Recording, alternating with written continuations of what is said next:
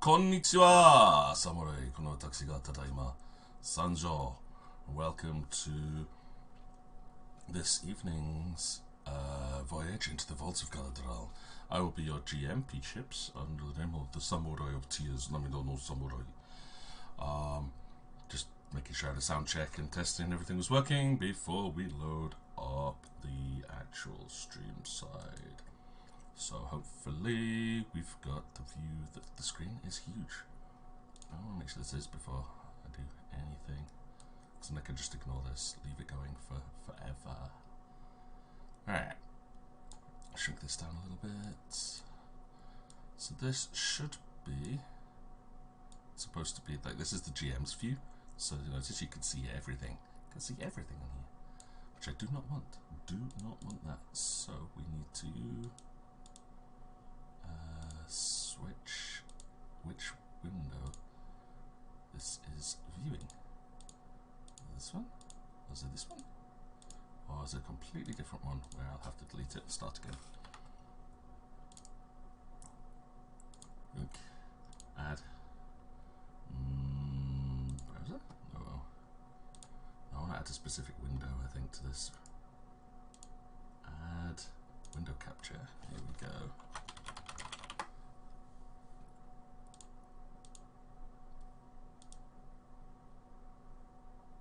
I don't know if this is going to work today. This is a little bit frustrating.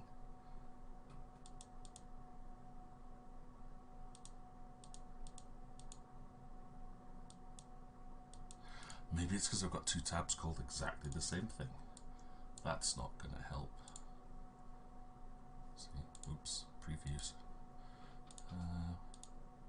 There we go, that's better. Ah,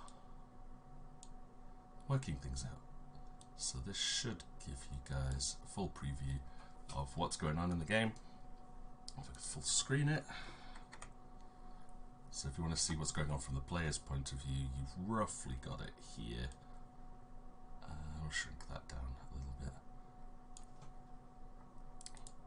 as I don't want to reveal all of my little GM secrets. Right, fingers crossed that's working. Let's jump in. I'm salaried. Hello. Hello. Hi. Hello. Sorry, I was just getting everything set up on Streamwise because the capture had gone all cuckoo. It's all good. I should be jumping off, and I'm going to put myself on mute in just a few, just so I can do the hello and the intros. So I will be rib. Bye, Des. Okay, Des. I'm back, Des. Okay, Des. Now you're learning. Oh God. This. What, Des? Nani des? Not anymore this, nay, this. I'm going back to sleep, Des. Did you even wake up though, truly? Yes. Like 5 minutes. Morning, Sage. Damn it, I'm sleeping through my alarms again. Are you staying up too late? No. You need more Been awake alarms. for 3 Later hours. than I normally do. Which is midnight to 1 in the morning, so... I'm the only one that wakes up at normal times. I think I must be. Pizza wakes up at normal. Actually, she wakes up early. Yeah, they're inhuman times. Tried to get up at 7. Plus, Peach, doesn't count. You're responsible for the education of the masses. You're already punished enough.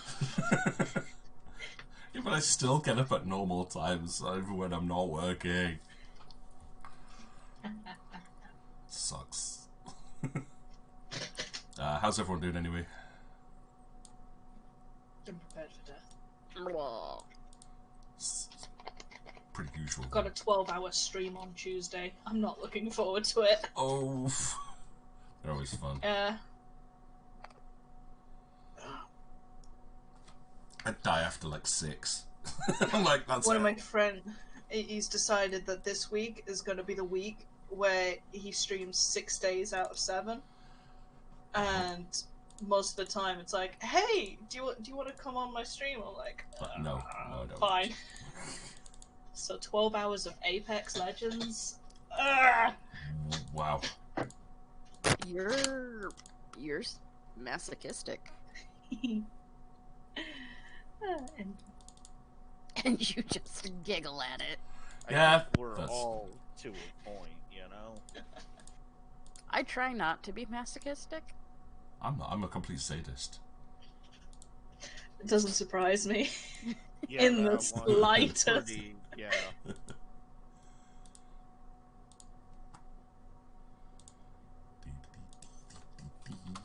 Can't be a GM and be a masochist. I mean, that's just counterintuitive.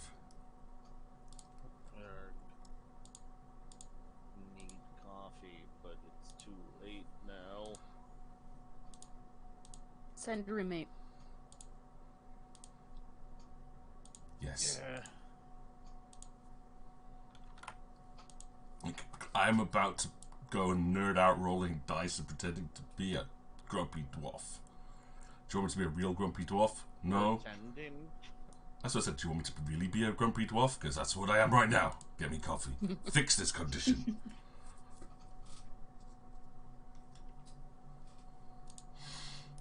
Right, everyone's set up though, right? Like, we did all the leveling up last session, and...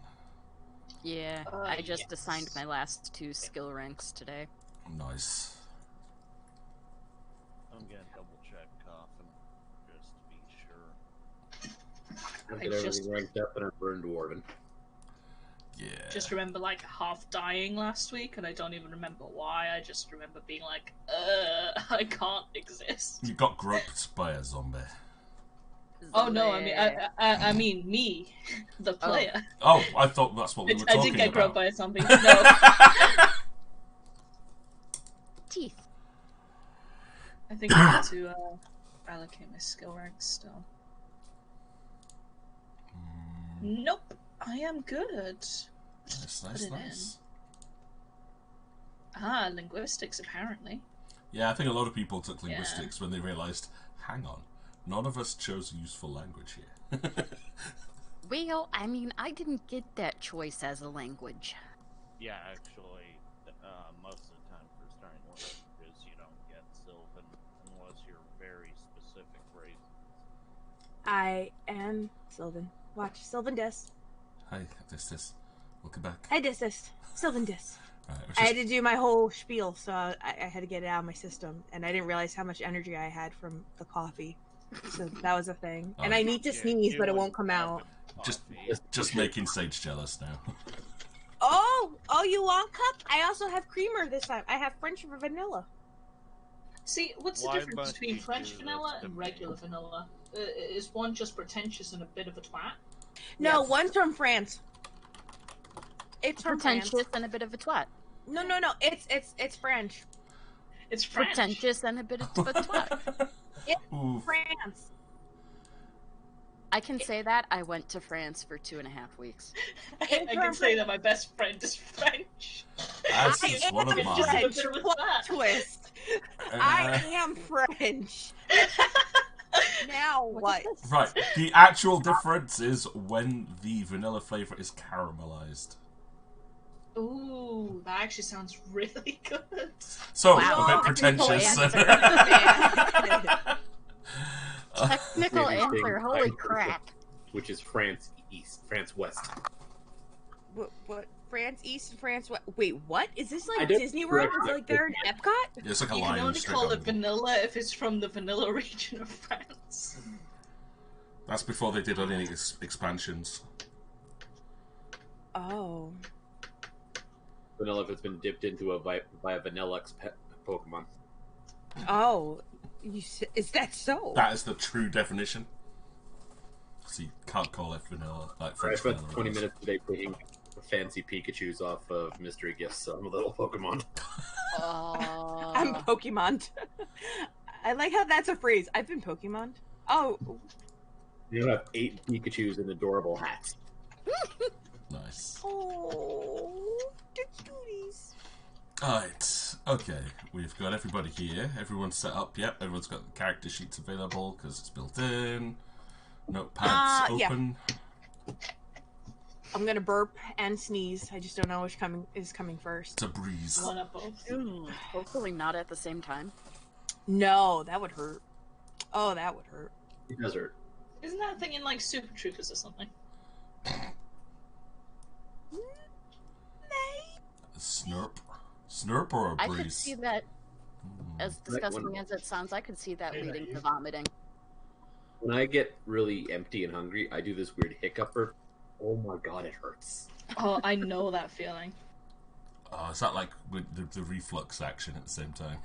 Yeah, it's because of my GERD. My Yeah, reflex. I think most of us are there with you. We've sympathised with the pain. It's a prerequisite to being a geek. I This didn't is true. sign up for any of that. Aww. Oh my god, I know Still what haven't. Sage looks like now. My mind is blown. Like a dwarf. If anybody wants to see it, it's on Discord. No. Otherwise, I screenshotted it. I hate you all. Sexy bitch. It's a handsome Yeah, shot, go. dude. It's a handsome shot. I'm Like, just gonna go get coffee. I'm gonna be honest, I didn't know that you had long hair before this. I was very surprised to hear that. see, I knew that. Having long hair, actually. Oh, I thought you said you had long hair. Isn't the whole thing about you cutting your hair? Okay. Yeah, I think I mentioned cutting my hair. That's why he put the photo there. sometime. Yeah, but that's why I thought you had like. Now, when I heard that you cut your hair, I'm thinking it's like super long down your back, like Last of the Mohican style, and I was like, oh my god, that would make perfect sense if Sage is like a Native American, and you know he's like the Last of the Mohicans. And then I saw you, and I was like, he looks nothing like Last of the Mohicans. Well, you look like Daniel Day-Lewis, but not fully. But I was just like whoa. disappointed the lack of big, bushy beard down to your ankles. If they cut that off, man, you have my sympathy. They didn't cut that off. I wish I could grow a beard like that. See, I always imagined you with baby face skin. I imagined you clean cut. I didn't imagine you with any type of like facial hair. That much I knew. I'm surprised how tall you are. I'm not actually tall, I'm short. Are you really? Yeah. How short is short? Be careful before you incriminate yourself on this one. we've You're talked- best off giving a specific height. And then the short people will actually bite your kneecaps. Yeah. I actually can't remember the last time I looked. Right. Well, I'm 5'6". I'm 5'3". I'm Ah. 5'5". Aw. Oh, you're all so adorable and small. Oh, Ash! Ash! I'm gonna take my victories where I can get them, okay? I'm taller than Kat. That is true, but that's not hard. How tall is Kat? I think she's maybe like 5. So you should Oh, be 5 she's foot. like my mom. Oh, no, That's- she's 5 foot and like 11 inches. Don't take those 11 inches away from her. I think Kat's is 5'1", actually, from what I remember. All I know is I'm taller than her. Yes. I'm not taller than many people. I'm usually average. I'm just average 5'5". We're talking side. I feel like everyone's taller than me. Like everyone that I know. I'm You're not. taller than me. You're taller my- than me. My younger brother can now put his elbow on the top of my head, and he goes, "Hello, my little big sister." And I'm like, Yeah. "Thanks." Bite his Okay. kneecap. My nephew is 7, maybe 8. Oh, He God. is taller than my mother, who is 5'4". Oh, my Wow. mom's 4'11". Big child. My This mom kid was can be as bitty. tall as me, and I'm 6 foot. He'll be as tall as me before he hits puberty.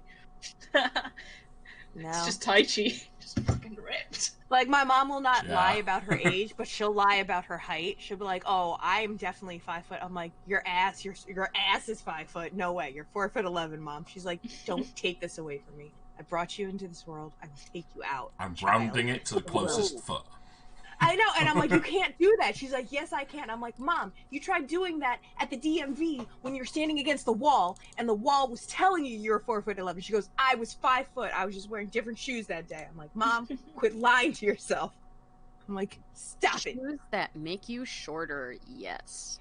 I'm like, "Mom, that's not how it works." She goes, "It is how it works. Do you want to eat?" I'm like, "I guess that's how it works. I'm hungry."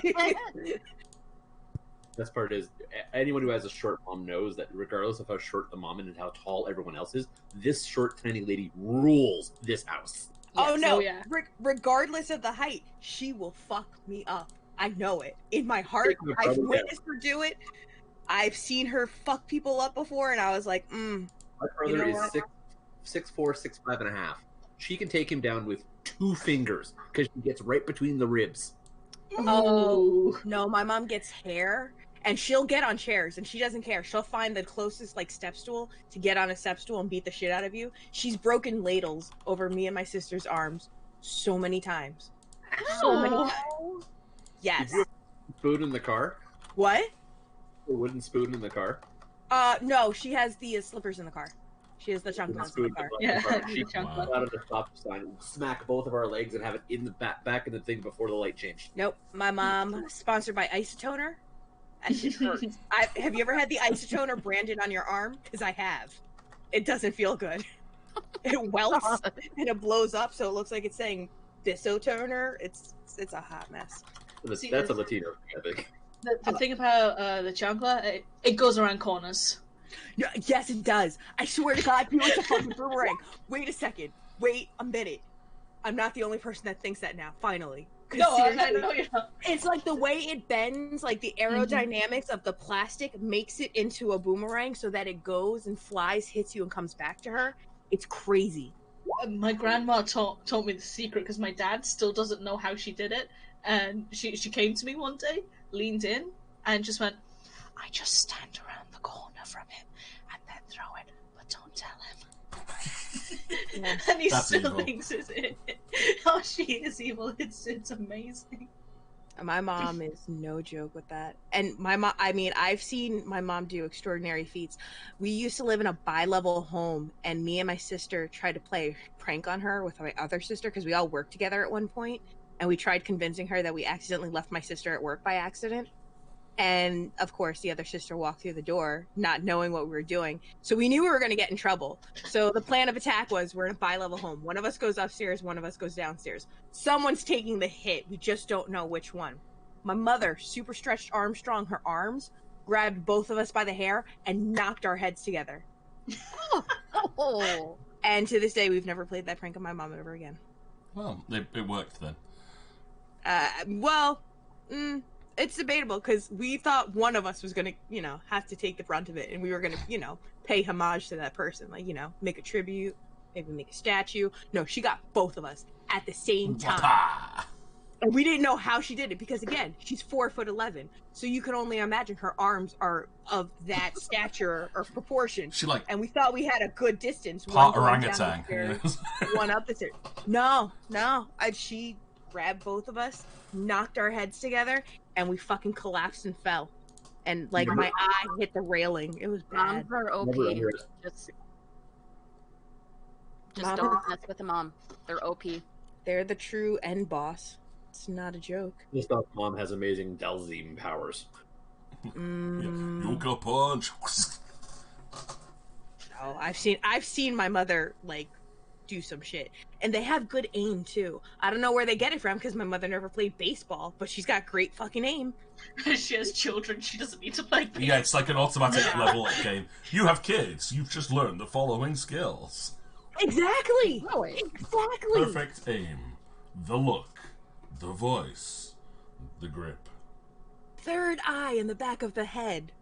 It's like she knows I'm gonna take some food when she's not looking, and she's like, "Put that shit down." I'm like, "Oh god, fuck." The third eye saw me. It fucking saw me. It's somewhere in the back of her skull. I know it. Supernatural hearing. Yeah. Yeah, but she can't fucking hear anything else. Like when I call her on the phone and she's watching a TV show while talking to me simultaneously. Yep. My ass has to be quiet until the commercials. So I gotta listen to the TV show that she's watching, but I can't hang up. I don't get it. I don't get it. I'm like, but mom. I'm like, but mom. She goes, shh, it's getting to a good part. Benson's in the office right now with Stabler. Shit's about to go down, baby. I'm like, but mom, I can just hang up. She goes, no, just stay here. The commercial's coming in like any minute. And it's like 20 minutes later. I'm like, mom. She's like, shh, it's not there yet. I'm like, fuck. Mom, I could be doing other things right now. She goes, can you shut up? I'm trying to watch the scene. I'm like, oh god. I cannot. And I'm like, Ma, you can pause the show, right? Because she forgets that she has like the Roku Chromecast thing, so she can pause the show. That technology never exists anywhere. No. Must watch.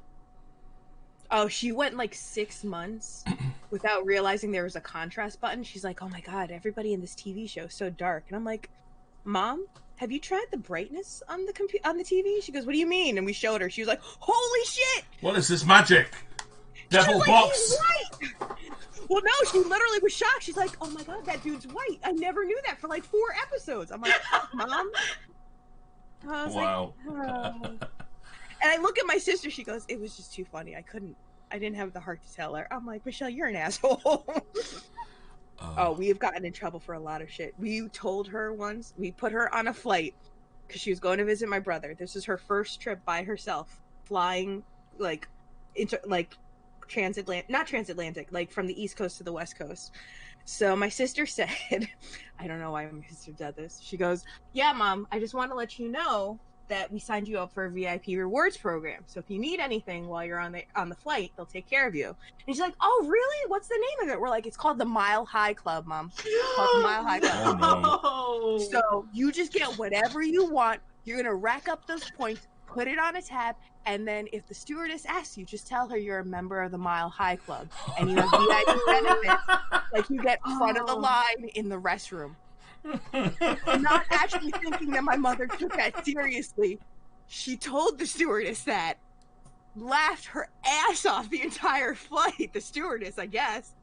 And then when she got off the plane, she's like, oh, Kato, I had such a great flight. Michelle and Alicia took care of me. They put me in the Mile High Club. They told me I was getting free facials and all this stuff.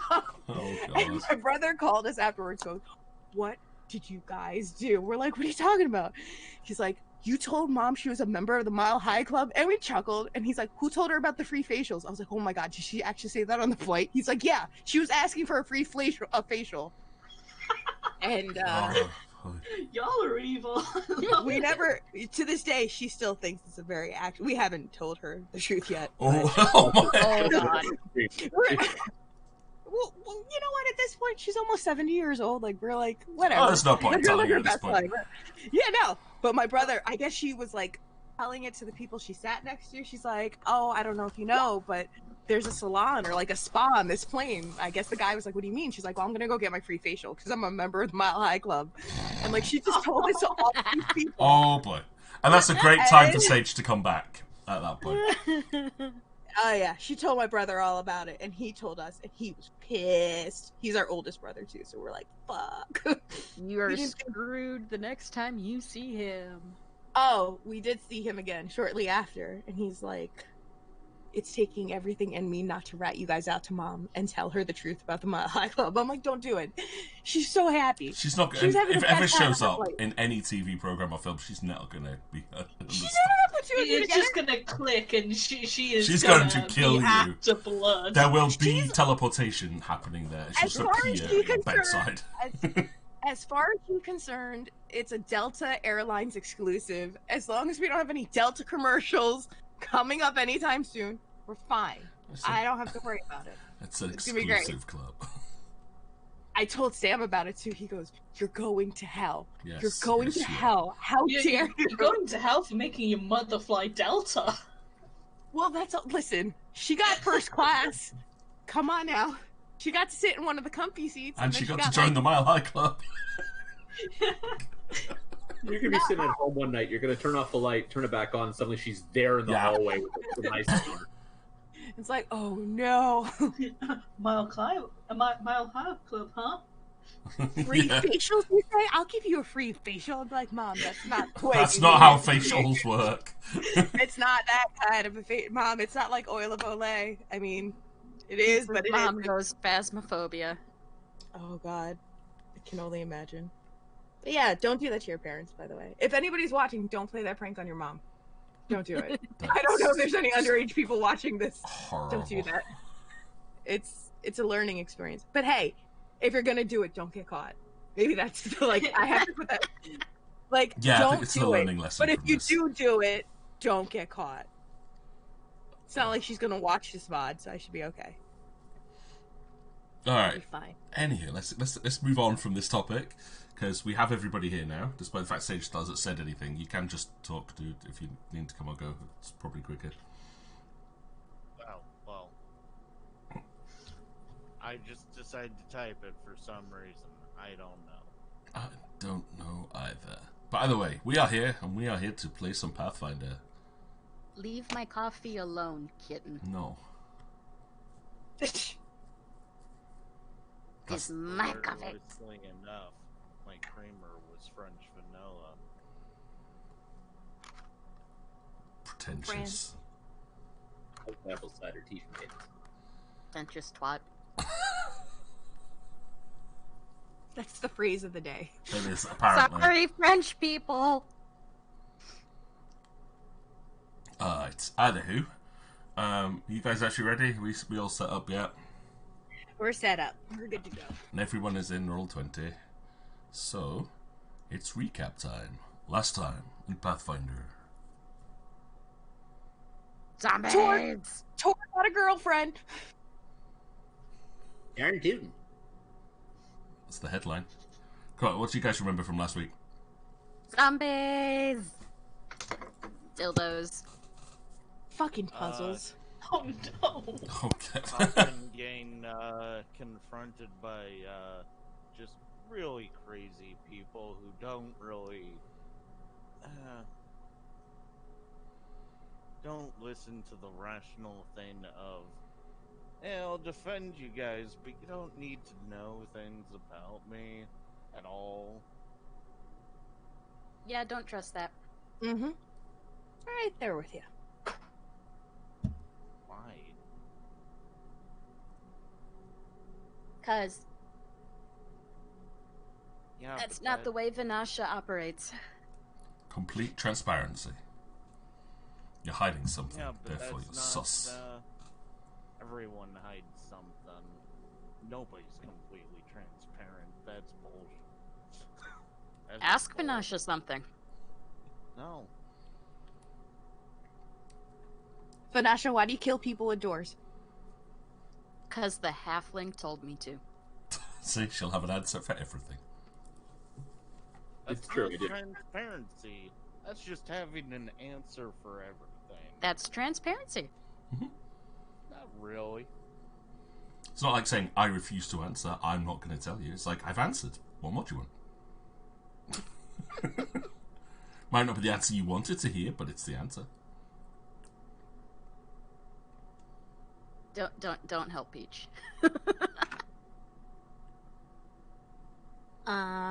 We went through a puzzle Yep. with runestones. We drank the water. Well, some of us did. And I couldn't freaking get out of there, and it sucked.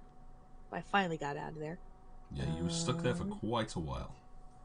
We saw statues that had symbols and like names pertaining to them, and we still haven't figured out all of them. But now we should be able to because we all know Sylvan, so we can go back and look. Yeah. Hopefully. Except they're not written in Sylvan. Fuck. Dun dun dun. But we have somebody who may know, who may be able to tell us. That's Yeah. Tor's girlfriend. Her name was TL, wasn't it? Tael. Yes. IL. Tyelle. Tael. Tael. Okay. Tael. Tael. Tael. Put an apostrophe C. It says teal.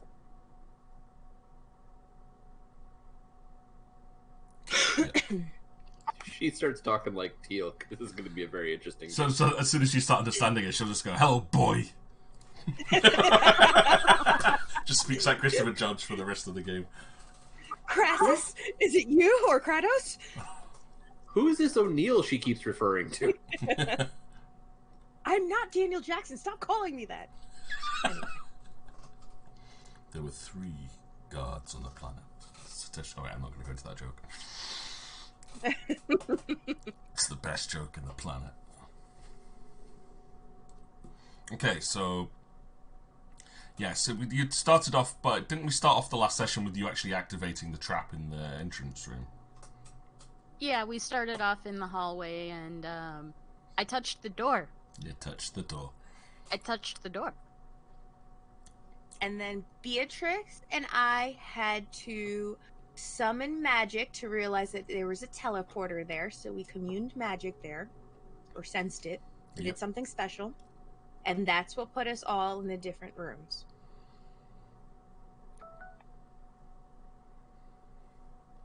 Alexa, play Despacito. I don't have Alexa. And thankfully mine's not listening. She'll still chime in later. Alright. Sorry, the best I can do for you is a bootleg version of Sandstorm. There you go. Alright, so you activate the teleportation trap, got trapped into the catacombs, and eventually worked out how to use the magical fonts to... Or as Pizza puts them, jewel dildos. Yeah, that was them as well. Oh, yeah. Managed to at least work your way out. Forgot about that. And then, yeah, you ended up into the prayer room, where you found a bunch of altars which were covered in dried blood, and then And zombies. zombies, which got very touchy-feely, and before they were sliced in half by, I believe, Vanasha killed 2 of them, I think I got did. one. and I think Merla got one. Well, Beatrix cast a lot of spells at them. It was like, "Whee." Singe, singe, frost, frost. I know I've got one because I got an arrowhead in my backpack from him. Yes. It's a good shot, that one. So yeah, once you'd cleared the room out, you spent the time investigating. Coffin found a young native girl crying in the corner, and she became immediately attracted towards Torin and Merla. While Alikara, Vanasha and Beatrix went looking around at the different altars to try and work out what they all meant.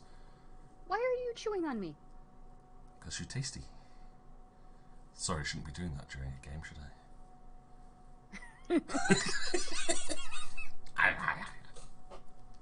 Have they stopped licking you? Is this the evolution?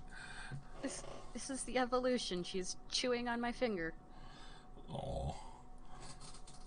But yeah, so Coffin decided to step out of the room while everyone else was sitting around and starting to put together what information they'd got. Recognise that in the following room, the corridor just continued with the familiar red carpet, but it's just a corridor. It seems to lead down to another set of double doors at the end. Wandered back in, closed the doors behind you, and as a group decided it was late, it was a good time to camp up for the night.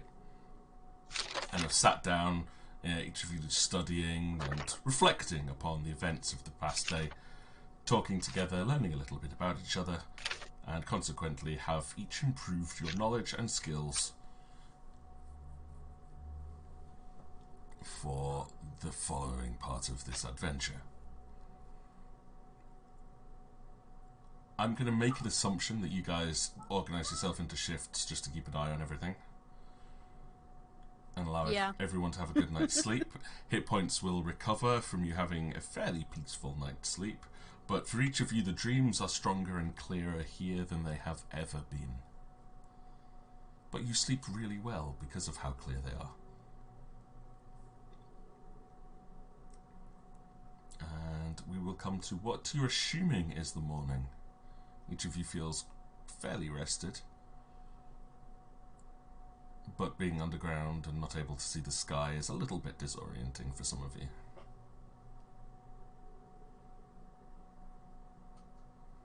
So having spent a day or a night sort of resting and getting him, have we made any kind of progress with communicating with Daya?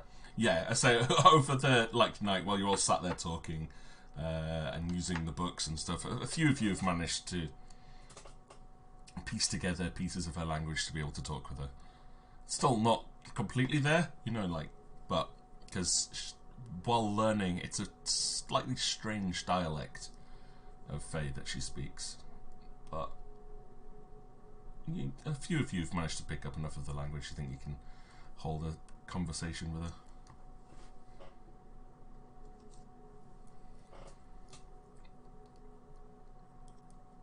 Can't remember who actually who put down Fae as their bonus language when they learned linguistics. I think almost all of us. I put Sylvan. Yeah. I took Dwarven so I could slag everyone behind the back with Sage. Nice. Like I He's said, got to be able to complain to someone. How's he going to mumble to himself now in private? he not.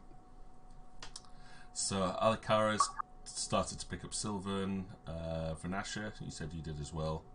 Yep. Torin, you didn't.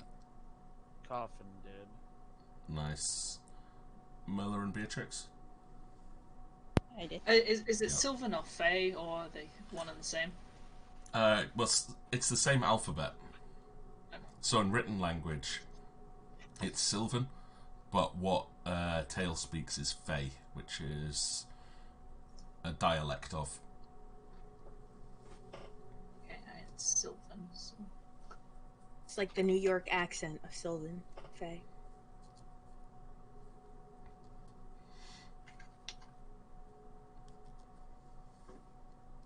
How much do we heal after the Yeah, rest? you'll have healed up enough, I think, to be honest. Actually, if you got really hurt, it is... was it level plus con modifier? You heal in hit points when you rest, I think.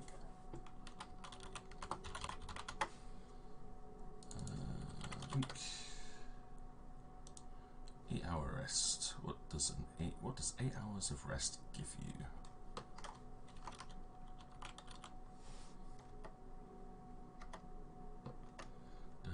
Come on, you silly website.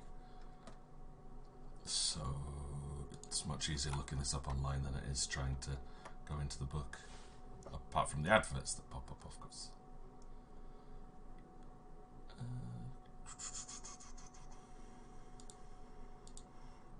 There we go, rest.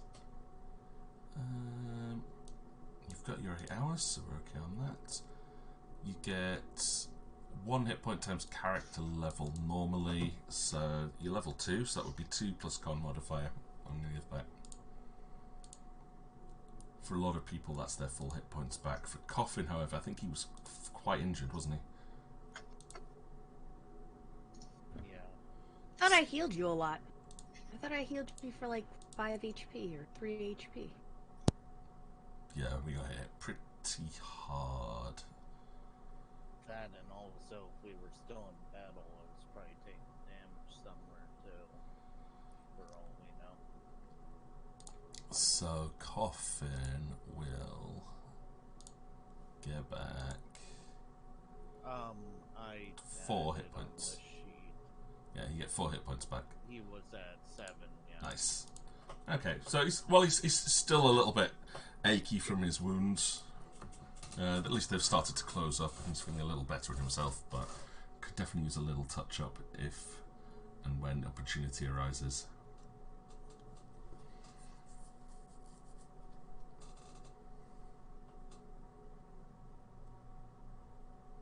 But as per usual, it is up to you guys. I'm not going to do a cutscene from this one. We're good enough to just go straight in.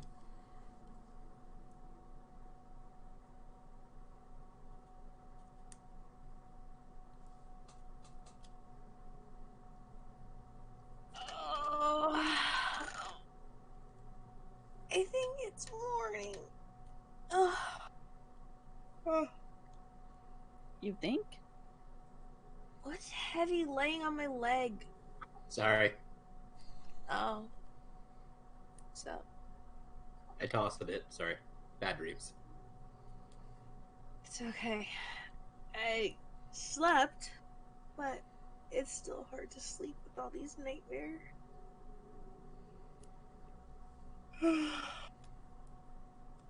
Did anybody else have the nightmares last night? Yeah. I'm more there than before, so Yeah, I'm more rested than usual. Nasha's all bright-eyed, cheery-eyed, and going, nope! Still no dreams for you, Vanasha. You don't dream. I just kind of mutter under my breath, bitch. Look And- around. Thankfully, as an elf, you know, you don't need so much sleep as just that peaceful meditation. kind of looks over to her left and looks at the little station that she made, because since she couldn't really be outside to cast her spells, she figured the coldest moment of the evening was the closest to midnight for her to kind of get her spells back in order. So she kind of still sees it there. She looks over just to make sure that she wasn't dreaming that she did it. Sees that it's all still there, the water's still there. She kind of just nods to herself and is like, okay, I took care of what I need to take care of. Yep. You will have been able to pray for your spells for the day. Cool. And the goddess has granted them. You're never far. You're never far. Thank goodness. Can't have you. Still gotta deal with it, Tafor. Got what, huh? What? What? Huh? Huh? Excuse? Sphincter says what?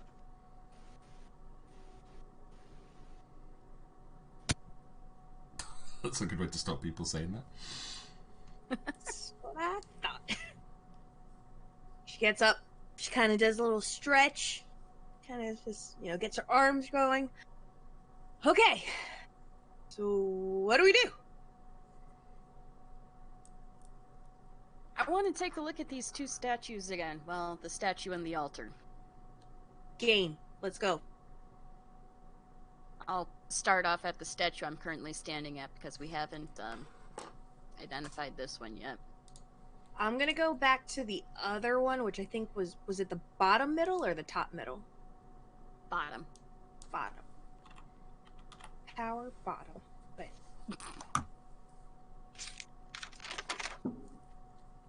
okay.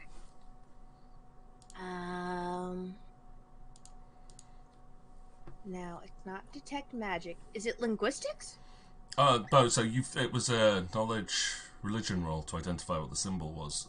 But the thing is that you still have no new information that will let you identify what this is.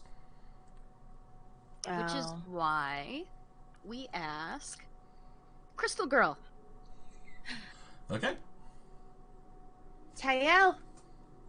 Do you have any clue of what any of these are? Like this one here, or the one she's at? I will let you roll a linguistics roll. I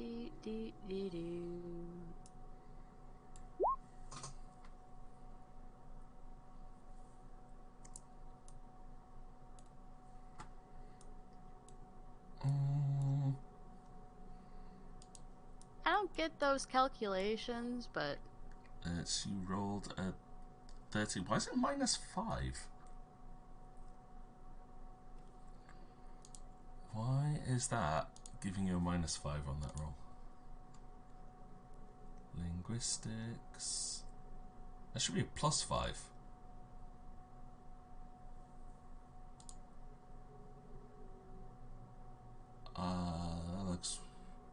That looks weird.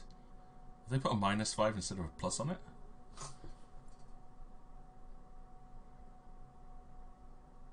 I think that's just part of the dice roller. So we'll go with what it actually was. You rolled a 13 +5. And it should be a bonus of... Yeah, so again, it should just be, that'll be an 18. But why is it like... I'm very confused by what it's doing as well. Hang on, for the sake of clarity. Yeah, I've got a -5 too. I have... Yeah, I think it's take... Is that what is your skill 5? My skill is 2. Yeah, my skill's 2 also, and I it's giving me think 6. the dice... Do you want to just roll something else for me for a second? Let's just see if it... Is it taking away... Like, on another skill? Like, I don't get like knowledge religion again. Yeah, -5 is already there. They all seem to be doing -5 on each of them, which is a bit strange. yeah, I have no clue what the floor... Because that wasn't there before. No, it's always been there. Really? Yeah. Yeah, if you scroll up and look at our rolls from last week, it was there. Right. So it's the number that's inside that bracket is what you've rolled. So Yeah, the that's a first 50. one. This is. Let's make sure the dice roll is working before we do it. So, like on your first linguistics roll, you rolled a 13.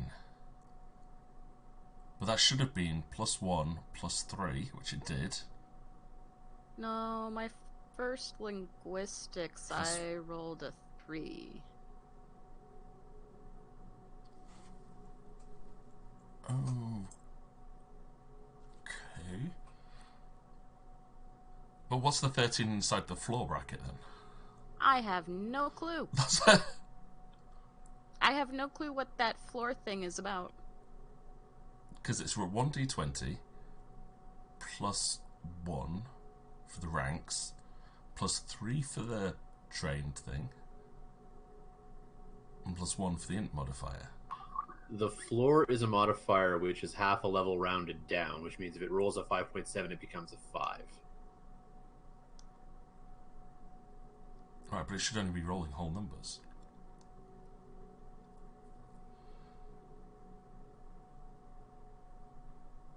(13), 7.5, 2.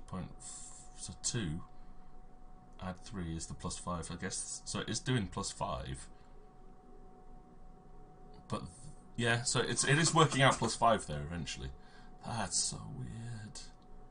But then did everyone roll like a 3, a 3, a 1, 9? I guess it's just a very weird way of working out the +3 modifier. Maybe. Either way,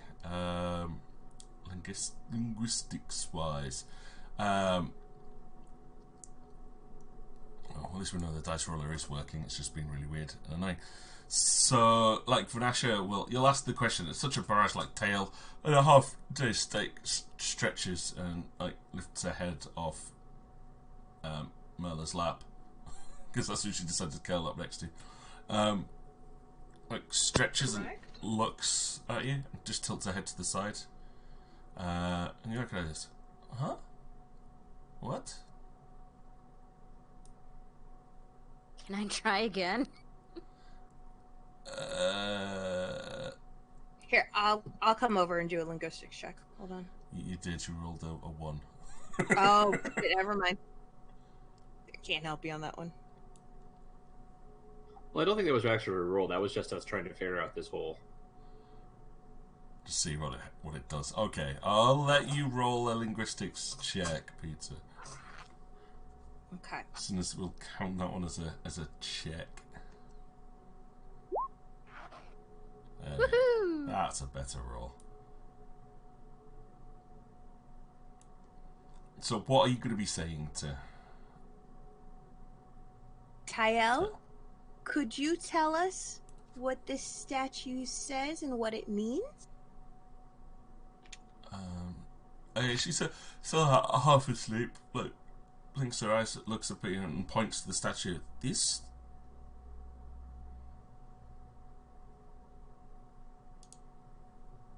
This? This, yes. This. I'm trying to remember which one I gave you before. It was Mars was the south one, wasn't it? Mm-hmm. Yes. Alright, so this one will be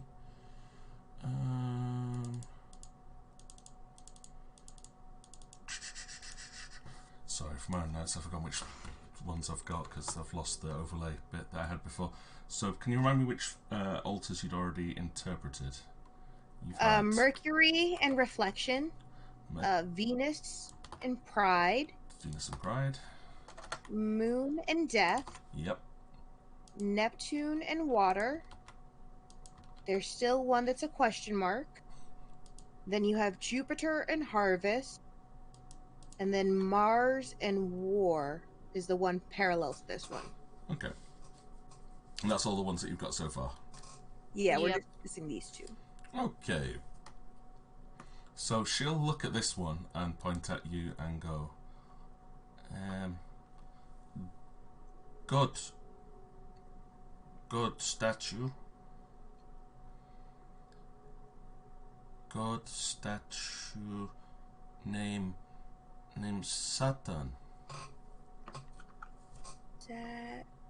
Saturn this? Okay. Saturn? Okay, so then are any of us able to know what Saturn represents? That's a knowledge arcana roll. A knowledge what? Arcana. Oh. Try. If you have any ranks in it. Beatrix has known most of these. Yay! Go ahead, Beatrice. Beatrix knows again. Again, in the same vein, the planet of Saturn has become synonymous with money and wealth. Wow. Mhm. So Saturn is linked to money and wealth. Very interesting. I wonder why that's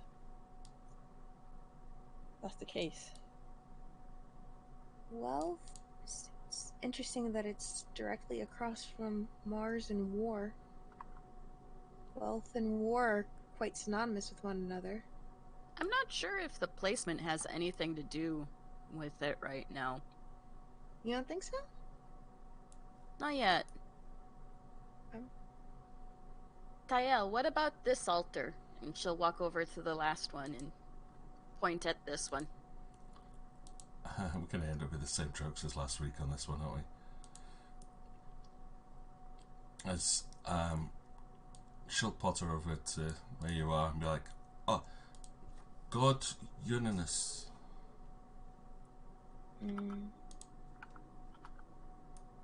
No, we won't hit those jokes again.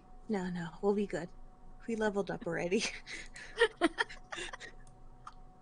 I just wanted to see if I could walk that line. So Uranus? Uranus. And I don't have any rank. Hey, Beatrix! Yeah, because I still don't know Still shit. don't know anything. The dice just really fit with that theme quite well. Hey, Uranus, or Beatrix. What this mean? How'd this work? You're not completely certain on this one. Unfortunately, I'm not sure. I would have studied it more instead of giggling, you know. Okay. Uranus. Okay. Uranus. Uranus. Yes. Do you know what Uranus stands for? Represents?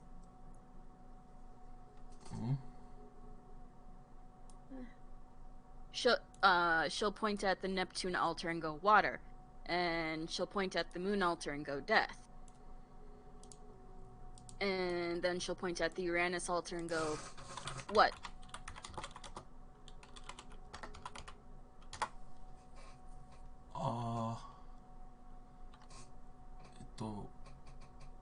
Free. Coffee? Free. Freedom. Freedom. Freedom? Freedom. It's a question. Freedom? She just repeats freedom. Free to act? Free act.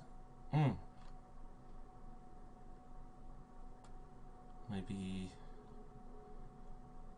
free people? Free.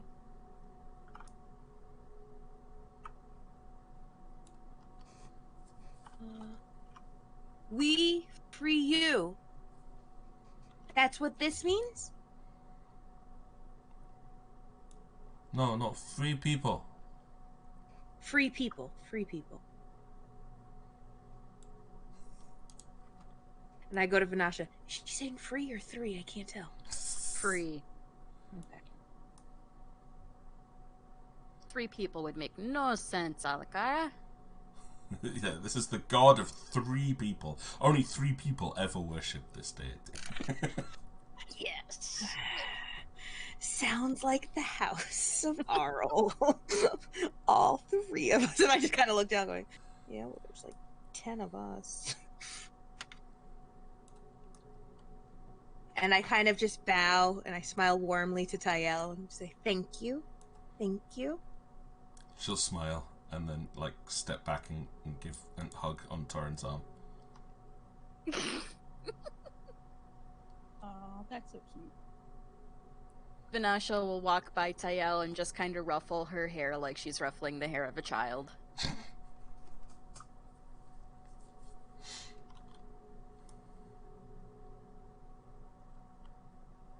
Okay, so there's wealth, reflection, pride. And as Alikar is like stating them out loud, she's looking at each of the statues. Sure. Wealth, reflection, pride, death, water, freedom, harvest, war.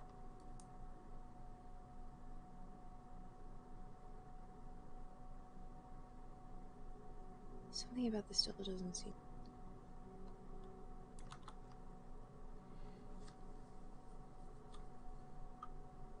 Vanasha just looks at the... Wealth, pride, reflection, death.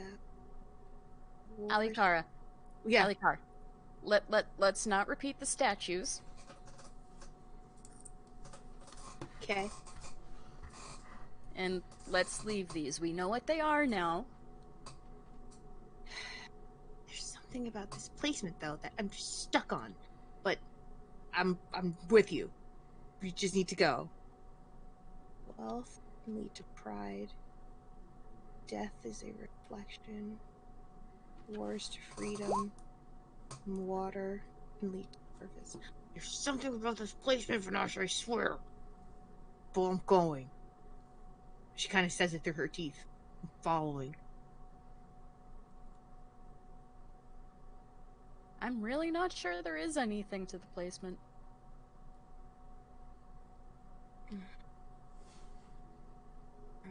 Okay, say so.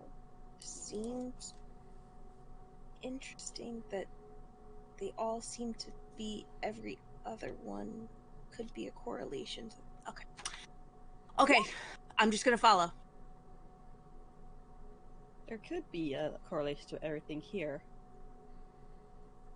Oh yeah, What? correlation through everything here. Definitely. But what? Most Don't importantly, know. And here comes Headstrong Vanasha, and she'll do what Coffin did yesterday, and she'll walk through the doors. Okay. You can open up the double doors. Before you lies a corridor about the width of the carpet that seems to lead ahead to, again, there's another set of doors at the far end which look a lot more ornate. I'll do the same trick that I did last time. I'll light up one of my copper coins. The same copper coin. Yep. And I'll chuck it down the hallway. Okay. It'll illuminate the corridor quite easily.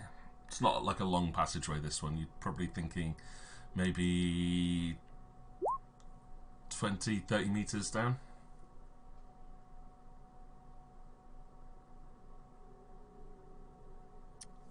Anything waiting to ambush us on the sides? Nope, there is nothing else in this corridor.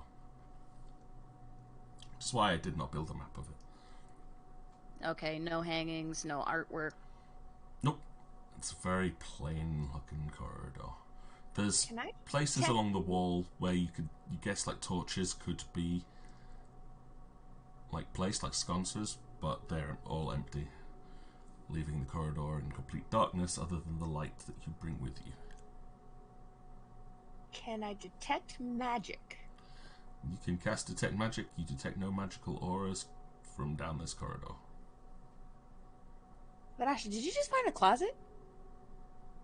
This would be a very strange closet considering there's another door at the end of it. It's a hell of a walk-in. Did we find Narnia? Maybe. We see a lion, a witch, And And some And a wardrobe. wardrobe. Oh shit, it's Tumnus. Yeah, If there's a satyr in this hallway, I'm leaving.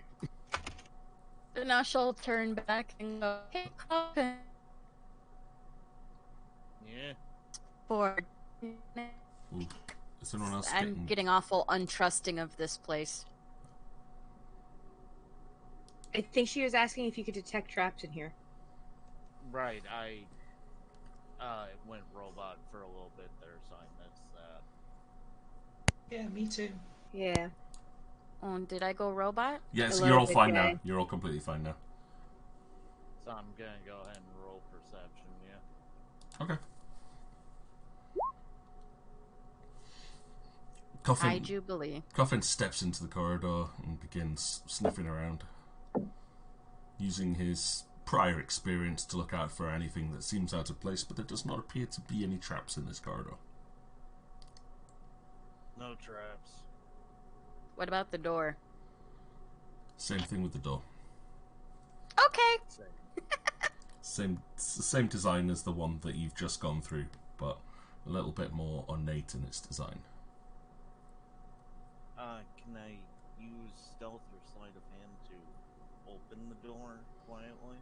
Would be stealth. I kind of fall back just a little bit and ask Tyel. Tyel, do you know what this room is?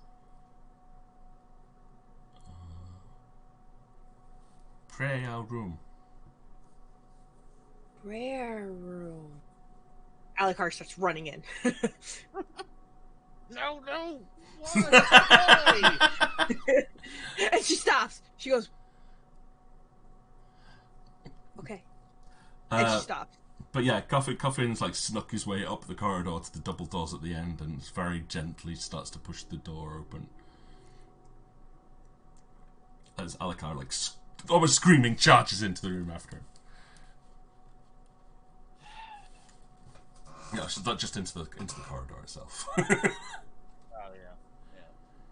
yeah. But yeah, you can. I'm going to transfer you guys to the next map so you can see into the room. You can just see Alikara running into the next room, looking back at all of us staring at her, and it's like the scene from the producers after Springtime for Hitler. Everyone just slack-jawed. Oh, There you go. oh, dip. So that's a few skeletons, and I'm not a big fan of this boy here. Oh, the Lich King? Yeah. Vanasha, don't touch anything. Right, so as Coffin like opens the door and looks in, he will see into a large, very large room up ahead. The red carpet continuing straight down the middle. The room itself is still lit by the dull embers of small braziers next to pillars at regular intervals down the room. What you can see crumpled next to each of them appears to be the you think from where you like just from your little viewpoint, you can spot what appear to be human remains in suits of rusted and worn armor collapsed next to each of these braziers. Alucard kind of just looks back at Tor and says, I'm not touching it. At the far end of the room, you can see steps leading up to what appears to be a set of 3 thrones.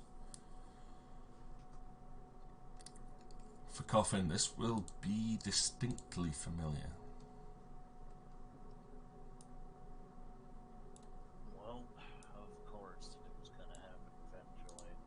Just under its breath, essentially. Non-dwarven, mostly in common. Does So- Vanasha hear that? Do you want to give a perception roll? Or does Sage not try to hide it? He's not really trying to hide it, he's just somewhat trying to do it quietly because those skeletons look sus. They're not skeletons, they're just piles of bones. Or piles of bones look sus, whatever. Yeah, so he's not trying to actively hear it, then he'll be able to... Vinash will walk up to the side of him and go, "What, ring a bell?" Yeah, this probably has some connection to the dreams that I had. This hall seems familiar. The thrones at the end seem familiar. Maybe we should ask Tael what she knows. Speaking of which, where's that token? She's small. She's so little. Ooh, she's my sized. Fits in my pocket. She's so little.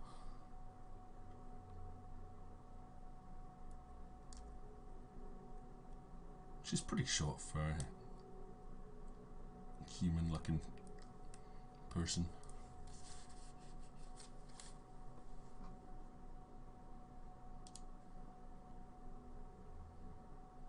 Huh.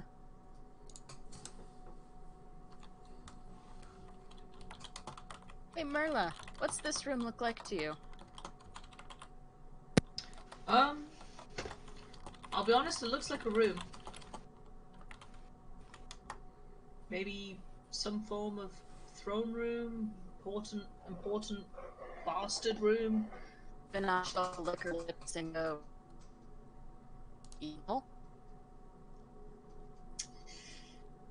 Yeah. Let's check. Let's detect some evil up in this bitch. I can imagine. Yes, there is evil here. You think there's evil here? Yeah, maybe. And there's evil in every freaking we've been in. Like everything's been I'm gonna evil. reconnect and see if that helps any. I'll wait for you to get back then. Oh.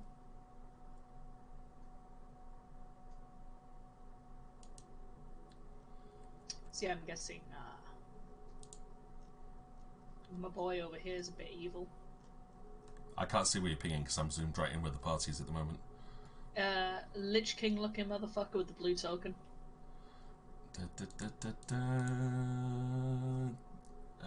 blah, blah, blah. The great side is these things are not inherently evil. Oh. But some of them will have... Yeah, no, there is no evil auras coming from anything in this room.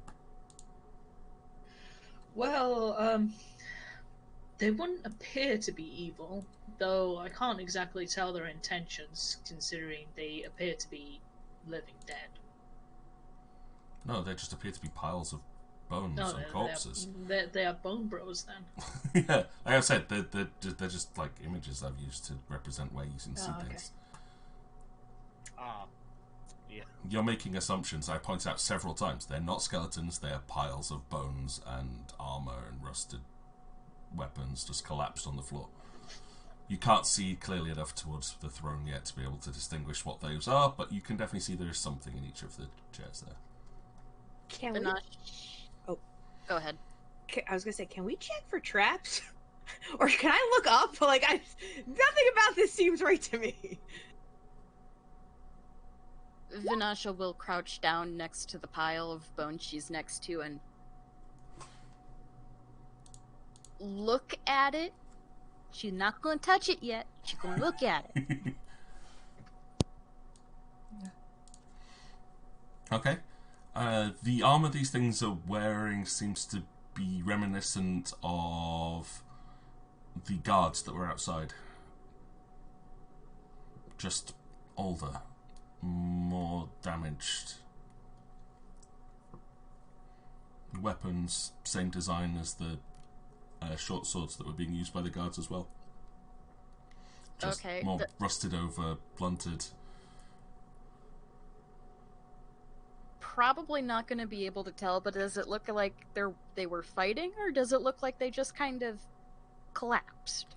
Give me a heal check. For actually, nice. can I do that? Yes, Because I'm not you trained in it. you can roll this one untrained. It's just Okay. from the looks of it, because there's quite a few like this one. Especially just looks like it just collapsed where it was standing.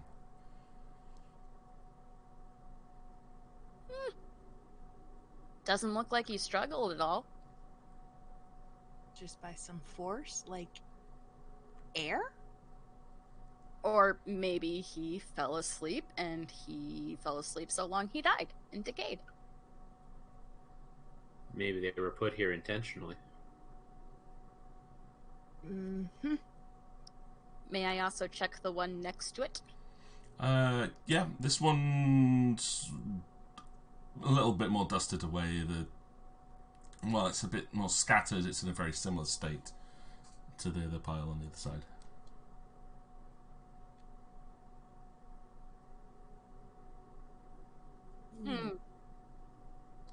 Yeah, it doesn't look like they were fighting anything. They just kind of keeled over.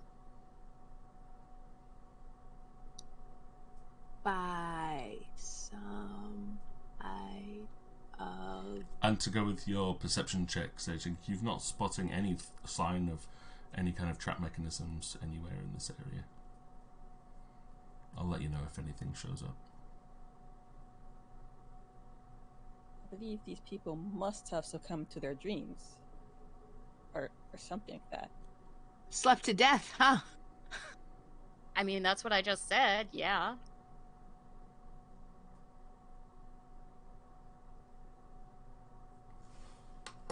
And she'll walk up to the next set and... Yeah, you'll see a very similar state from the next two piles as well. I don't know if casting detect magic helped me. You casting detect magic again? Yeah. There is a faint aura of magic coming from the central throne at the end of this chamber. So I'm just gonna point to the Lich King motherfucker and go, there's something over there. There's some heebie-jeebies over there. On that one. Can you tell what sort of heebie-jeebies? It's too faint to tell. It's a very mild necromantic aura. It's...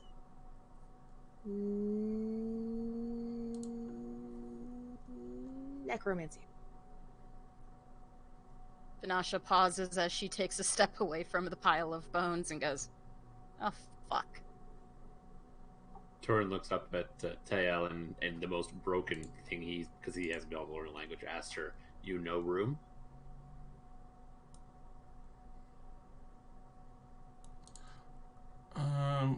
Well, you got no way of actually communicating with her. Give me a sense motive check.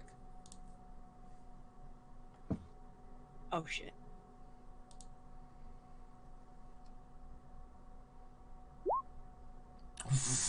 Yeah, he rolls. Yeah, he naturally understands her. They've got this bond. Because I know I don't know the language, but I picked up a word here, a word there. Fuzzy handcuffs are where? Important stuff. In the backpack underneath my arrows. You look across to Tail to talk to her, and she seems very reluctant to enter this room. She's been resisting as you're like while still holding onto your hand, walking through the chamber. You're definitely more pulling her rather than her eagerly walking by your side. She seems quite scared of this room. And with that roll, there's also quite a sadness in her eyes when you start pointing towards the throne in the middle. As she really doesn't seem to like this room. Vanasha will take a step back to the skeleton she was just at. She'll take the weapon from the skeleton and throw it against the wall. Okay. What? And I just kind of look at Vanasha going, what? You take it and it clatters against the wall. Vanasha looks at Alucard and goes, you do know what necromancy is, right? No respect for the dead here. You did something the worst idea I've ever heard.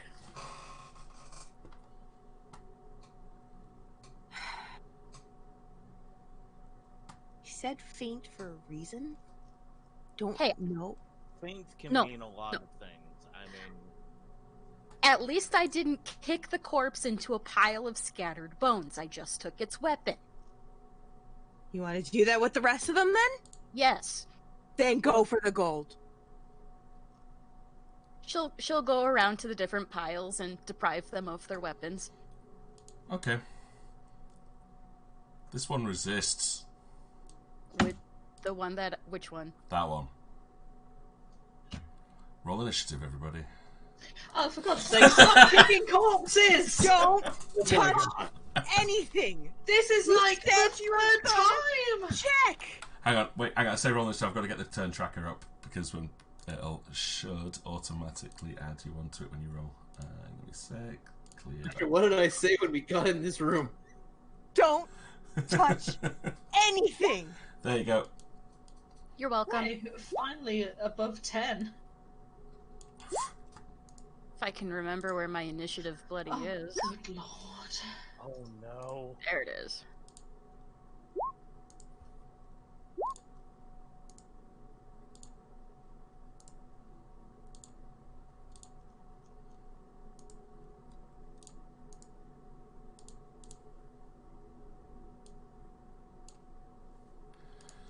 Okay.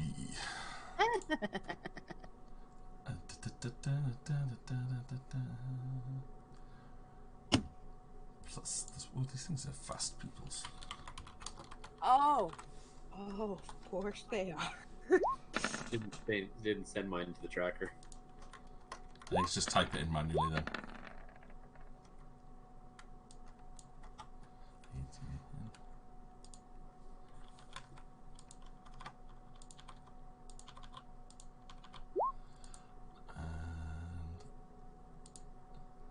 You are... forget where they put it. Where did you put initiative? Ah, it's not so fast.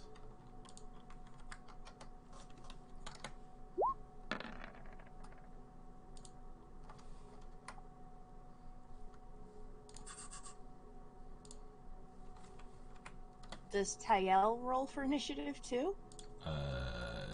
Yes. Do we roll? Everybody should. No, I mean, do we roll for Tyel? Oh no, I'm getting this Okay. stuff up now.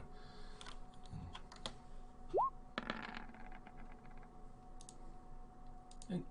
Never a dull moment with you guys. Okay, is that everybody has a turn on the tracker? Or No, I don't know how to add yeah, myself to the I'm tracker. just putting you on now. So you put on a 16.04. Cool. So, have you ever heard the phrase, a corpse should be left well enough alone?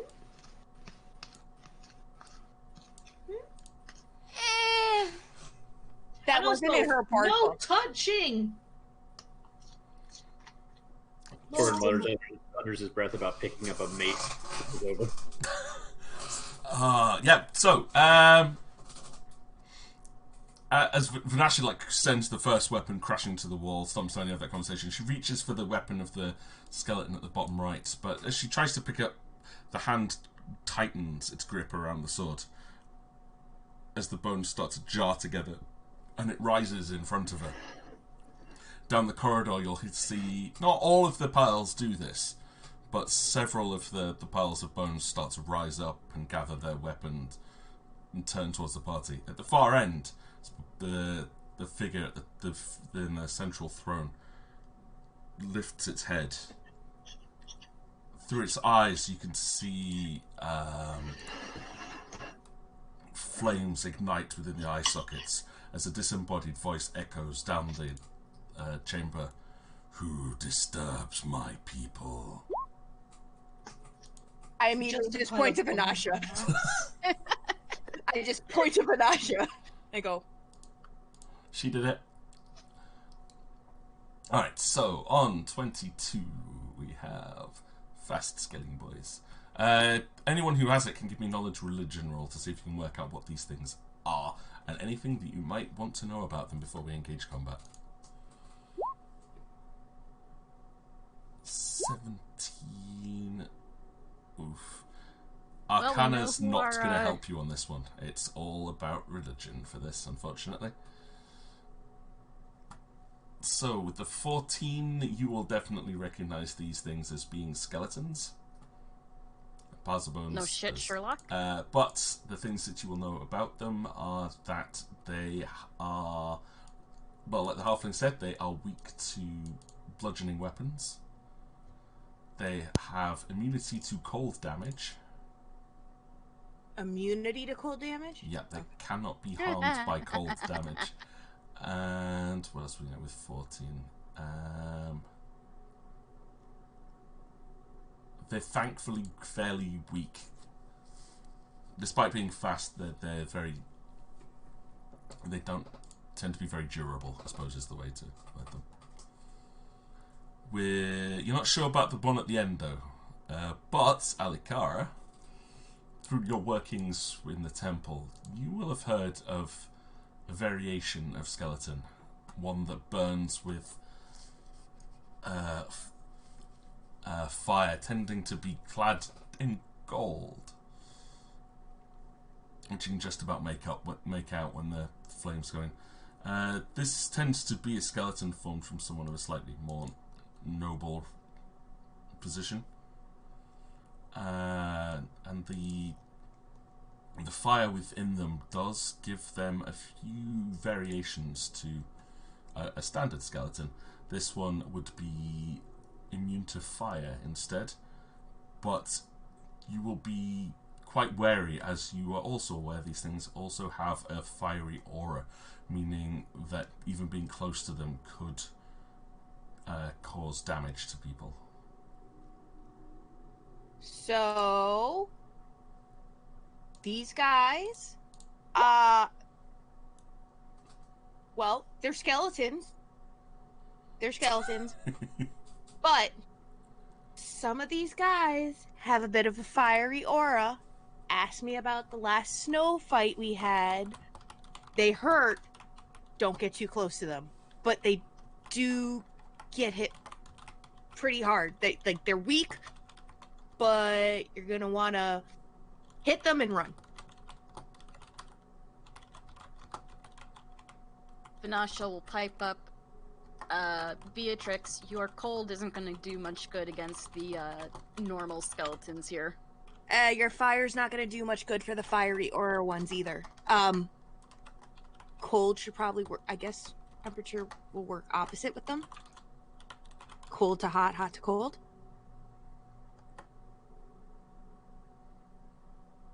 Just indicate which ones need what.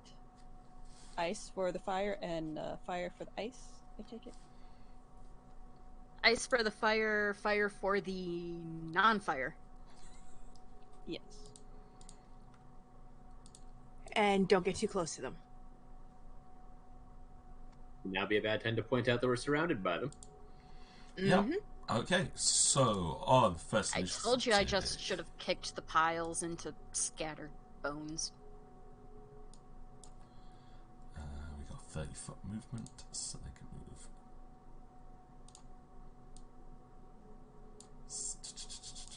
Away from here. Thunk. First skeleton moves down to here.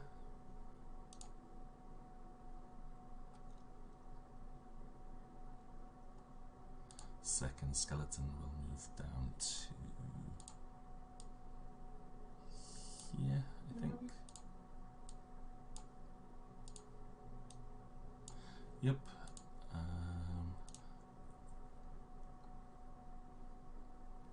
Third skeleton that rose in front of Vanasha is going to take a swing. What is your current armor class? 14.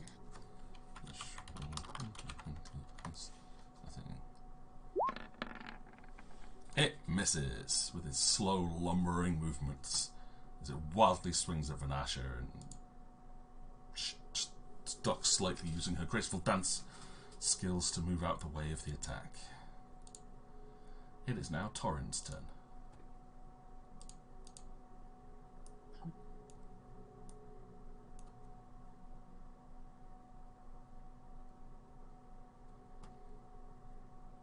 Well, since I'm likely facing in the direction down the hall, I think I'll take a snapshot at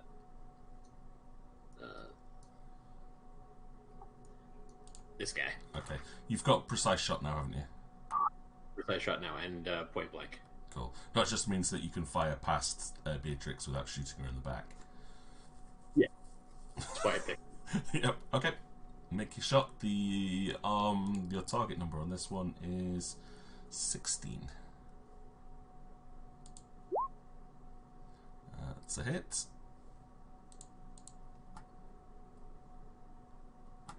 Yeah, at least the attack roll is working this week. Yeah. So far. Yeah. +1 damage on to attack. 5 damage. Okay. The arrow hits into the skeleton and just clatters off to the ground. Ah, shit.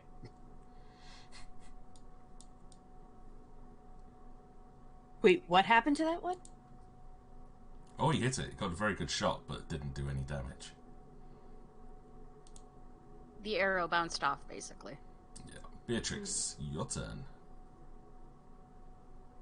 So, which of these is immune to fire? The one at the throne.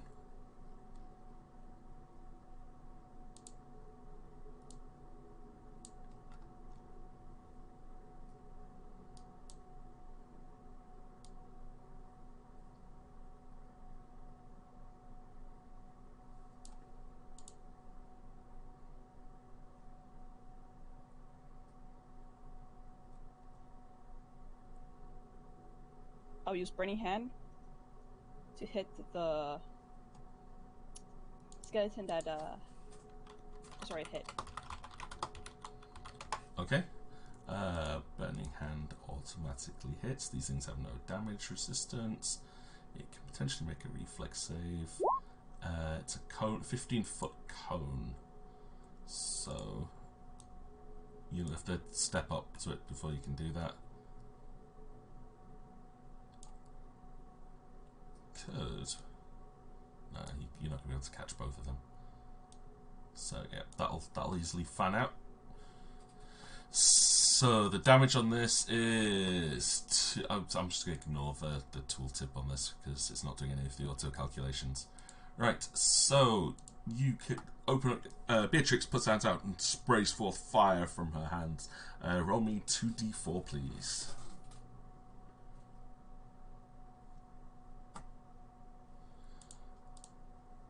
Let's get a reflex save of +2.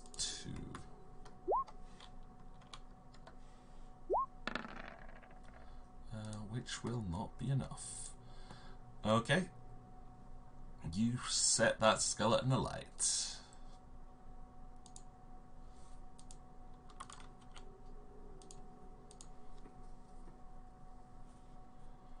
And that'll be all. Alright. Next up, Merla. Time for bonking. Yeah, you know how there was no evil in this room? Yeah, no, Yeah, Now there's definite evil. Skeleton. Now there is definite evil in this room. Right. Okay.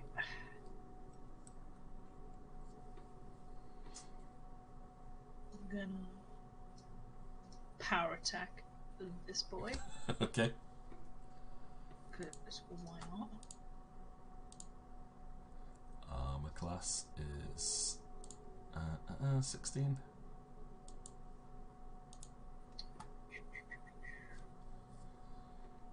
Oh no, I've lost the weapon again. Come back here. Power attack for you at the moment is -1 to hit, isn't it? +2 damage. Yeah. Okay.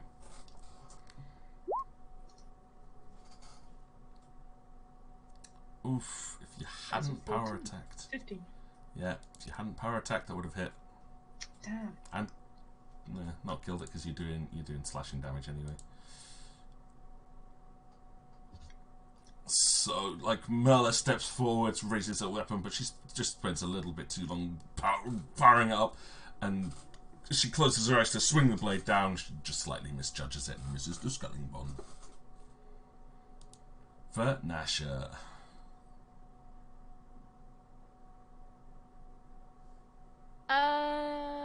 So I'm actually going to, as Vanessa dodges out of the way of that swing from the skeleton, she'll start tapping her foot on the ground, which sets, all her bones and things a-jingling. Nice. I am going to start an Inspire Courage bardic performance. Nice, nice, nice. Which is going to give everybody, I believe, in range a bonus to stuff. To stuff, yes. That's the technical word. Bolstering them against fear, improving combat abilities. So +1 morale on saving throws against charm and fear, +1 competence on attack and weapon damage. Nice. Now, is that a swift action to do that, or is that a standard action? It is currently a standard action. Ah, okay. Okay. Vanessa starts kicking out a beat.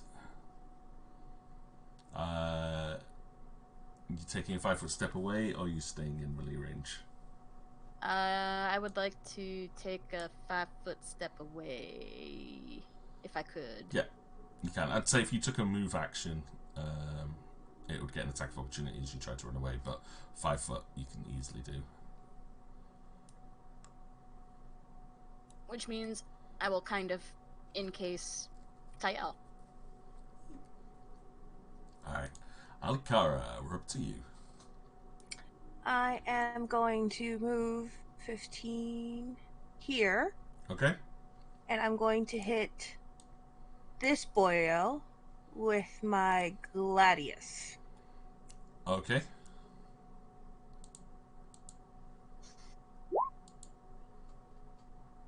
And what was the bonus on the attacks? It's +1. Plus. So that's 11. That's a miss. That's a miss. I suggest you may want to, at some point in here, channel positive energy into the undead. That'll make them explode. Oh! I can't do that right now, can I? No, because you just moved and attacked. So, Coffin, your turn. That's not one there. That one's just a pile of bones. Oh. How embarrassing. Yeah, Coffin goes and attacks the pile of bones on the floor either. and destroys it. It is a noble kill. Well, we're making sure it's not going to come back.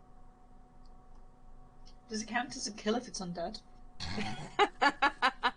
It's a re-kill. I'm literally just gonna kind of like move just so that because Vinasha's in the way. I'm gonna be like, I thought the same thing too, Coffin.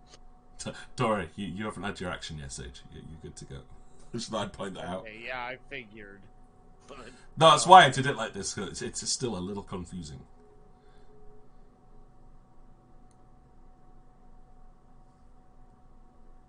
Damn it. Or, wait, no. Of course I can do that. That's 10 feet if you were there. So, I went down... You were next to Torrin, weren't you? Yeah. So I had 15 feet of my movement. I'm gonna charge the skeleton. Okay. You can only charge if you've got a straight line from where you started. I started from over there. So. You were up here, weren't you? Right, but at Then- any point in the move... No, you can't. You have to use your entire move action to charge. And you have to have a straight line to be able to do that. So you can't charge. That's just how... That's never how That's how it's always been. You have to have a straight line from where you start to your target. That's why you have an AC penalty for it. Fair enough. Like, you can't even go for that one, I can't because... make it there, so... You can get there. It's like 15 feet. Oh, yeah, because... You can just... Stuff, Yeah, you can just walk there. And if you go to there, you can flank it.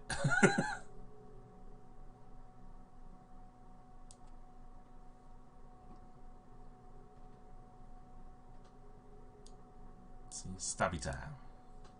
It's still doing the 2GM stuff. The what? 2GM thing? It's still sending my attacks to you. I don't care. I can see it. So you. Yeah. Okay. Yep. You managed, because being the GM, I get to see what you're rolling. So yep, that's a definite hit, and roll your sneak attack damage as well.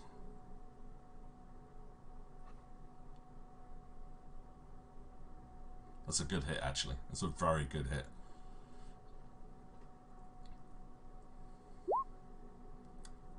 Isn't it? I think it's No, next you get level. another. Yeah. Yep, so that's 7, 11, minus 5. Yep, so Coffin will, like, waddle his way around the back, because, you know, dwarf, stumpy legs. Unwrap his chain and just slam it around the back of the skeleton. Wraps around the exposed spine, and he just yanks, pulling the skeleton to pieces as it collapses to the floor.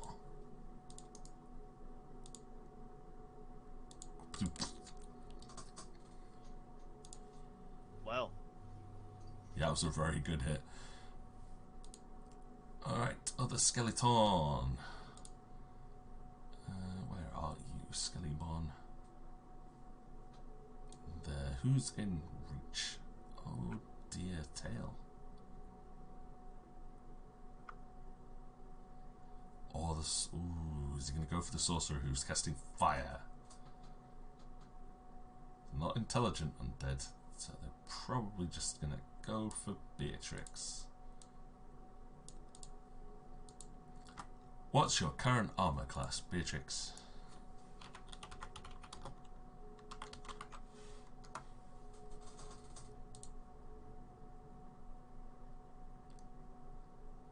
Twelve. 12. Okay, and it's on a. This one's rolling on a -3.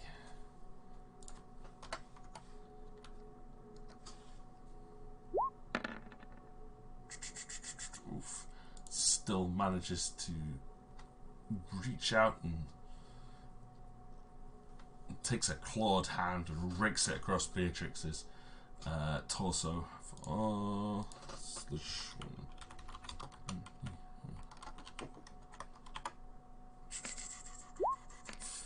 5 points of damage.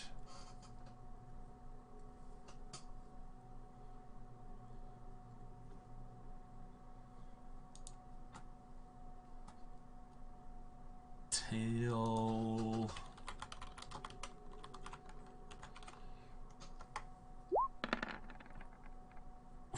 Ooh. Doesn't run away. Oh, good. She will step in between Torin and Beatrix and will channel positive energy into healing Beatrix.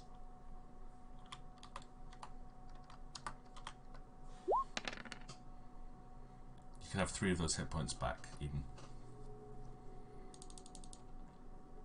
As you will see, like the blue crystal on the top of her head glows slightly, and she channels the energy down her hand into the sorcerer. And you'll feel the scratches across your torso start to heal up.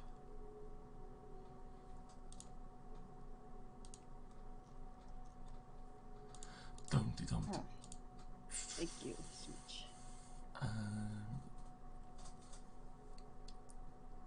The burning dude at the end just reacts to everybody fighting and draws his scimitar, rising from his throne, and begins to slowly march towards the group. Out here. Alright, we're back round to skeletons. This one's going to go 1, 2, 3, 4, 5, 6, and take a swing at Alikara. What's your armor class? 18. 18. It will be swinging at you with its scimitar, which I think is a +0. It's not a good chance it'll actually hit, but it could. It misses. Or just its weapon bounces harmlessly off your armor. Which one's this one? This one. 1, 2, 3, 4, 5, 6. And that one's dead. So I'll just remove it from the tracker. Right, Torin, it's you again. The skeletons are surrounding the group now. Or at least forming a protective wall across the middle of this passageway. So that guy's not active. That one to your left there has not risen. That one there has not risen. I will, for the ease of sake now at this point, I'll hide the ones which are not actively taking part in combat. Thank you. I was so confused. I'm like, I don't know which one. Hopefully that removed them. Yeah. Lacking in options, I guess all I can really do is take a shot, say, at the one that's right next to Alikara. Okay. Hey, a good shot will kill it. This is the one that's currently in flame. That's not a good shot.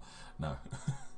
The arrow flies past the skeleton and hits into the pillar down here. Beatrix. If you're going to cast a spell, you will want to move away from this skeleton, because otherwise that will provoke an attack of opportunity. Will do.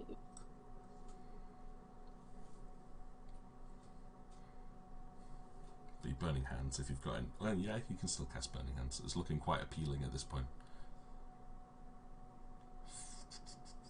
Yeah, 5-foot step, and you can still cast. Because. Oh, you're not currently engaged in. You are. No, you're engaged in melee combat, so you can 5-foot step away from it. Otherwise, it's a full round disengage. Will do. 5-foot step? Yeah, I'd recommend it.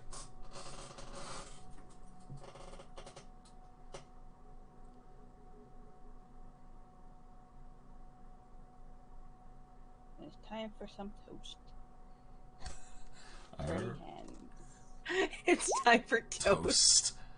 It's toast time. They will get their reflex save to see if they can reduce the damage. Fails. It's going to take full damage. Right, roll your 2d4.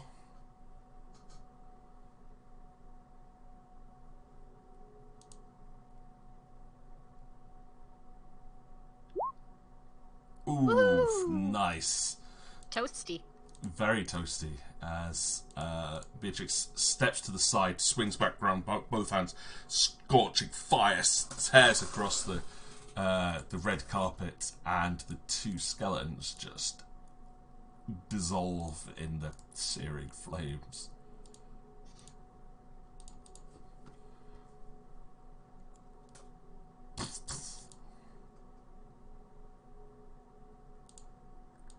That one shouldn't be there either.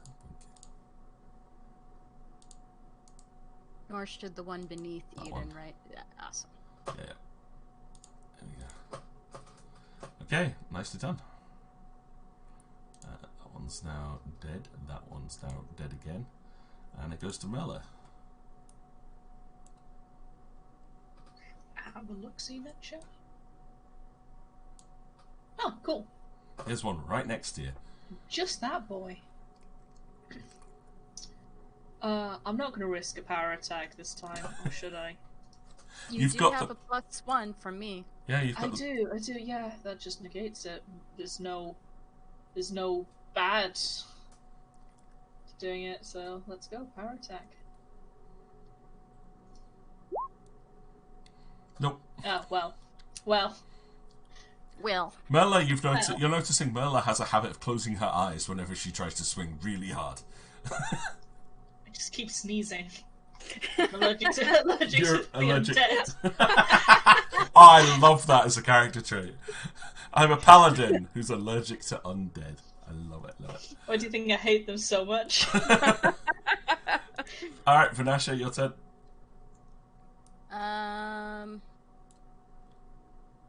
Do I get flanking with how it is right now? Yes. Okay. Well, I will maintain my bardic performance as a free action, Nice. and I'm gonna take a swing at Mr. Skeleton. Okay, your target will be 14, seeing as you're flanking it. Yep. Oh. With your +1 bonus from your bardic inspiration to yourself, that confirms as well. So you does a lot of damage there. Yeah, you're just gonna cleave that thing into pieces. It just explodes. Kaboom, pshk. Alikara. Okay, so the other bones haven't risen. Nope. But if I were to channel positive energy right now, It wouldn't do anything because you haven't got the reach to hit anything. okay. So You there's could this boy. always heal Coffin.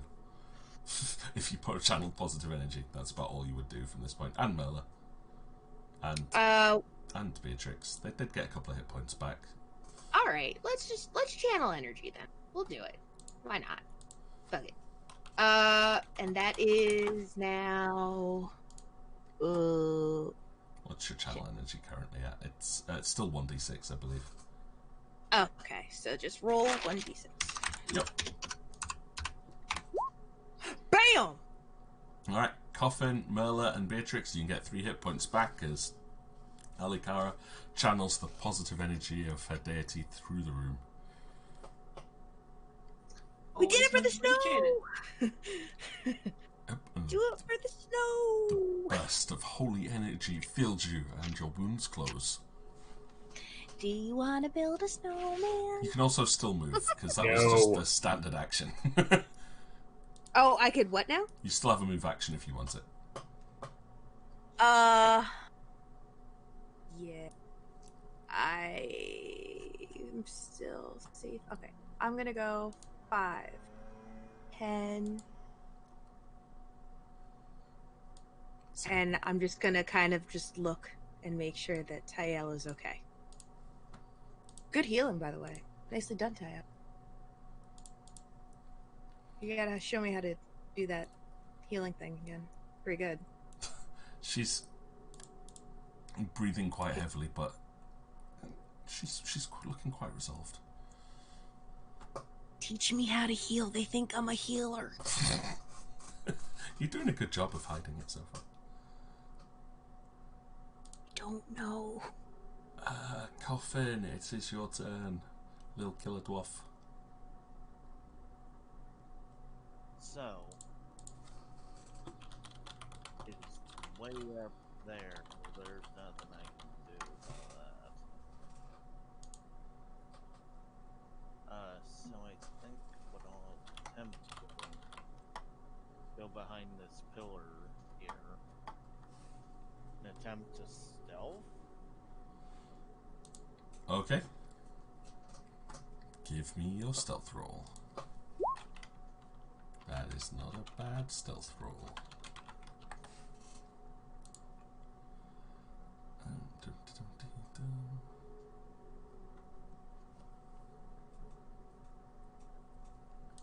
This thing's not exactly the most perceptive on the planet either.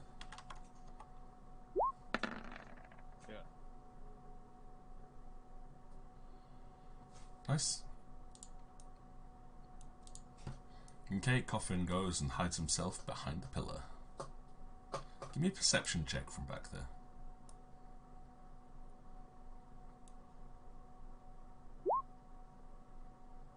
Okay.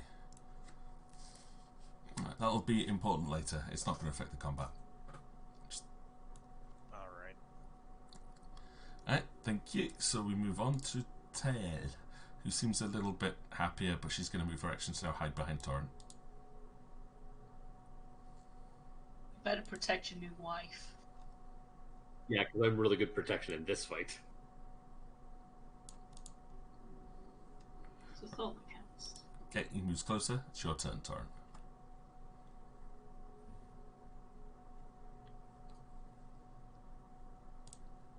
Well, let's see. Oh shit! I have blessed touch. Was it touch count when I'm doing channel energy? So wouldn't everyone have gotten 4 HP instead of 3 HP?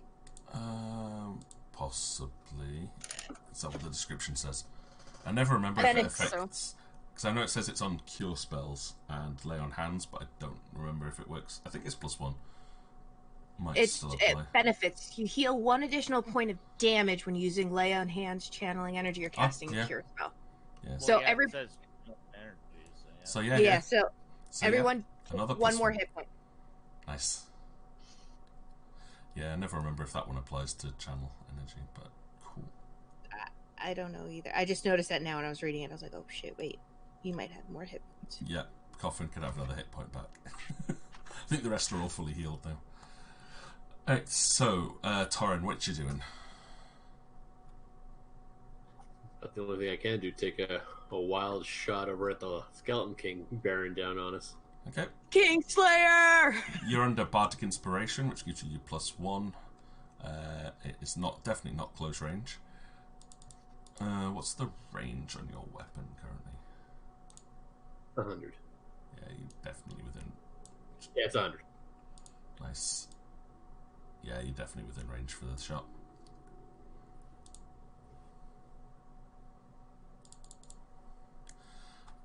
Okay, with the +1, yep, that's a hit. You hit the target number.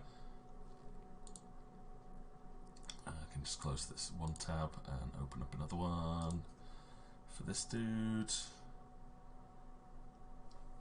Okay, so your arrow flies across down the room and just burns up in the fiery aura of the skeleton as it marches towards the group.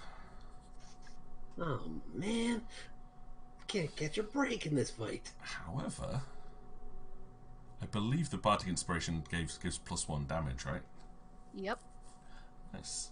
It will actually do 1 point of damage, though. A little bit of the arrowhead survives the burn. Yeah. Sticks someone just out of the skull. Yep, just you'll see like a faint reaction as his head just ticks to the side slightly, be scratched by the metallic part of the arrow that survives. Doesn't do much, but it's a definite hit. You still have your move action if you want to use any of it. Otherwise, it's Beatrix's turn. No, I'll stay here. Okay, Beatrix, all you. Alright, I'll scooch up a bit.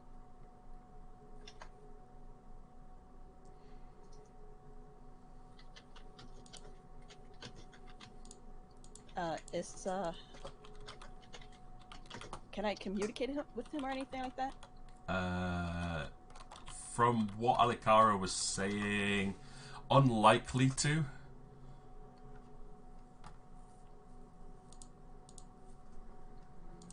Okay. Well then, I will attempt to use...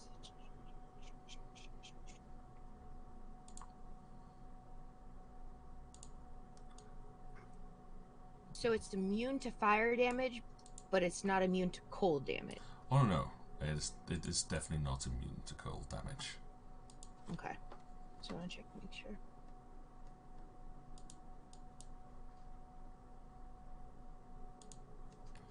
God damn it, come on. Damn, it's pretty far away. Yeah. This is a long, long chamber. Well then, I'll ready action. Whenever he comes into range, I'll use Ray of Frost. Okie dokie, that sounds like a good plan.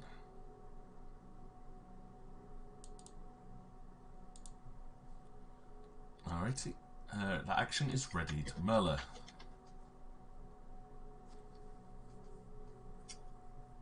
Right. I need the ruler. Ah, will you fuck off being so far away? You know, you could have walked further down the room Yeah. until you started playing with the undead. Okay, that's my movement. But then you might have ticked off the other person that's in there. I never like it when you talk like that. See, me touching things is helping right now. It is, because if you'd waited till you were further down the chamber, first off you'd have been surrounded, and there's a chance that someone else would have woken up. So yeah, she did good. So it would appear that is he within line of sight with me right now? Yeah. Okay, I'm gonna smite evil on this bitch just because he seems to be a bit of a chongy boy. Okay. Not a fan of that. She just designating him as your smite target. Yep. Nice. And to accent it, I just flip him off. She's a very polite, not angry orc at all. Nope. Okay. I'll mark him as being subject to smite. What would be a good logo for that? If I was a smited boy. Like, oh my god, logo. Right. Next up then, Vanasha.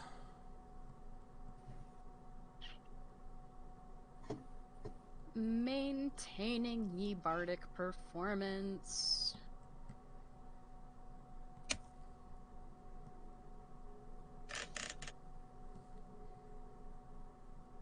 And we're just gonna move up right there. Okay, anything else? I can't think of anything else that I could do. Okay, okay. I mean, you do still have a standard if you did have something, yeah. Yeah, or another move action if people wanted to move further. Okay, we can move. Do you want to charge up on your own? Otherwise, it's Alicara's turn.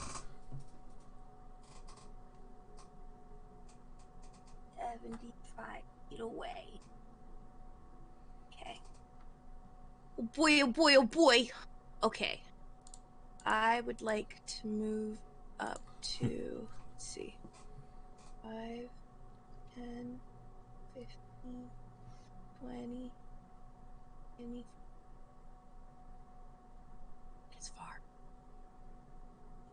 Okay, I'm just gonna do it. No regrets. Charge. Okay, and that's gonna put me.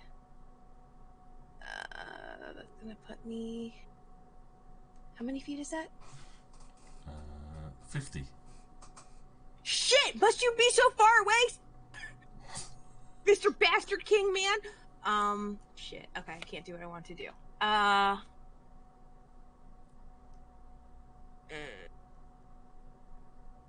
In 30 feet. Shit. Okay.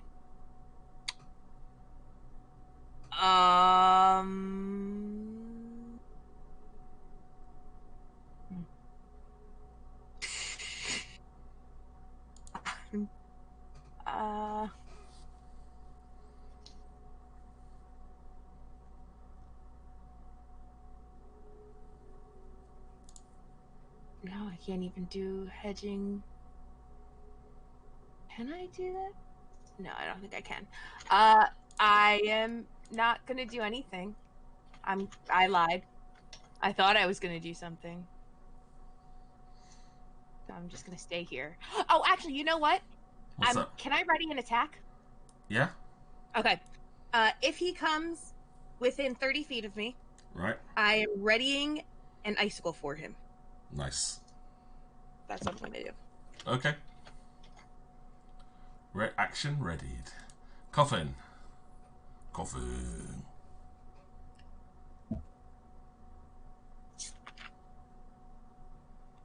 Time for a sneaky dwarf run. Squeaky dwarf. Sneaky dwarf run. Yeah, I'm double moving. So. Nice. The dwarf slides silently through the shadows, running up the right-hand side of the chamber. Squeaky dwarf. Do I need to re-roll? No, no. something at all, or- No, you've managed. You've stuck to the shadows, and it was a good roll. So you have not been spotted. Yet, anyway. Alright. Tail, yep, she's sticking with her Tauren. He'll protect her. King. 1, 2, 3, 4. I believe that puts him within 30 feet. Yep. Okay. Alright, then I'm going to cast my icicle. Because he doesn't know what you're planning, he's just gonna walk straight towards you. And that is 1d6 of cold damage plus 1 point for every 2 cleric levels you possess. So that's going to be 1d6 plus 1. Do Yep. I still have the bardic inspiration from Jaina? Yep, she maintained it last on this round, so you still have that. And so make your ranged touch attack. Its touch armor is 9. Okay, and how do I touch it?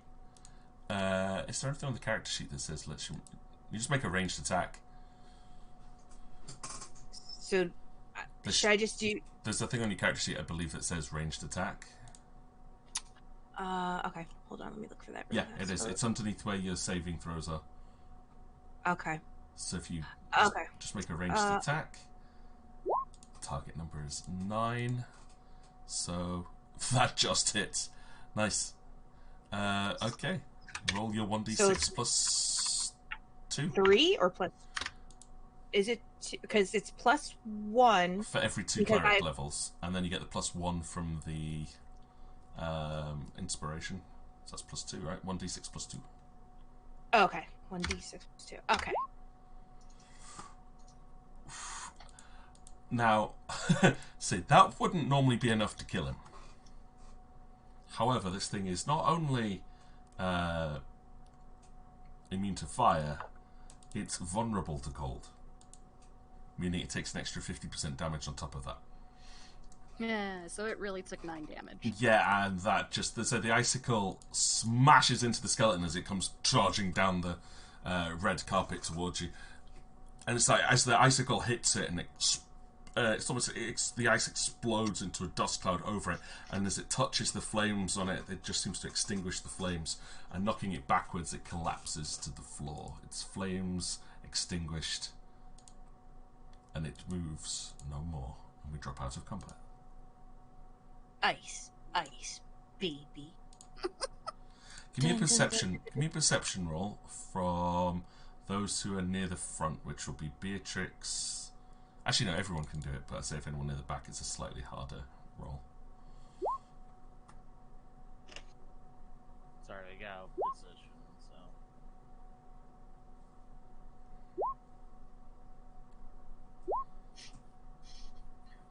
We're still with the sub 10 rolls. Yep, as it should be. That's what you get for, flipping off the king. Okay, so Alikara, Vanasha, and Beatrix will hear this. You'll hear him say something, Tauren, but you won't be able to quite make it out from where you are. All you'll hear is this is a ghostly whisper as the skeleton collapses to the floor, and it's just the same voice thank you, as it falls. Thank you. What do you mean by that? He's always wanted a snowball. I really don't think it's that. You don't know for sure. I mean, if we're going to jump to conclusions here, fairly certain. I'm fairly certain he wanted to make snow angels, and we just fulfilled his wish. We're just going to skip the whole encounter by, offering him a snow cone. We come bearing lollipops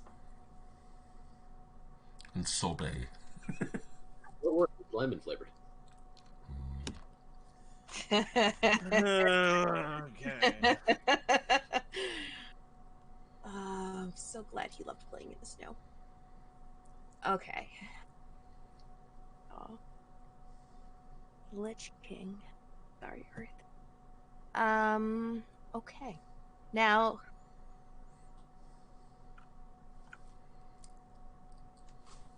There's still something up there, and I don't know what it is. I turn to TL and ask her, Do you know this room?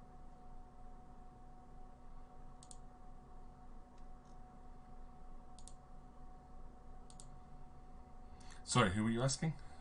Tyel. Yeah, Teo. Okay.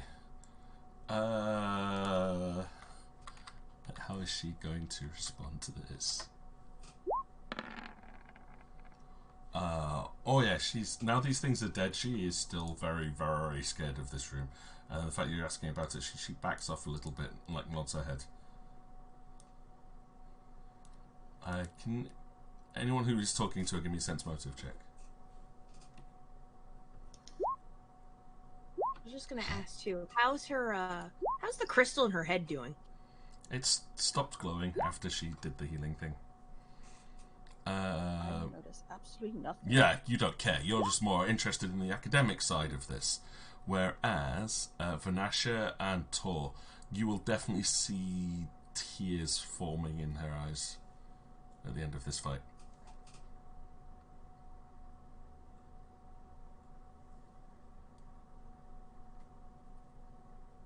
Vanasha will, unless Tor's going to beat her to it. Yeah, I'm gonna go over to her and try and comfort her, calm her down. You gonna hug her knees? Diplomacy check, please. You can get her bottom half, I'll get her top half. That's just wrong. I'm working on my good rolls. I can't hit shit during encounters. She's only like a foot taller than him. She's tiny. So I'm gonna shove her face into my bosom. Okay.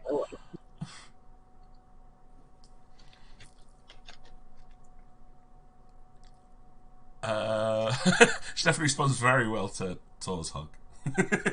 She doesn't know how to react to Vanasha's. That puts her more into a state of shock.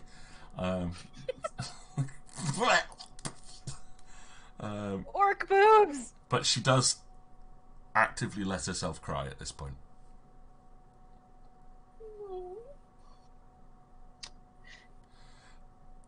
But this one isn't the same like tears you heard before, which were definitely tears of fear. These ones are very much of sadness.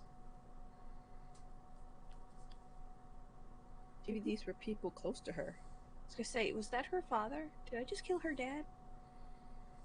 Maybe that was the actual Tadair.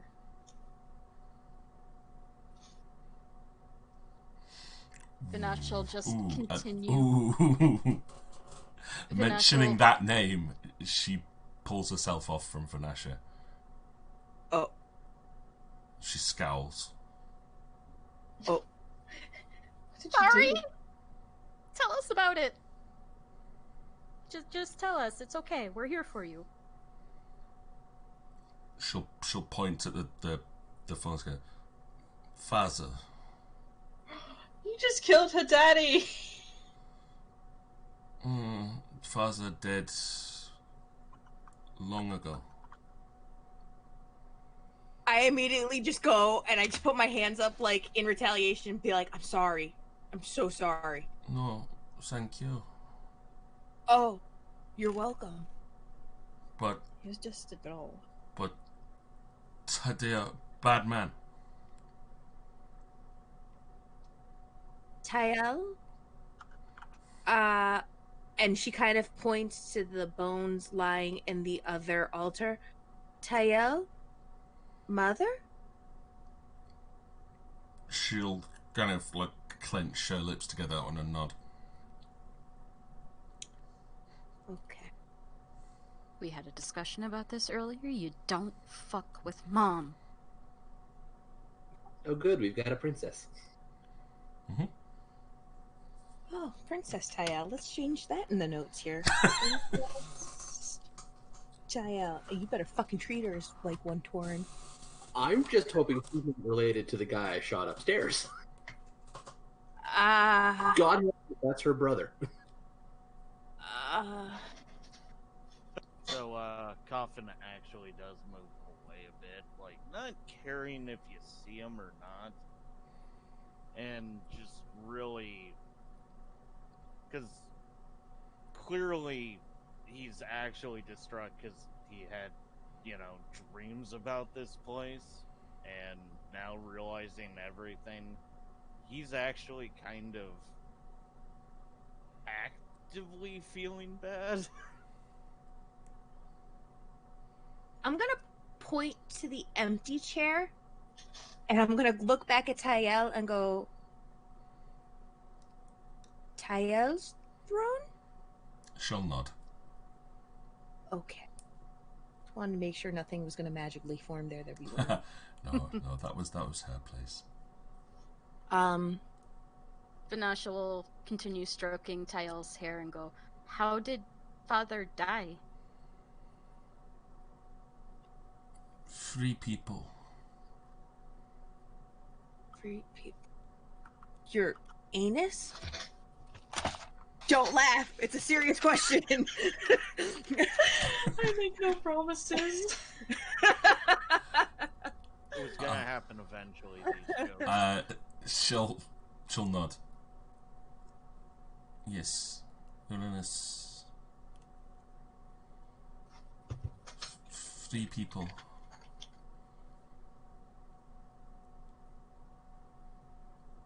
Sounds like there might have been some kind of revolution.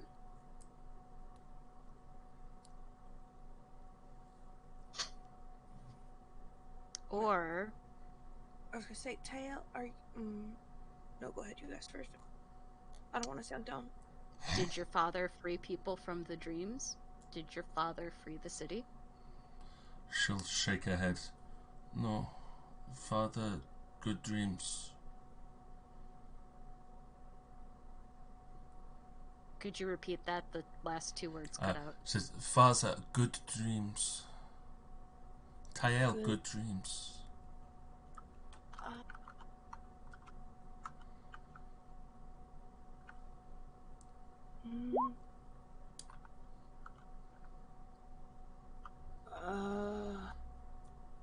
Yeah, Torrin, the language coming out of Coffin right now is appalling.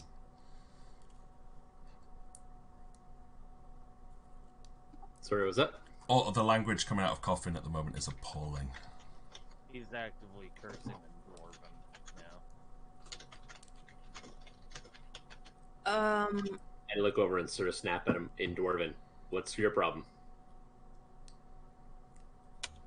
Well, I said that I knew this place from my dreams, so I probably... Still all in Dwarven. So I probably, felt the death of her father, so, not great to think about.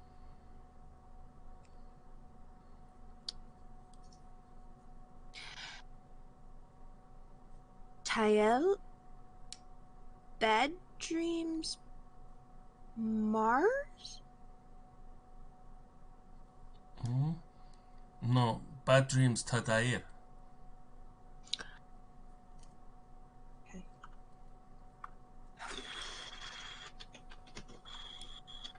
What about Mom?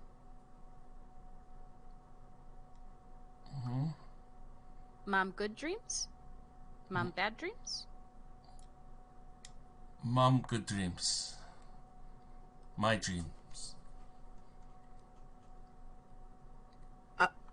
I look at Vanasha, I go, what?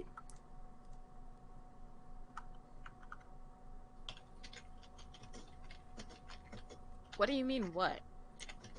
You think I understand this any more than you do? I thought maybe. Tael, Do you know any other exits to this room aside from there? Oh, exits? She'll point to the... like towards where the thrones are. Do we have to go up there? That's what I think is gonna happen.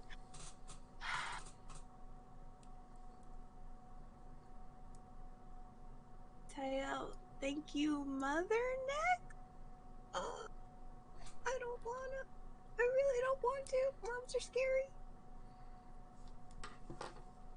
Mile High Club?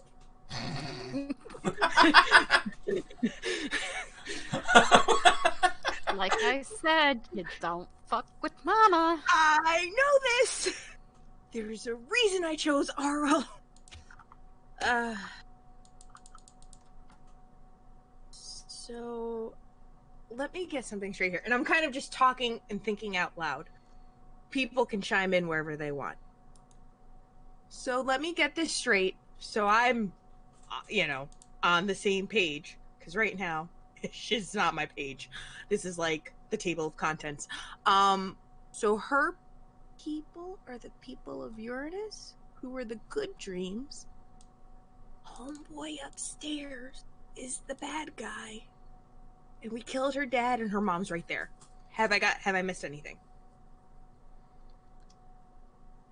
That's about it, I guess. Have we asked her about Tadir since we started being able to talk to her? Nope. This is the first time he mentioned it, which is why she was taken aback. Do we Maybe when tell we ask her about Tadir? Do we tell her that we killed him? We lost Just a ask sage. if he's the cause of bad dreams.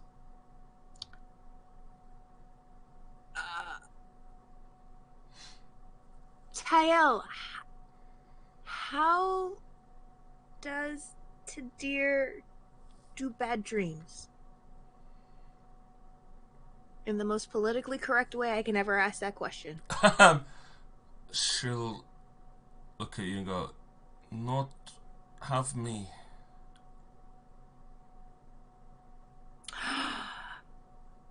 Oh.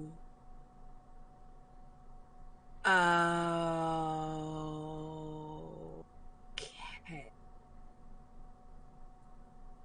So somebody just put two and two together, right? I'm not the only one here.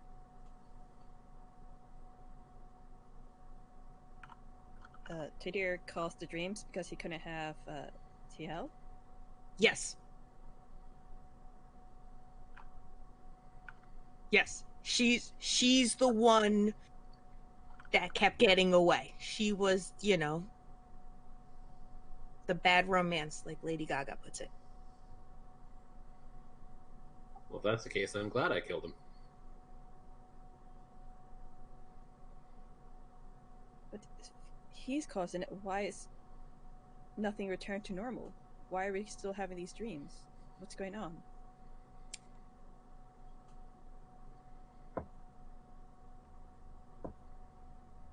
Tael, do you know how we turn bad dreams back to good?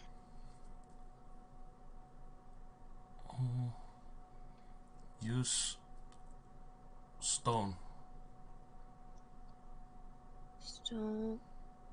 What? Stone? Crystal? Stone? Your crystal? My crystal. And then I kind of point to my forehead, denoting the crystal in her forehead. And she'll shake. No, big crystal.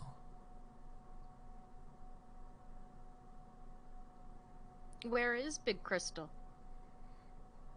She'll point towards where she pointed where the exit was before. Oh, great. Mm-hmm. Yep. That's... Down. Very down. Kind of just hang my head going, I just want to see the night sky.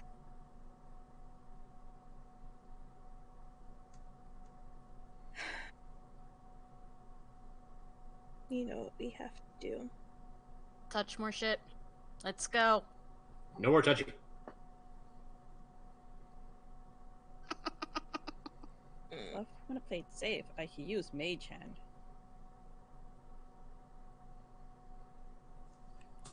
Is there a lock or something on the door? Well, let's go look. You go first, Vanasha. Ladies first.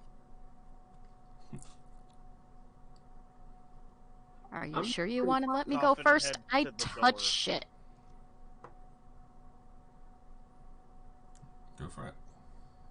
Shall I see if it's locked? Yes, I believe I shall. I shall roll that perception. You have to find the door first. You're in the middle of a Oh, throne room at this point. I'll roll perception to do that. I just want to ask the group, just so we're clear, it would be rude to try to loot the body, right? Yes. I mean, I'm still going to Yes. take a look at it. Can we just take a look and see what's in there? Well, I'll tell you what. I'll bring Okay. her over to the side here, away from on the farthest way away from her parents, so she can't see you doing it. Yeah, and I'm gonna try to block it so that people can't see Vanasha looting it, and I'm just gonna kind of give Vanasha a secret look, like, Okay. down. Like, okay, the people that have gone up towards the right side, you will find set of doors that Tael was pointing towards. Thank you. Hold her over here so she can see her father, and she's far enough away from her. And you're gonna go have a look at the body of the fallen Skellingborn. Yep. Remember, looking at an NPC's inventory is harmless. It's taking things that is illegal. Yeah. Okay. The easy stuff to find already is wearing a broken set of broken chain shirt, helmet. It's carrying a broken scimitar, and roll me 1d100, please. Pizza, seeing as you were the one looking. I thought I was the one looking. Or if you are, then Is this grave robbing there's a little bit. Doesn't matter who or rolls it, to be honest. archaeology? Fine. The two of you will find a. It didn't matter who actually rolled it. It was just the first one. Okay. It was 25. So the two of you should looking for. You will see most of the stuff on it is it's broken and damaged. But one thing that will stand out will be his ring. Let's have a look. Could you give me, please, a... what is it for identifying stuff? I think it's a spellcraft roll, or... yeah, I think it's spellcraft roll. So you can find out where the ring items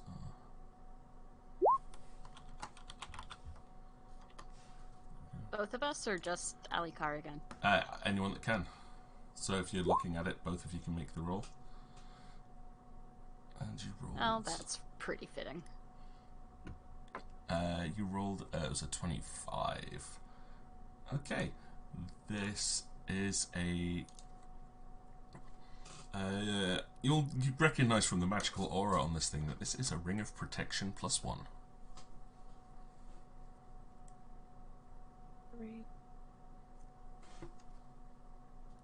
Is it on his wedding ring finger? Yes, it is. Okay. So hear me out, Vanasha. Listen to me. This is where I start talking about my moral conscience and how it's neutral. While I think it would be a great idea to take this ring off his finger, I think that will proc something with the mom. So we should just leave it. I don't know. And if God forbid Tael sees it, I don't know what we do then. Better tucked around the corner. You should be fine. Oh God, Vanasha.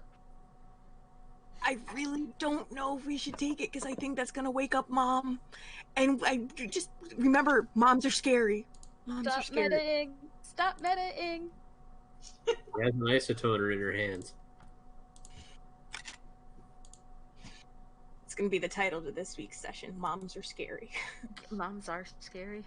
That's we're gonna change. Moms are scary. Gotcha. Vanasha will just kind of hold Dad's hand with the ring on it, as if, you know, she was comforting him by his bedside when he passed away. And that I'm shaking sort my of head. holding the hand. I'm shaking my head because I know what you're about to do. And she just looks at the ring, and then she looks at Beatrix, and she looks at... Yeah, you know she could use it. We're gonna wake up. We're gonna wake up the fucking mom. The Maybe. minute we take that off, we're waking up the mom. That's what's gonna happen. You know it.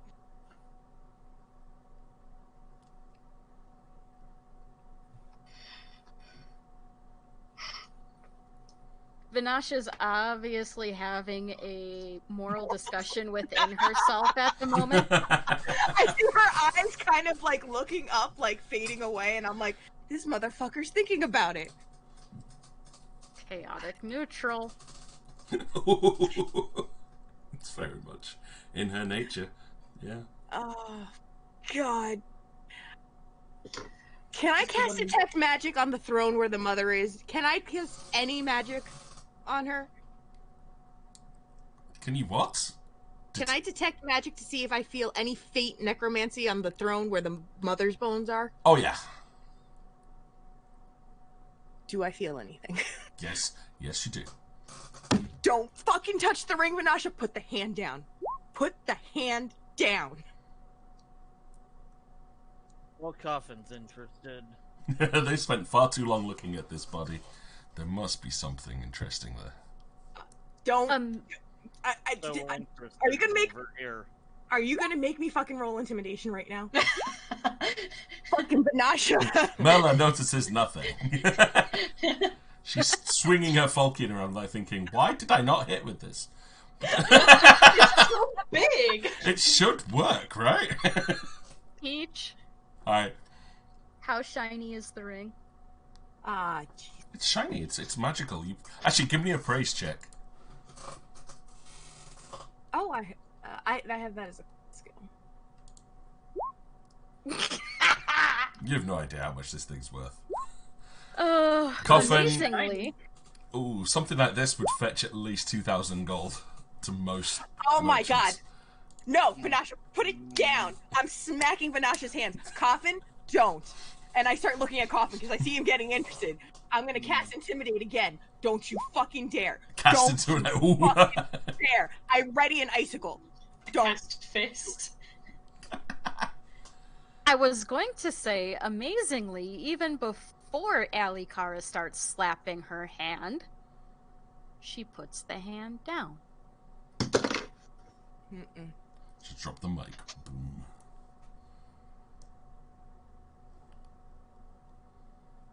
This is somebody's mother. And that somebody is with us right now. The moral dilemma. If you have any sense of humanity in you, you walk Not human. From where I am, can I hear this discussion? You've heard some raised voices, but you don't know what they're talking about. Thank God. Assuming that you're trying to keep Tail out of hearing range. I am. Yeah. Because I am neutral good. If I heard you guys talking like this, I would be around the corner firing arrows at you to keep it and leave it alone. You just literally see like condensation of like frost breath just coming off of my body. If you know what's good for you, please let him rest. Please let him rest. I'm begging you. Let the man rest in peace with his fucking ring. So, I'm gonna try something, dude. Are you going for a sleight of? You going for a sleight of hand check, aren't you, to try and take it off the hand without anyone seeing? Yep. Yeah. I cannot. Perception fucking check. believe Perception checks. I'm not fucking healing you. I'm not fucking healing you. Vanasha doesn't see it. Oh, fuck me! Alikara doesn't see. No one spots him do this. Just goes into my Rat pocket. bastard dwarf. Oh, alright. Like... Come on.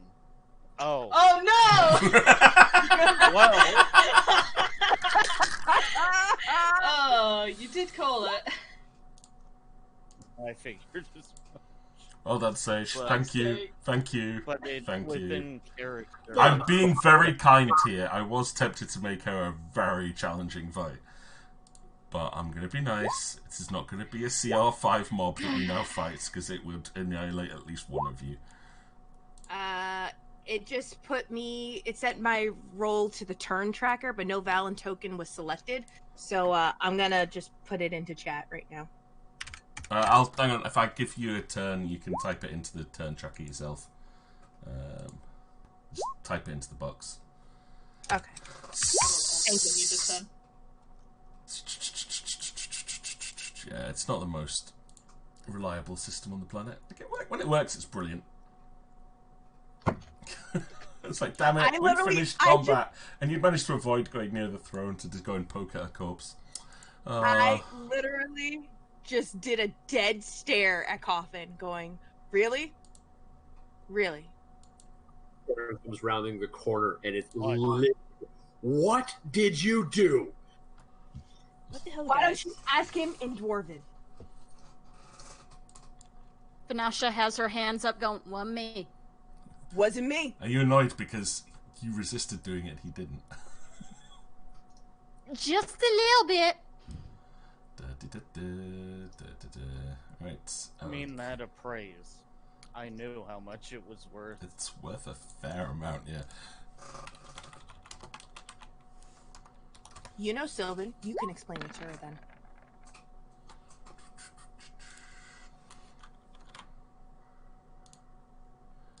And Alikara got 6. Yeah, Torn is livid and is contemplating shooting his allies.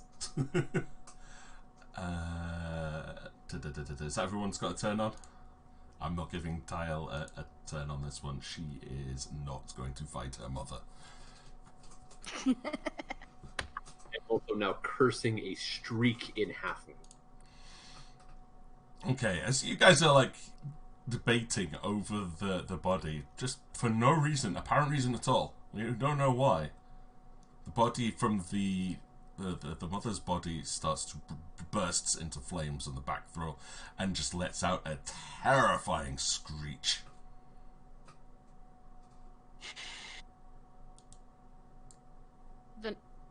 This is where Vanasha's hands goes up, and it wasn't me. This is where Turin comes around and is now cursing a streak. I literally go, I told him not to. I told him not to. I told him not to. It would appear it's time for tossing dwarves. I don't know if you guys know that he took it because you all missed the sleight of hand. No one saw it. You don't know why no she's one saw raised. it. No one saw it, so it's Which is why I'm only saying it wasn't me. It wasn't me. I'm just mad because I figure it's something you guys have done because I've been over here around the corner. Insane. Okay.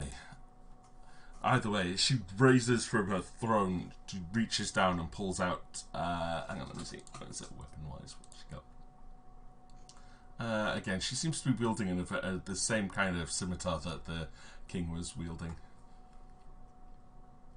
Its blade wreathed in flames. Can I roll a knowledge religion just to see if she's the same fiery animal like you You are? can do, yeah. Actually, no, it's not just... What's the other one she's got? She's got another one. She also wields one of the gladius in her other hand as well. She's dual wielding? She's dual wielding. Oh, good lord. We're so screwed. With 15, there's something a little different about her. She does still have that same fiery aura that the other one does, but you can't quite tell what the difference is on her. Okay. So she's kind of like Dad, but a little different. I don't know how. That's helpful.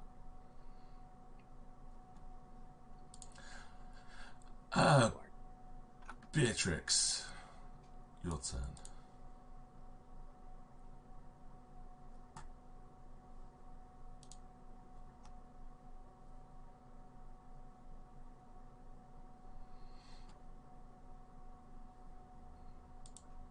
I'm just going to ready an action. And it's going to be Ray Frost. If she gets close, that's what I'm going to use. Okay, action ready to use Ray of Frost if she gets close.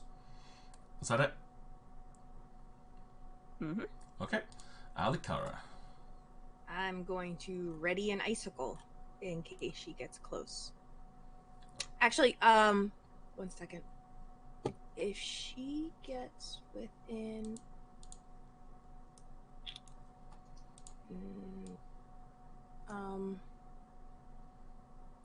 Yeah, no, I'm just gonna ready an icicle. Okie dokie. What's the condition? If the thing is, am I able to ready an icicle if I see that she gets close to Beatrix? Like, can I? Yeah, you set up a trigger condition, and it will your action will only go off on that trigger. So, like, if you say I'll cast icicle at her if she gets near to Beatrix, but if she runs at someone else, then the condition doesn't go off. So be careful with the wording of your condition. I would ready an icicle if she gets close to a party member. Does that count? Yes. Then that's what I'm going to do. I'm going to ready an icicle if she gets within close range, or when she gets in close proximity to attack any party member. Icicle triggers. Okay, bear in mind that thing has a range of 30 feet. So you can only attack her if she comes within that line. Okay. From where you are at the moment. Unless you move. Okay. Actually, then I'm going to...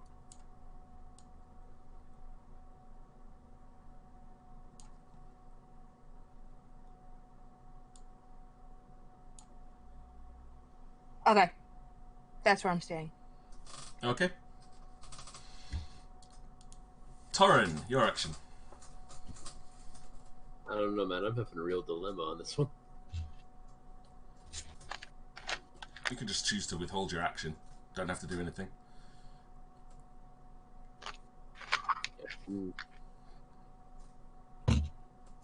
Can I sort of set a distance requirement on whether or not I attack? Yeah, like ready in action. You say ready in action if a certain enemy approaches within this many feet, then I will attack it. Can I? I'll ready my bow, and if the queen comes within 20 feet of Tael, I will shoot it. Okay, so that's that line there. Okay. So I want to give it the benefit of the doubt. Okie dokie. That's your action. That's all I got. Oh, look at that. He's protecting her already. I've only known her a day. Right, Mela, your go. Okay. If I could be bothered with longer combat, I'd have had her raise the rest of the soldiers, but no, we're just going to have you fight her. Right, okay, let's go.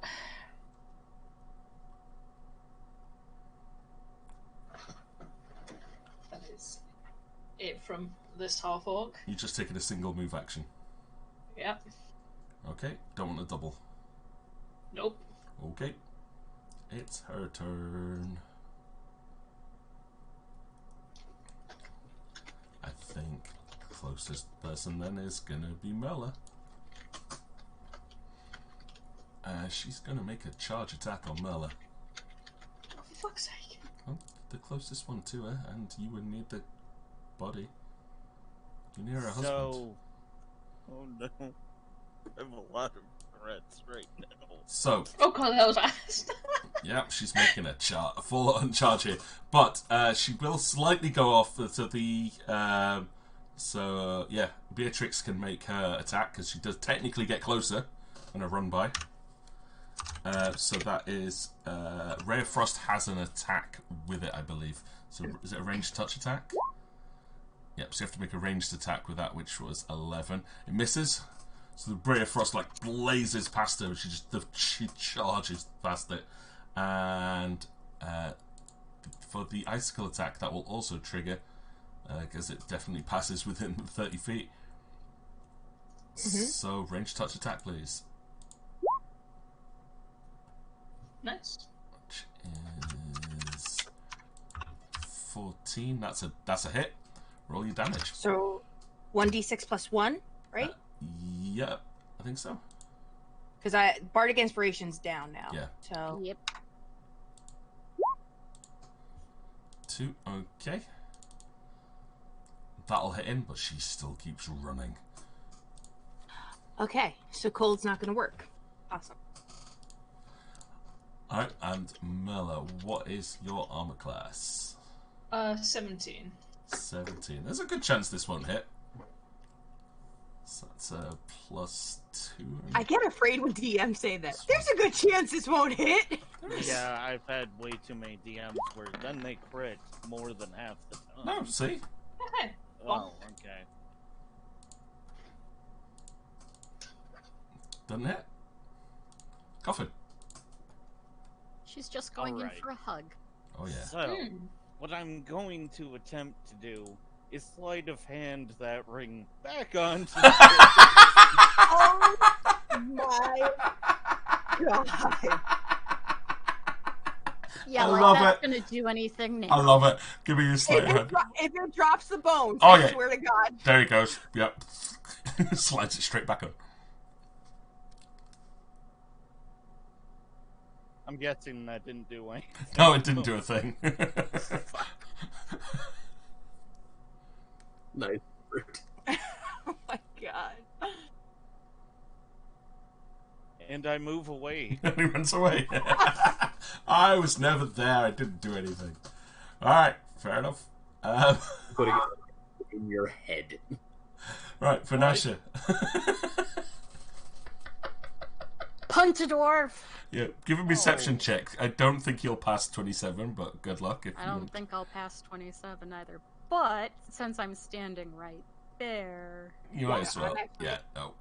You don't see it. I'm gonna check it real fast. I have to know. I think with that roll, that was a good one. That was a good one, Sage. Yep, nope, didn't see nothing.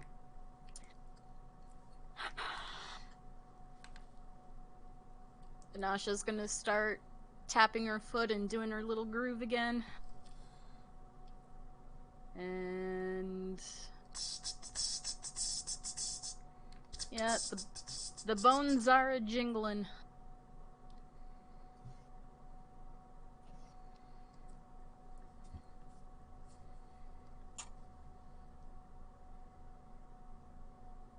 And she gonna move right over here.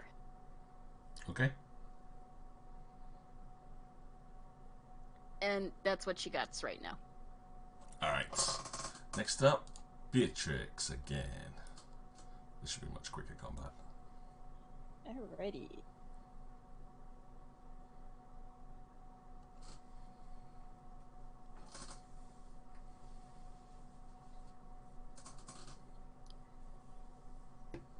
Let's cast Ray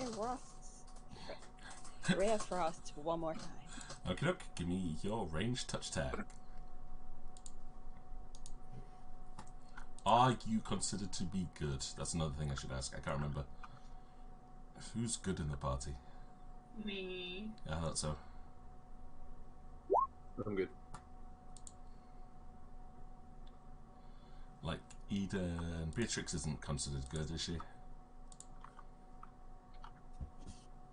I am chaotic good. Ooh, you are. In fact, that's still a good enough roll to get past the armor class. Okay, hits. So roll your damage, which is 1d3.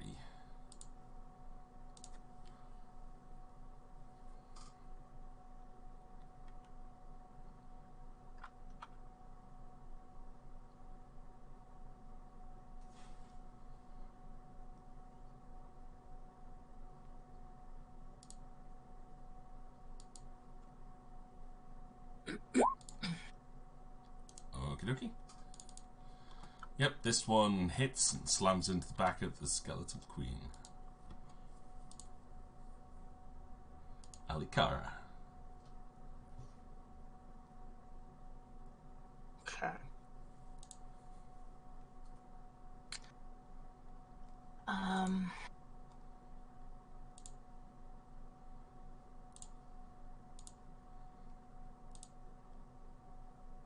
I'm going to try hedging weapons, and I'm going to summon my deity's weapon to make a ranged attack on Mom. Oh, what's hedging weapon do? It says I just click a the weapon button made from the because it'll put the description up for me.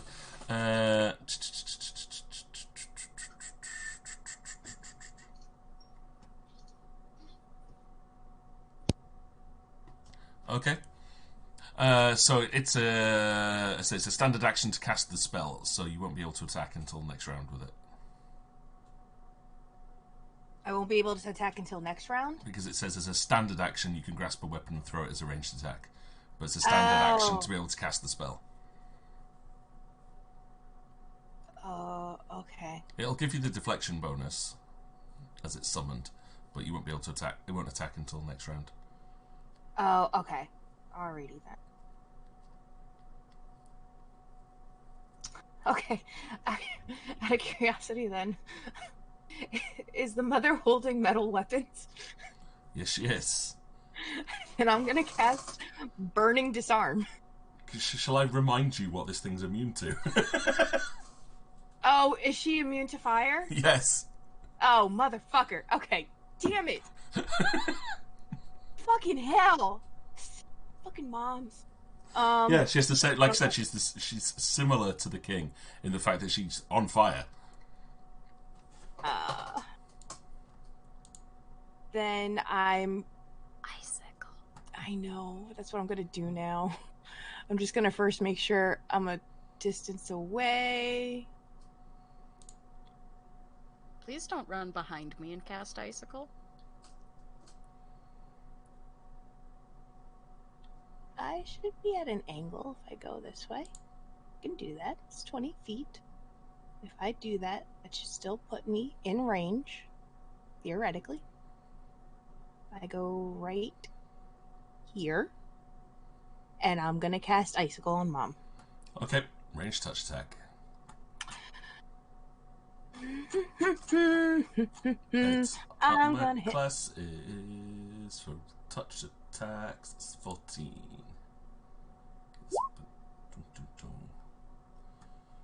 I was looking at the wrong one before. It's still hit. That's a even with the bardic inspiration. That is still a miss. Yep. So buttons. Oops. Torrent. Well, I'm going to assume at this point that TL is basically just having a conniption. Basically, she's not in a good state in this.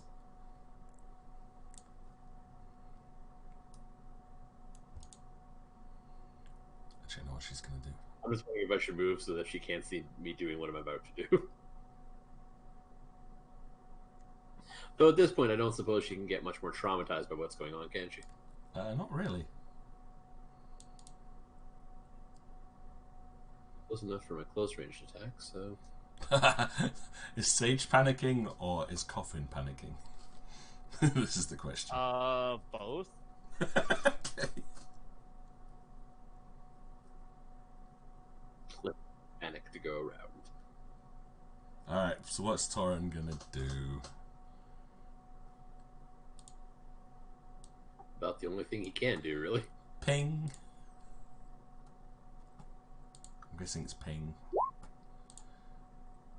Right, armor class is 17. With bardic inspiration, that's a miss.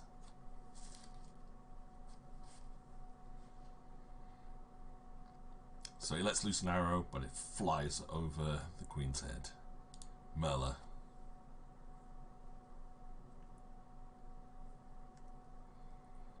It's on you, Ash. Sorry, Ewan came back into the room, so I was on mute again. I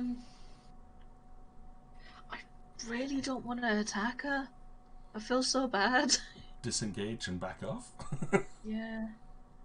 I do also have Weapon of Peace, so I could just bonk, but not to death. Can you cripple a skeleton? No. Okay, then yeah, disengage. I mean, its leg out, doesn't that basically cripple it? Just Well, steal remember, the shins. the father was detected as evil, though. Is this one detecting as evil? You'll have to cast Detect Evil. I'll Yeah, cast that's Detect true. Evil then. I would suggest backing off before doing that, otherwise it'll get an attack of opportunity against you. There we go. Yeah, it's Cast Detect Evil. Yeah, yes, she now detects as evil. Unfortunately, due to my relationship with Bahamut, I can't let this slide. Oh well. It's gonna be fun. Oh yeah, the ultimate immoral. Fuck me. But either way, that's Right. your action done. Yep. Alright, it's up to the queen. And no, you didn't attack her. She's gonna go to the other two people that were filing her husband. Eeny, meeny, miny, mo. Catch a tiger by the toe. Yeah, basically. Now let's let him She go. just turns around and starts pointing and goes, eeny, meeny, miny. We both just point at each other Wonderful. and be like, bam. Point towards the dwarf. It's going for the bard, who's making angry tapping sounds. Stupid headset. Sorry. Yeah, she's going for the bard. So she's going to move up and make 2 attacks against Vanasha. Yikes. What is your armor class? 14. Okie dokie. Again, it's got like a 40% chance to hit. Only the second one hits. She swings with the short blade. And this will do 1d6 plus 1.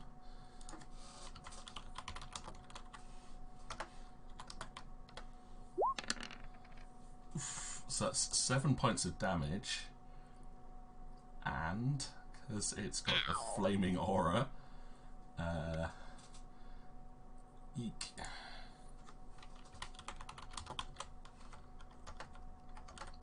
The fire searing along the blade also does another 6 points of damage. I am at 0 hit points. Whew. Vanasha drops.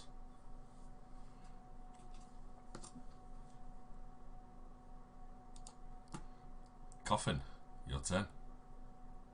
Get your ass in here, you stupid dwarf.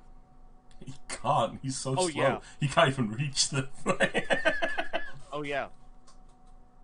Because you weren't thinking about taking it either, so...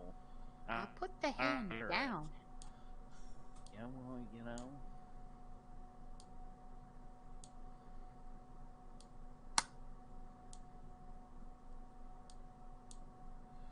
It's one move I action. can really get to... I suppose I could double move, then get the flanking bonus in there, yeah.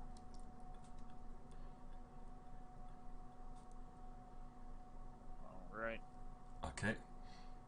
Coffin comes skulking out the shadows and makes a little dwarvy dash towards the back of the skeleton. And we swing back round to Beatrix.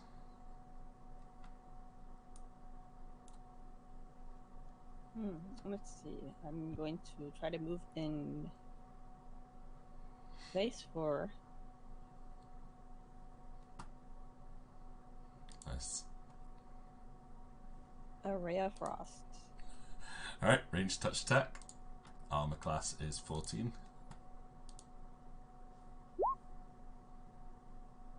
Yep, that's a hit, so roll you 1d3.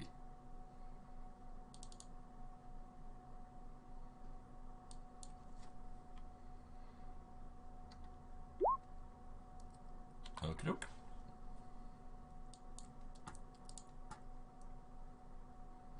Yep, the ray of frost slams through the fiery aura of the skeleton. Manages to clip it and it recoils a little bit, so it turns around and just glares and roars again. We step up, okay. Alikara. So, I see Vanasha collapse. Yep. Alikara immediately runs under to try and grab her, so that she doesn't fall to the ground too hard. And I'm going to cast Cure Wounds. You might want to step off before you do that. What do you mean, step back? You mean? 5 foot step away, because if you try casting a spell or within melee range of an opponent, it gets an attack of opportunity against you as you cast.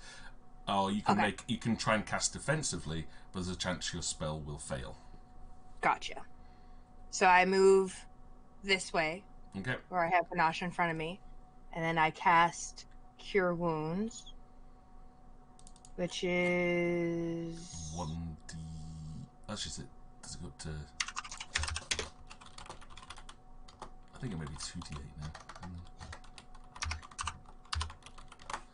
Cure light wounds. Oh no, it's one. Yeah, it's 1d8 plus caster level, so it's 1d8 plus 3 because you've got your divine blessed touch thing.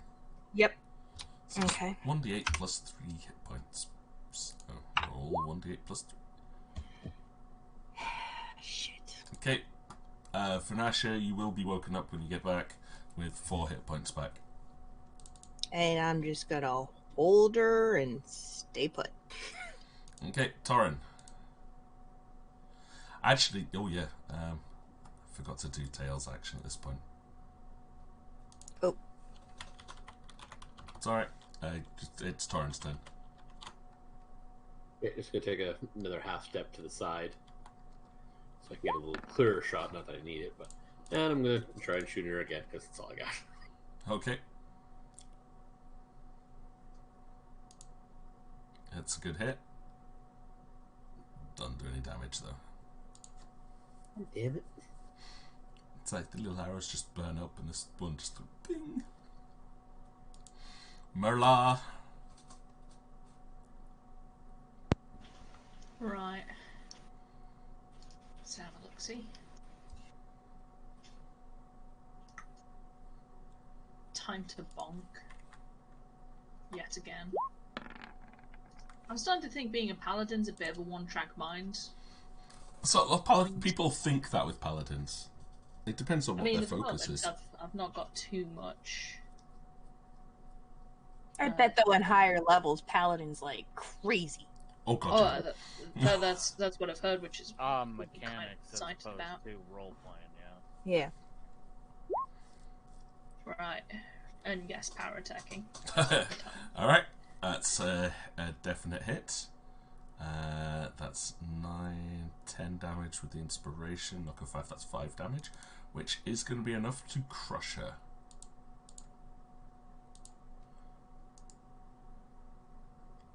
However, it's a side effect of when one of these things dies. Well, I Nice knowing you again. For Nasha, you know how you just woke up again?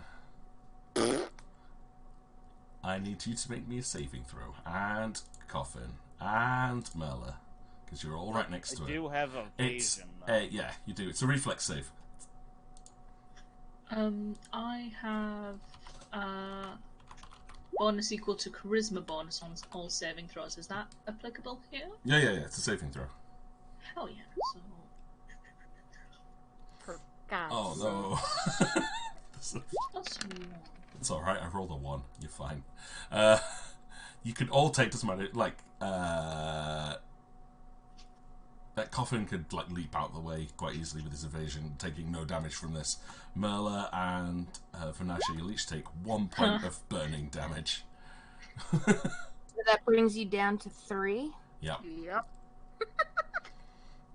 As the fiery aura just erupts from the Queen's corpse and dies down, leaving behind a charred pile of bones and ash.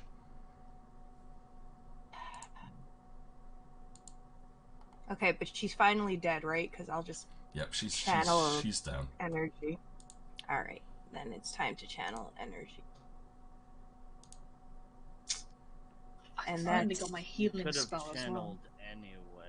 No, but you can channel it into healing now instead of. Yeah, okay. It's a good call. So it's what 10 plus. No, for channel energy, you just roll 1d8 plus 1, and that'll heal the people around you. Okay. I'm being nice. She's not going to raise again. Someone Okay, dead. thanks. Someone dead, mate. Oh, Okay, you can No. have 3 hit points. It's a D6. How Oh, much it's a do you D6. get? oh, I'm sorry. Do you want to re-roll that D6? Yeah, I will. I'll roll that 1d6 plus 1.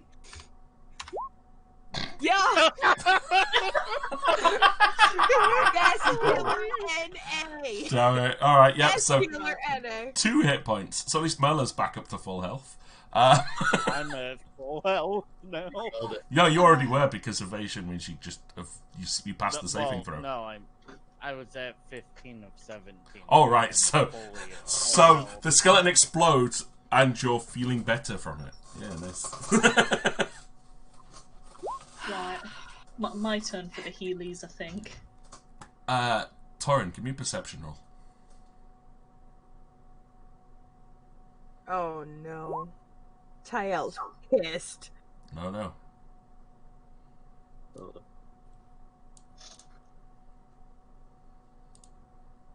I can always take a 10 on perception. No, this is fine. What's the saying? Happy wife, happy life. Let's just say I'm still so mad I'm shaking, and that's why my roll was so crap. So I'm gonna use keen ear to. You were Yeah. concentrating Panache. on what was going on down there.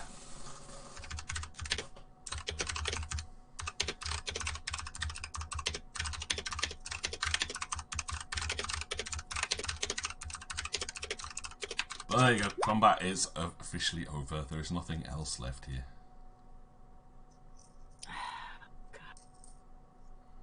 I don't know what else I could even do to heal you more. I mean, I have the heal skill, but I don't think it's gonna No. help you I mean, anymore, Panache. I'll lay on hands.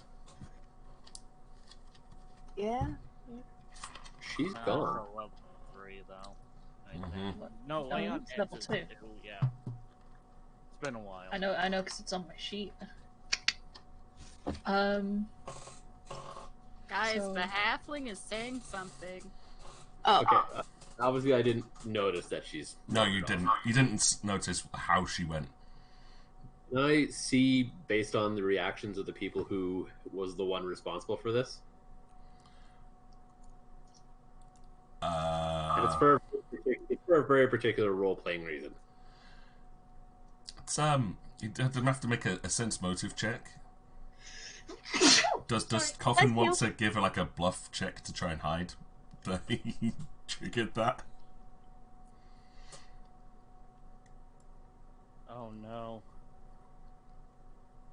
This is gonna be bad. Yeah. Oh yeah. The dwarf is looking very guilty right now. I storm over to him and I slug him as hard as I can.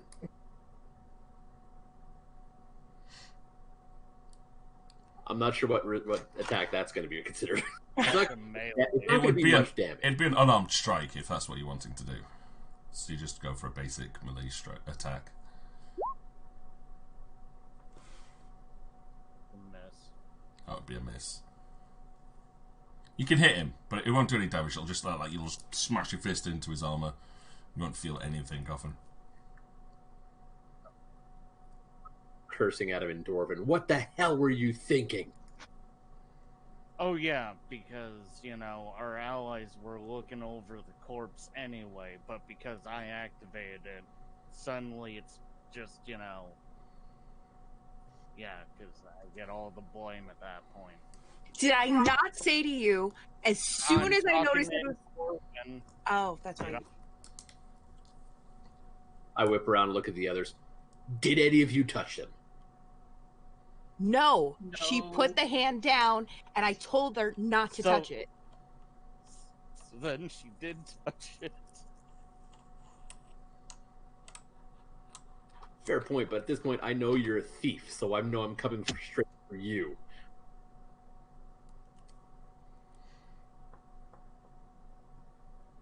Thief, rogue, whatever. That's just classist. Nice, Sage. Nice. Let's just say my dealings with rogues haven't been the greatest. Backstory. Yeah. Having done that, I'm now going to go back to thing. And now, I assume now I notice she's gone. Yeah. Yeah, now would be a good time for you to notice she's not there.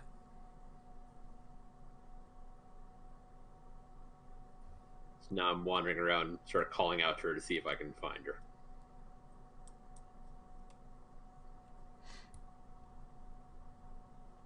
Tael! Tael! God damn fucking dwarf. God damn it.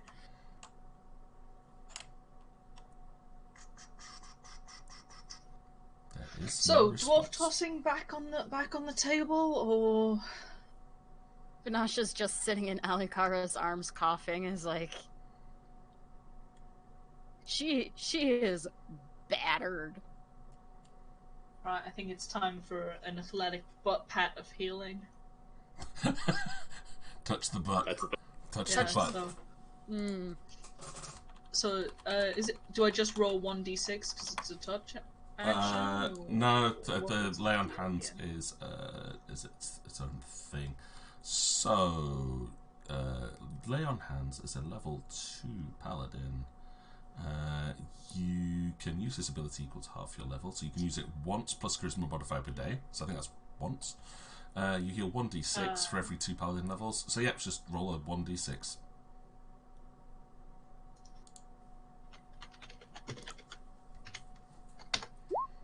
Well, My God. It's an okay touch. better than nothing. That's 2 more Better hit than points. nothing.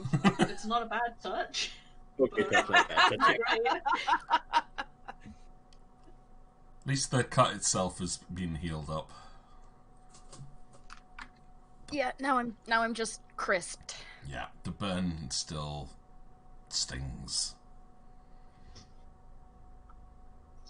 So, what have we learned about touching things, everyone? Vanasha groans as she stands up out of Alikara's grasp. I'll put it down.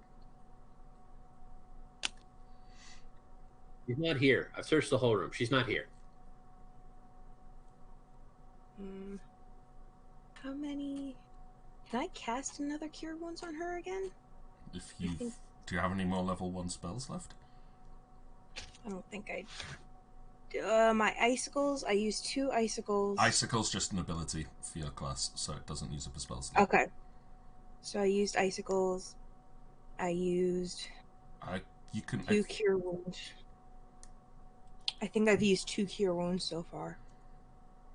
could probably convert another spell across to a Cure Light Wounds, I guess. Yeah. I'm gonna try again. So that's roll 1d6 or 1d8 1d8 plus 1 plus 2.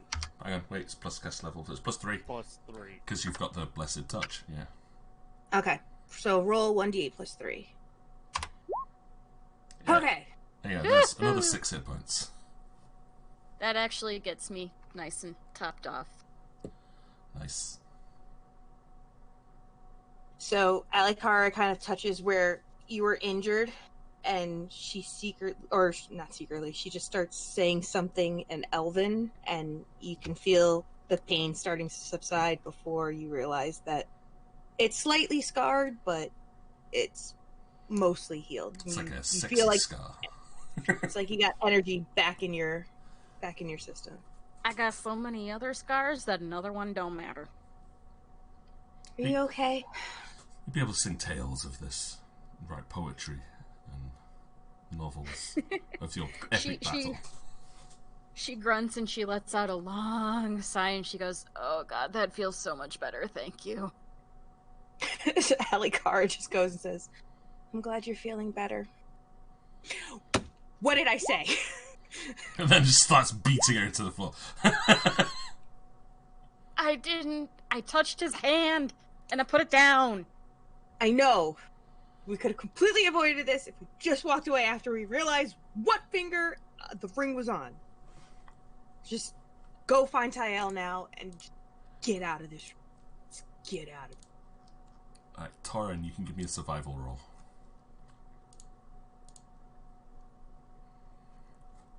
For tracking purposes. Okay. Using your ranger tracking, usually more in an outside environment, but using what you've got, you will see that, well, there's definite signs that the doors over here have been opened as the carpet itself has been disturbed. Guys, I think she went out this door. All right. Follow Torton. Oh, wait. Oh, I'm lost. Oh, darn. Okay. The one on the right. Okay. The doors are locked. Of course they are. Is there any keyhole? Sort of. There's an imprint for a freaking ring, isn't there? No. There's a strange design on the door, which I will... I'll describe it first before I switch across to a visual version of this for you. But the door itself is, even though I've used like a wooden icon for it, it's a set of stone doors.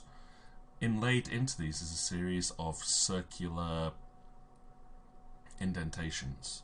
And above them seems to be a series of circular plaques, each of them bearing the symbols from the deities from the previous room.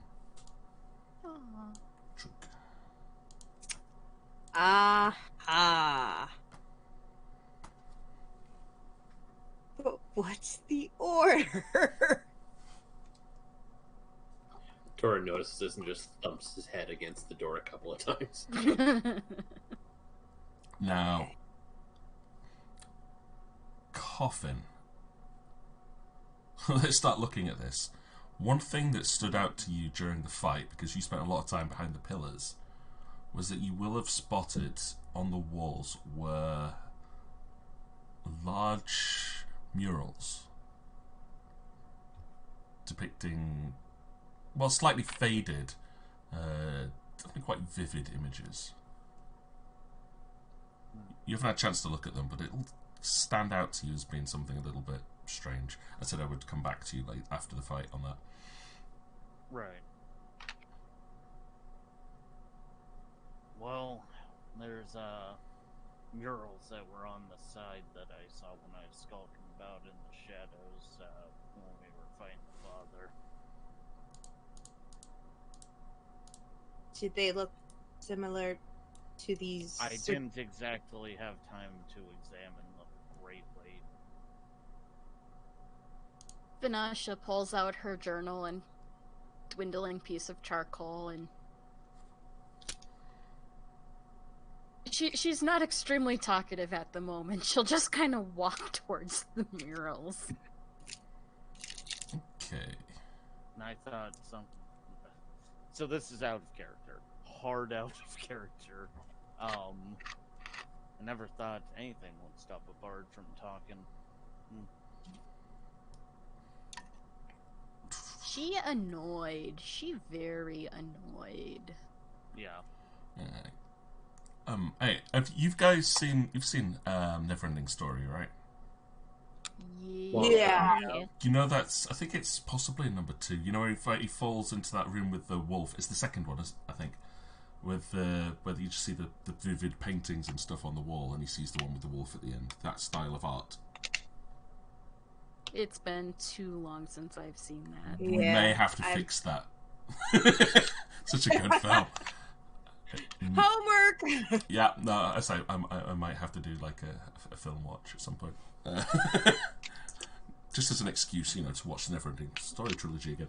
But I said these murals. Actually, kind of think Final Fantasy XIV, which is a spoiler for those that haven't gone through Shadowbringers. You know, when they go into the caves with Ishtola and you see the big paintings across the wall that way. Yep. Yeah, the paintings on this wall are well faded. You could still make out very clear images in the slightly flaking paintwork in the walls that seem to almost tell a story as you work your way around the throne room. Each side of the room is decorated almost like a mirror image of each other. Not mirror image, it's just more like... Yeah, I suppose it's like a mirror image of each other. So the same image on each wall as you walk up towards the thrones. The first image is of a gigantic... what looks to be almost like a floating island. Just above a great vast ocean with waterfalls pouring off the sides into the water below. The second image is what appears to be a king and a queen shaking hands, towering over much smaller images of people dressed in what you can only describe as like nobility, people dressed in finery robes, but the king and queen definitely over the top of them, much bigger and bolder. The third image is a painting of scales. In one side, a globe, a very rough rendition of the globe. On the other hand, a pile of gold and other valuable items. In the middle of these scales, that same island being the balancing point between the two bowls. The fourth image seems to be of flags bearing the same sigil that you saw on the pennants outside, the ones that were like on the side of buildings. And these flags are being flown from large, like tall ships, sailing around the side of that same globe image from the previous paintings, with the rest of the world engulfed in flames. The final image is the same king and queen from the second, this time towering above clouds, the world much smaller beneath them, looking down over the world.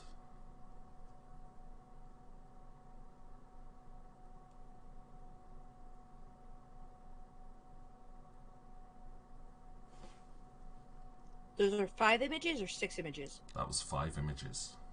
Okay. Okay. Okay. And clouds, water. Okay. This is interactable as well, by the way. You can pick up the pictures and move them, I think. Oh, really? Should be. Okay. If you want to test it, like someone wants to try moving one of the... Yeah, cool. So you can try placing them inside the circles as a representation of you moving the circular stone plaques and putting them into the indentations. I think it's very Mercury, Venus. Okay. The first one was this island, clouds with, I think that's Neptune. Oh no, it's 5 images. It's 6. Ah, shit. Okay.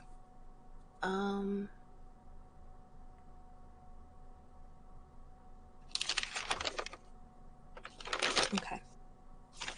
So the first image was the island in the clouds with water. Second one was king and queen with the people. The third one.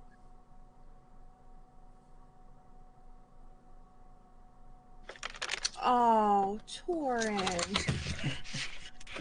No. The emotions have finally played out, and now he's just kind of sitting there trying to think. Quick request, Peach. Hi. Since we were able to translate the symbols, can we know which one is which? I will tell you. I don't want to be nice. No, I want to be nice. I didn't make fun of Uranus. All Yes, I you know did. is I did not. I shot one's myself. Venus, and that one's Mars. Yeah, that's pretty much my knowledge. okay. This is Neptune, or okay, this is Neptune. That's, I believe, Saturn. So yeah, Like the moon. That's Earth. This No, that's is the Venus. moon. This is the sun or Earth. That I Hang on. think might be Hang on. Mercury. Mercury, Go from Venus, left to right. moon, Mars, Yeah, go from left to right. It's the orb. Uranus. Uranus. Jupiter, Is Saturn, Uranus, Neptune, and I assume Pluto. Saturn. Oh, that's Saturn. Oh, hey, look. There you go. Neptune. Yeah, it's the planetary order. Yeah, that was been quite nice. My very.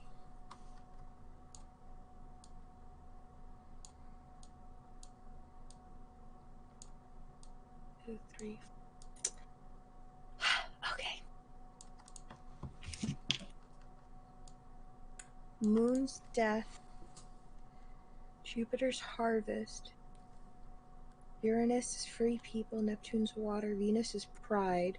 Which I'm assuming pride is the last one. The towering above clouds looking down over the world. Or it could be reflection. I don't know. No, that definitely doesn't speak of reflection. The painting of the scales and the gold could be Saturn, which is the third one. Problem is there's 6 circles and we were only given 5 images. Mm-hmm.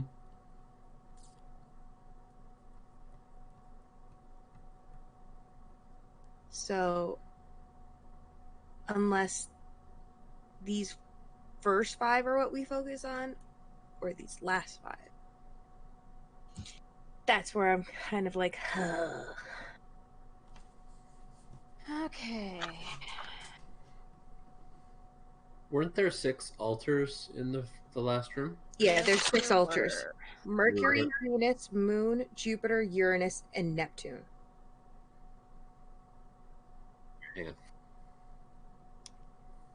So that was Run that reflection. by me. Are you asking about the pillars in the other room? Symbols that we had in the other room. The symbols that we had in the other room, of the 6 of them, the top left one was Mercury, which was reflection. The middle one, the top middle was Venus with pride. Top right was Moon with death. And then going to the lower portion was Jupiter with harvest. Uranus with free people. And then the last one on the bottom right was Neptune with water. So hear me out. I think the first mural is just going to be referring to Neptune. Giant floating island with waterfalls pouring off. Neptune. Pretty straight and clear. The second mural of the king and queen shaking hands towering over nobility speaks to me of the pride. Venus. And then you got your scales, the gold versus the gold. That one speaks to me of Saturn.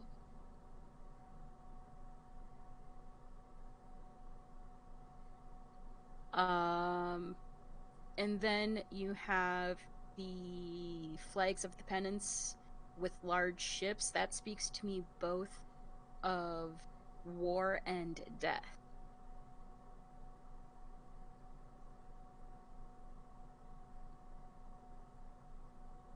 Or maybe the pride is the last one and reflection is the second one. I thought pride might possibly be the last one, which would be Venus. But then I also considered the island in the clouds possibly being a harvest, which is why I thought maybe Jupiter.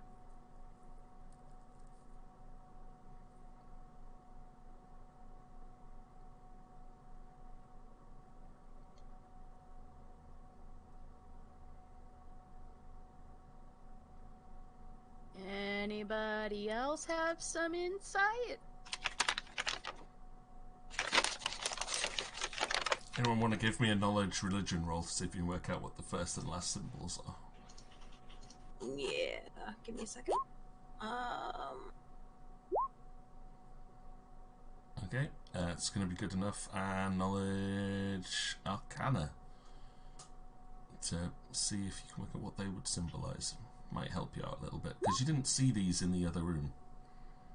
Yeah, Beatrix is there with her book of knowledge again. Okay, so the symbol on the far left, I mean, you've already called it out as players, but in character, I can give you these as little hints. The first one is the symbol for the sun. which, in a rather obscure piece of knowledge, Beatrix will realise that the sun, while often symbolising light, has a lot of arcane rootings in symbology for a refuge or island. The final one being Pluto.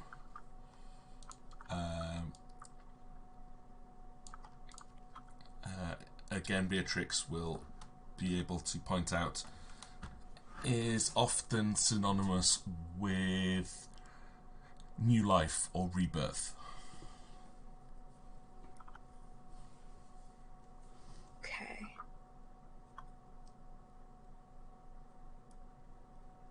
So, the obvious looking sun symbol is, of course, the sun. That represents life, but also refuge. The other one is Pluto. It symbolizes life or rebirth.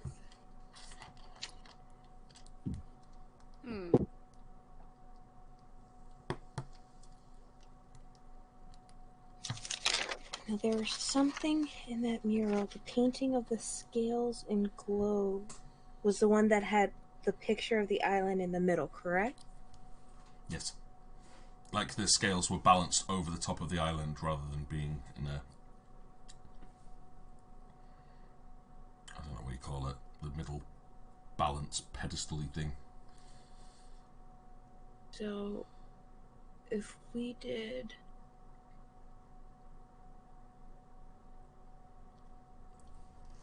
Just thinking for a second. Sun, to start with the island, water.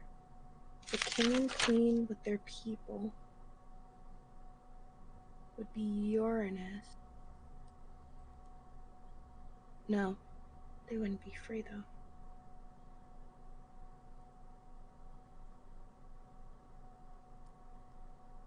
You know what, for now I'm just gonna put that there.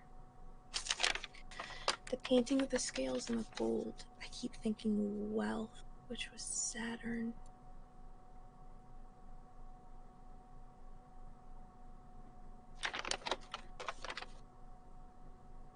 Red flags with the pennants being flown. What else was it about the red flags with the pennants being flown?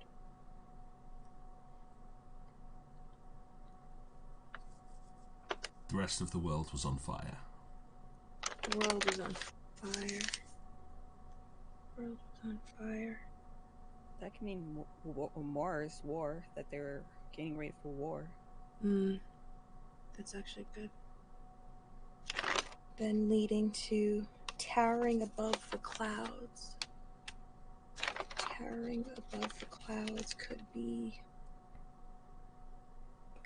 Mercury reflection. Or it could mean rebirth. Unless... No. Neptune still had to be in the middle.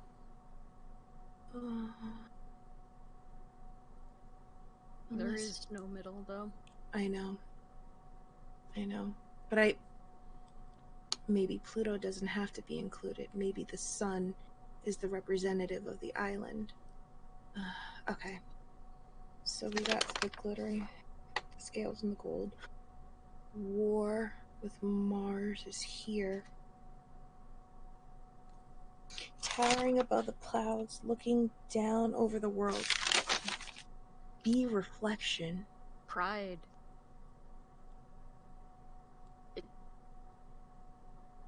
And then Pluto for rebirth. Okay, that's the order you're going to put the discs in.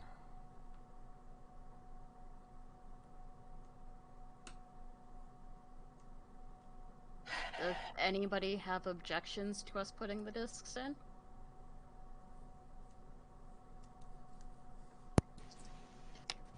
I hardly imagine any insight from me will help any.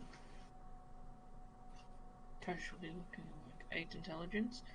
Reflects me as well. I think I also have about 8 intelligence. Mine on stat too. Then, unless somebody actively objects, yes, That's it. we will. Okay. So you start to pull the discs out and slide them into the little alcoves for each of the symbols that you've pulled in. When you slide the last one into place, a faint glow appears behind each of them. But then disappears.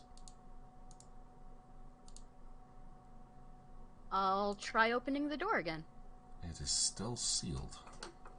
The order's wrong somewhere. I wonder if we move out. Which one was this? This was Saturn, was this? Right here? Is that Saturn? Nope, that one was Venus. Venus. Venus.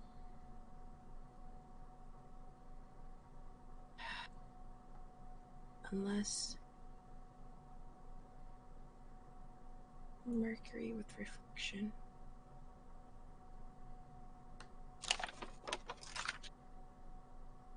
Looking down over the world.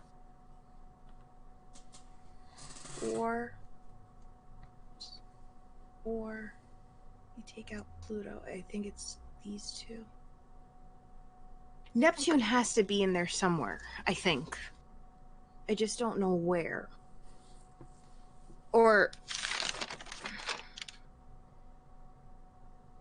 unless Moon goes with Mars for death, and then Pluto goes for reflection. Oh, hang on, I'm just getting a call.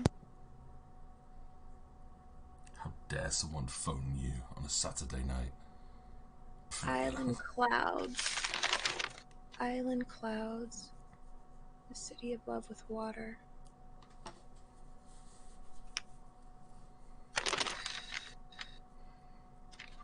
Would clouds represent Jupiter, though?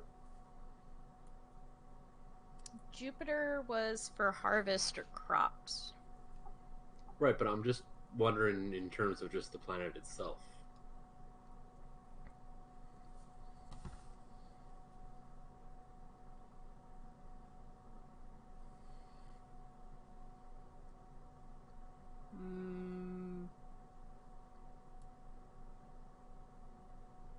Again, not entirely sure how much this world has observed the planets in that regard. Yeah, you'll remember that Tail always referred to all of them as gods rather than as planets. Gotcha. I just figured to use like our own mythology as a basis. Because they're not worshipped as gods, as far as you're aware, but that's what she called them.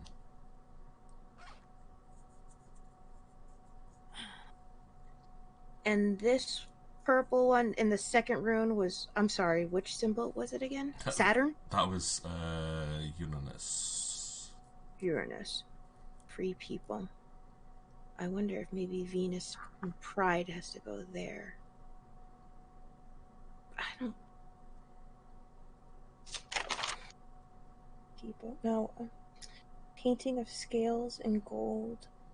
Red flags with pennants being flown as war. Towering above clouds looking down over the world. It could be war or it could be reflection. Or the last one. Maybe Pluto doesn't belong and maybe it's supposed to be Mercury in reflection of them looking down over everything as a reflection of what they've done. And it looked like that. Is that what you're going to try?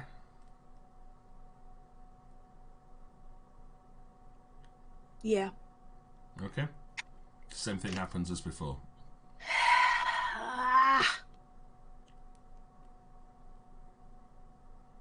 There's no snow! Okay. There is no snow. This is not a world with snow. The only other thing I could think is take out the sun and put Neptune there.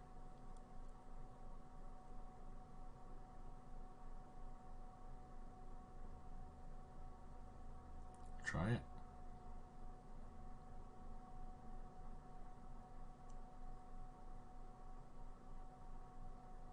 It won't let me move Nope. anything. Oh. Okay. Ah, so the sun is in the right place. Yes. Yep. I'm being nice to you guys. I Okay. thought I'd give you like a little hint. The ones in the right place will not move. Okay. So. Okay. Okay. Let's. Okay, so we said this purple one was Uranus, right? Yeah, that is correct. This one is Mars, which makes No, this it's one. not. That was Venus. That's Fuck Mercury. me. There you go. There you go. Fail Thank as a Sailor Scout. Yeah, you just failed the Sailor Moon test. They're not.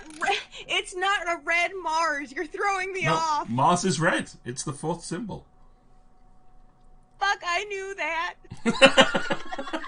Man, I don't Uranus know. is purple. Okay. Yeah. So, king and queen with people. King and queen with people. Shaking hands. Maybe that one's the reflection. Welcome back, Sage. So, you're saying Mercury here? Yeah, and the second one. Okay. And then Mars was the red flags of pennants being flown. Pluto doesn't belong in this last one.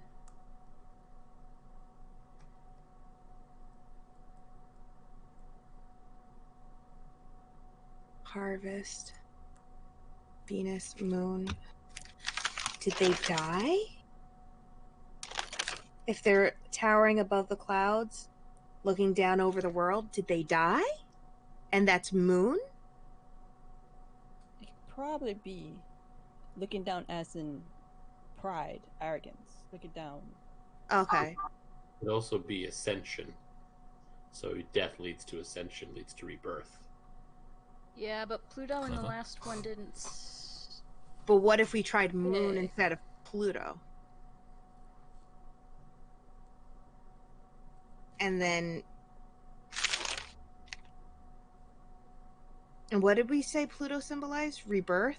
Mhm. Yeah, new life, rebirth.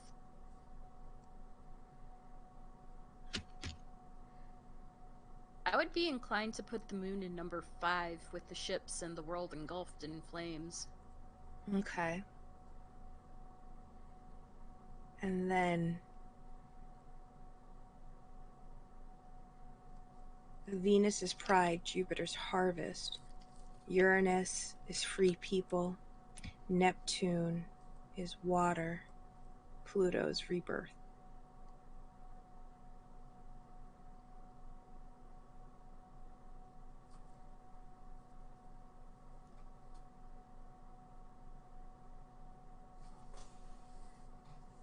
I still want to lean pride. Let's try it then. Give it a whirl. Okay. You slide them in. Same glow as before.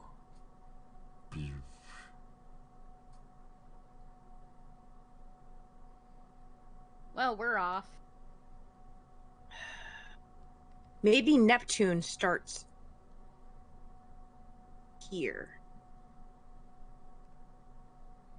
Maybe Neptune is supposed to start here.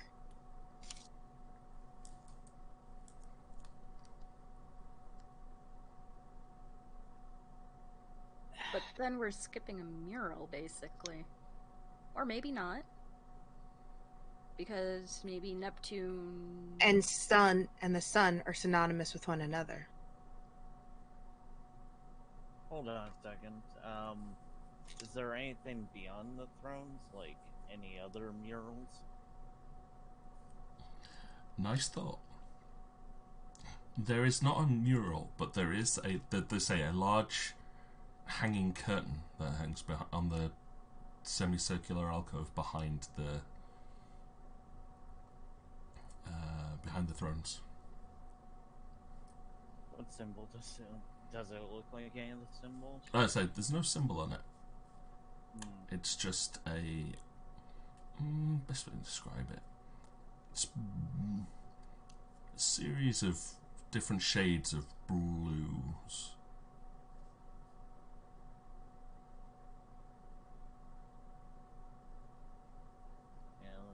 closer to telling me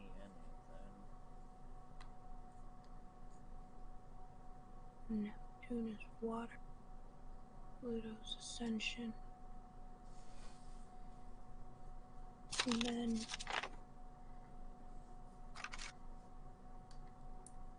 the free people of Jupiter. You mean Uranus? That was complicated, but they're not free people. What happens if we put it in this order? Same glow as before. Door is still sealed.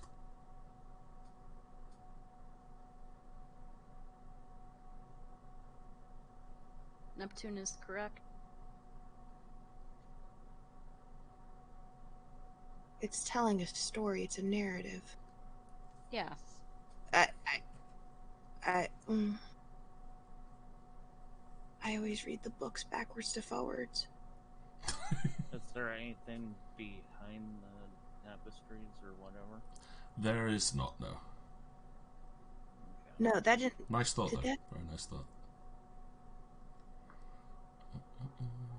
I'm trying to think of something because otherwise, Coffin's walling and just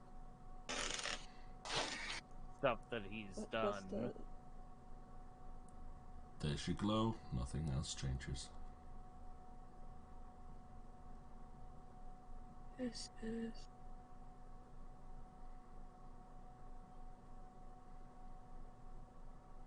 Oh wait, this is.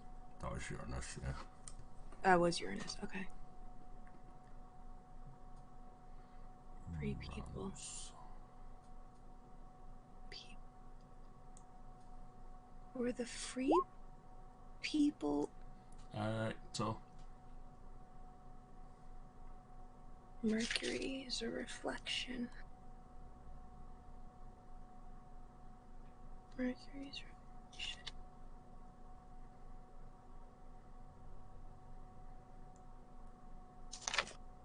King and queen with people.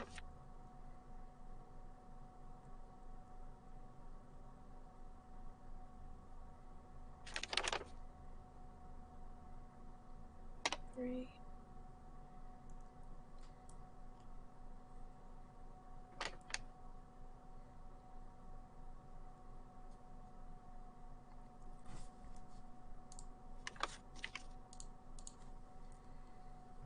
there's a globe.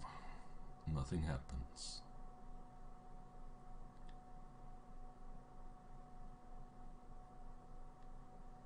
What was the second mural again? The king. The second mural was of the king and queen shaking hands, towering over images and crowds of nobility.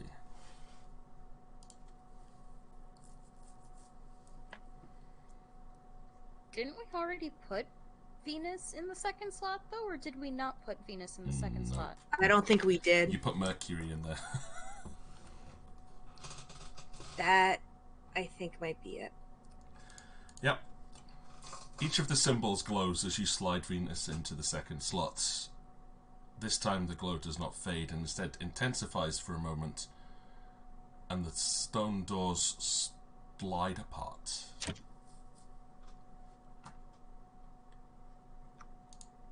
Ahead of you lies a circular chamber. The walls in here are smooth marble.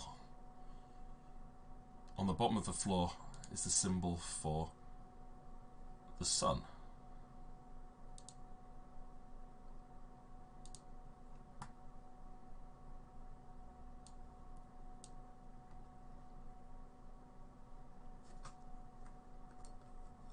Doesn't appear to be any other doors from this room. Well, what's on the walls? Nothing, it's just pure white marble. And the symbol of the sun again was just island, life, Light. refuge. It's an island or light, or the center of all things.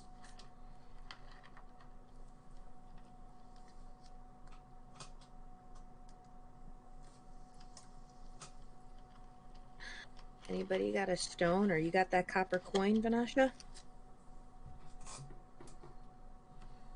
She'll pull her coin back out and light it back up. Okay, you cast light on a copper coin. Into the center? Mm-hmm. You toss it into the center. Yep. It lands into the middle of the room. And there is now light in the room. Shit. That seemed too easy. I was so ready for it to be a Fifth Element thing. I was mentally prepared for it. Right, Torrent's back. They solved the puzzle by putting the last one in. The doors have now opened into a circular room, which is only a few meters across. The walls are made from appear to be made from marble. They're white and smooth with no other distinct markings. On the floor is an engraving of the sun symbol, which we said was synonymous in present times with either the symbology of the island, something in the center of all things, or light. And yes, Nebula's definitely the fifth elephant. I'm pretty sure that was a. Well, they all had to like correct. put like earth on one of the stones. They had to put water on one of the stones. They had to put fire. Oh, that was in the fifth element by Luke Besson. Yes. But the fifth elephant, I believe, was a book by what's his name? Guy that did Discworld. Why's my brain no work? Who wrote Terry Pratchett. Yes, Terry Pratchett. I don't know why I forgot that name. Yeah, I think the fifth elephant was one of his. Yeah, it was. Yeah. I looked it up, so that's. All right. Okay. Yeah, I don't know why I forgot. I think I'm just tired. I've been awake for God knows how long today. Yeah, it's Terry Pratchett, definitely. Can I detect magic in the room? Yes, you Please? can. You cast detect magic. There is magic in this room. This room is filled with magic. You keep concentrating, and you will discover a conjuration aura. Oh, it's another teleporter. Do you perchance see Ty Allen here? Nope. She used it already. Tor picks himself up, having fallen to the floor when the door opened. Tor picks himself up and is now looking around the room going, okay. Would I be able to use the magic device? Yep, you can do. I'd like to go back to my forest now. Okay. Beatrix will step into the room, look around for a little bit, and then almost with an inkling, we'll just go, and then she disappears. Not again. God, do we all have to do this? Yep. Ah.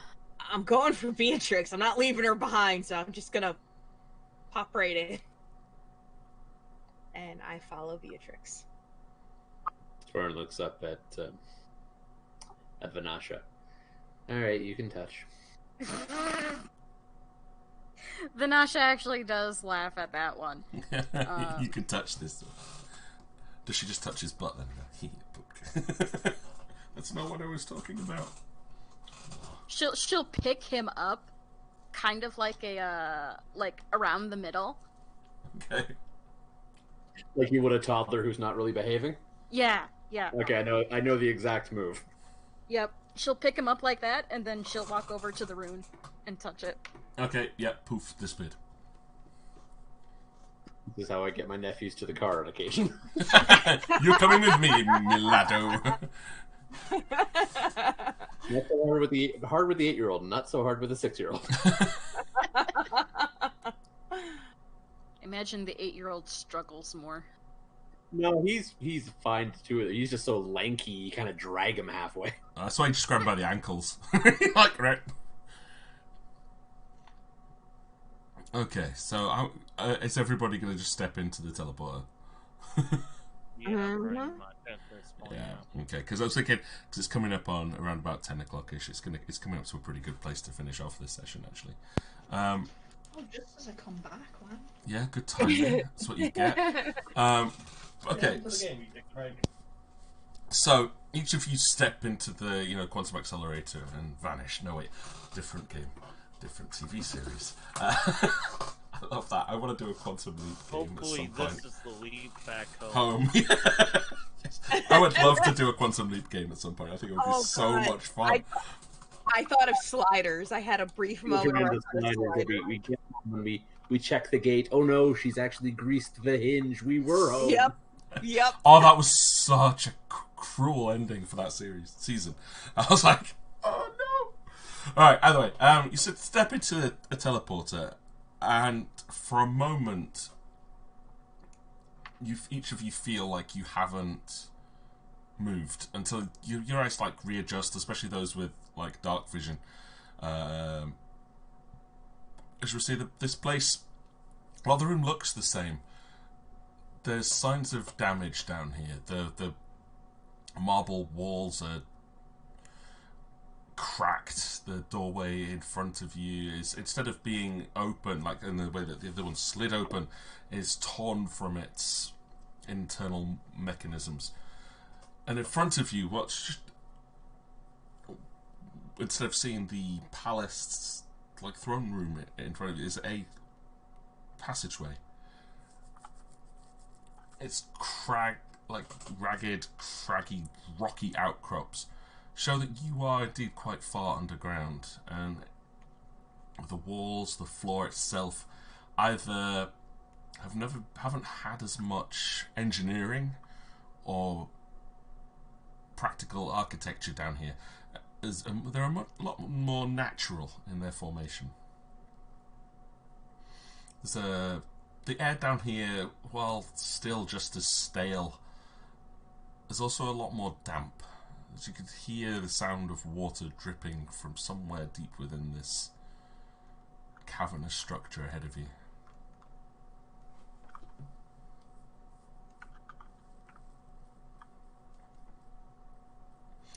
I'll pass Torin a lit coin.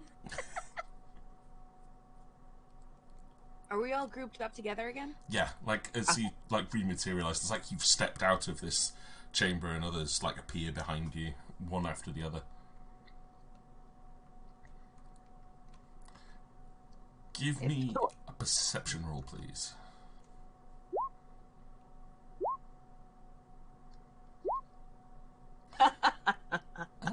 It's Vanasha this time. As people are stepping out, like with your dark vision, your eyes have adjusted much quicker to this. You will spot against one of the rocky crags on the wall appears to be a scrap of white cloth, faint traces of blood along its side, and you recognise this as possibly being the same material that Tael was wearing. No! How dare you? Torin's still underarm but holding the coin. She'll walk over to the scrap of white cloth and pick it up and sniff at it. Okay. How fresh is this blood? It's still wet. No. It's not like it's not like offering rest. it's not soaked in blood. It's just like there's a trace of it along the edge.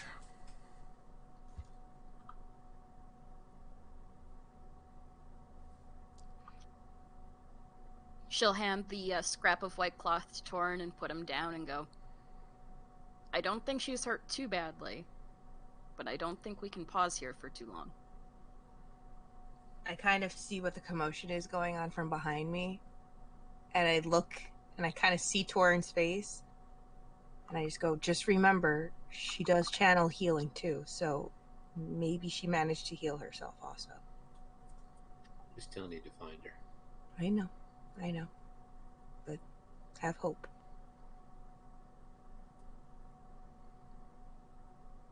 That's basically all we're hanging on right now.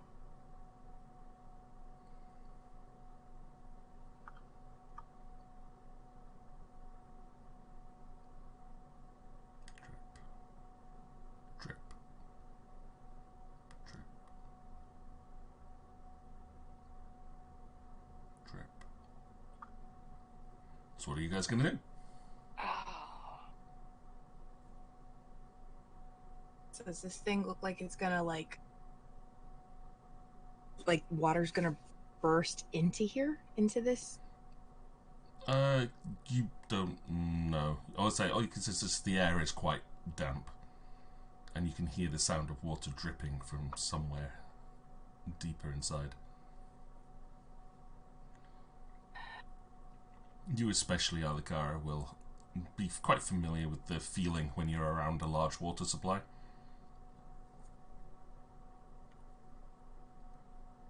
Definitely near a bigger body of water. I can hear it.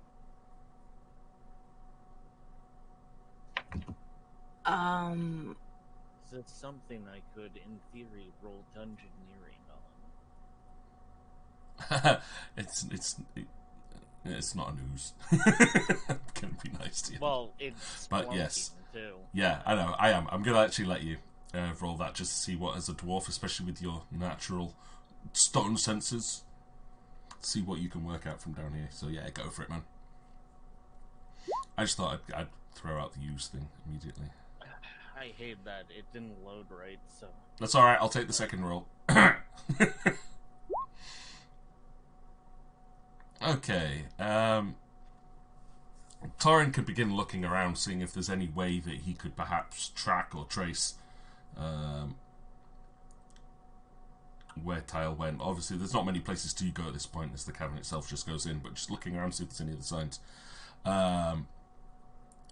What Coffin will get from this, again, it's definitely a natural structure, this one.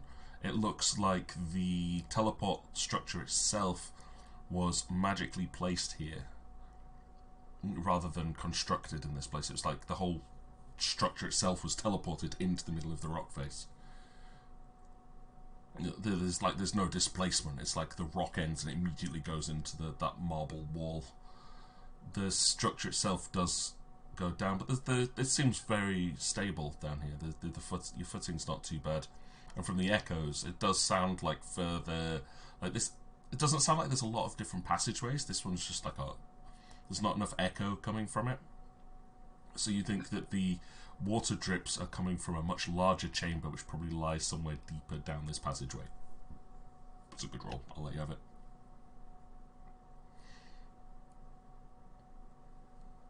Yep.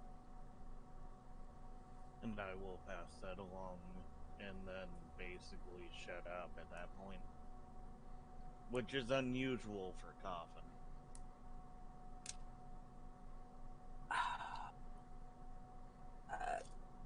Quietly, Alikara just starts kind of meditating and praying to herself, seeing if she can feel any semblance of Auril, even though she knows Auril's not present here. Yeah, if that water... This is not an oral sanctified place. No. And she kind of just feels defeated by that, but the fact that water exists here gives you a slight feeling of peace. There isn't... Because for even beneath such evil, the blessings of water can still exist.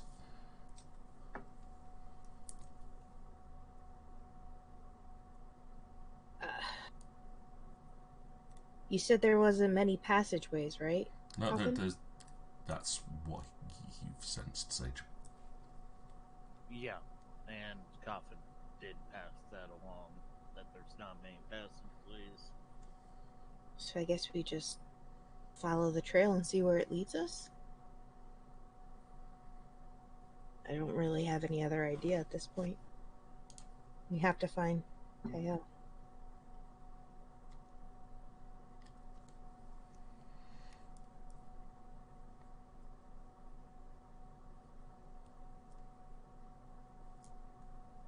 Okay, I think I might, because there isn't anywhere else really to go. Once you guys decide to go down here, I'm going to play the end cutscene for today's session. So let me know as and when you guys are ready.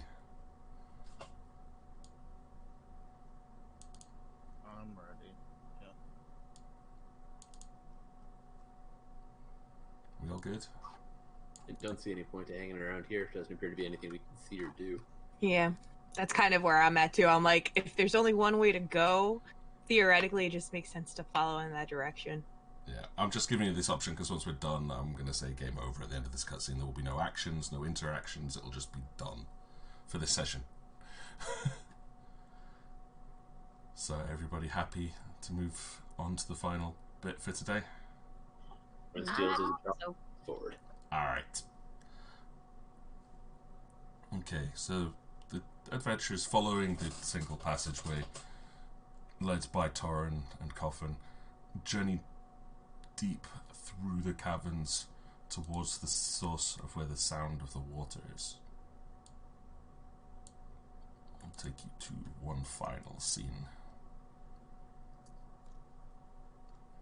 As you come out at the end of the passageway, you will see in front of you a large dome-shaped room, circles of platforms and chained-off gates, guarding off small pools of water which seem to reflect like down towards eternity. There's no bottom down there, and instead of darkness there is only light which reflects up underneath, illuminating the entire chamber. In the centre of this room you will see a gigantic crystal on an altar of sorts. At the moment dull, lifeless, no colour, but in front, I'm just going to see if this scene makes sense for a second.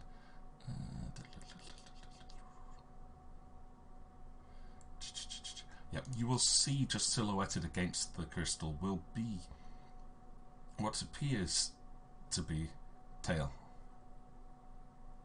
Her arms outstretched and chained to the side of this giant crystal, and a single figure stood staring towards her from the opposite side of the room. Walking towards her, as they just go into a little cutscene here. Says, the king's eyes close for a moment, savouring every instant of his toy, her every movement, every sound, every sweet smell. Small puddles of drool form at the man's feet, his old racked body glistening with streams of saliva that pour from his gawking mouth. He leers with such spiteful lust it would drive terror into the heart of any being. Now, he slobbers, his dry lips slurping against his own frothy secretions. Make it work. The old man's head tilts back as he laughs maniacally, his cackled voice echoing through the chamber as the gems from Tail's body illuminate the room, burning like individual suns, small beams of light spraying like morning sunbeams, veritable disco of coloured light scattered by the large egg-shaped gem that stands proudly in the centre of the room. As each of you watch this, potentially drawing your weapons and charging forwards to rescue the fallen princess, who you've come to grow quite fondly of, beams of light scatter from her body, fracturing into a multitude of spectral imagery. The old man cackles with delight, his skinny torso rippling with the ecstasy of the display before him. Rising up, he stands tall, a mere shadow of the man he had once been. His rough clawed hands tear at the flesh of the girl's back as he holds her tight, burying his bristled face into her midriff. You are a dream, my dear, and forever shall we dance in this dream of madness. You are mine, now and forever. The world seems to stop, as if frozen in time, weapons half unsheathed, arrow flying through the air, suspended in nothingness. His warm breath chills the air with its foul stench as his wicked tongue glides against that which is now his. The room itself almost seems to revolve around them with a gentle hum as the magic slowly wakes the ancient device that has laid dormant for unknown aeons. The Dreamstone has awoken.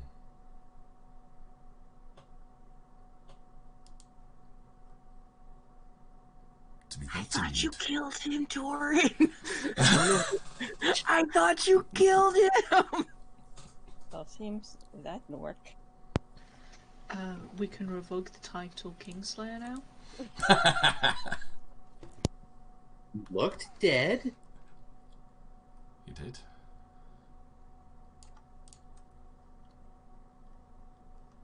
But there you go, guys. I hope you enjoyed today's session and look forward to the continuation next week. I'm feeling really awkward right now, just because I caused a lot of things to happen. I only have one spell slot left. Oh shit! Fuck! Fuck! Oh, shiitake mushrooms. I just realized that. Okay. Okay. Alright, I still got some icicles, I think. I think you do, yeah. One or two. Oh, shit! I might have to be able to get an arrow shot to hurt someone this time. Oh no! It's a dreamstone! I hate those! That's why I never pick them up at Walmart. I love Shit. gemstones. I do too. I don't mind dreamstones all that much, but oh shit. Okay. I actually don't know what those are. It's because you're so At young. least not off the top of my head, at the very least. I'll have to find you a copy of it so you can watch the TV series and then watch the whole thing. I'd put the music on, but, you know, DMCA stuff, I'll avoid it. Yeah. It's got such a good opening.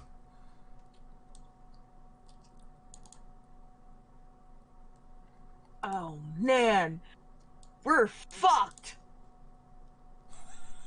Wait, do we have the goldfish companion, dude? Do you have the what? The goldfish companion. Do you remember the dreamstone with the little Oh goldfish? yeah, the guy? one that would fly. Yeah. Do we get him? Do we get him? No. All I remember is the day that everything I knew in life was a lie.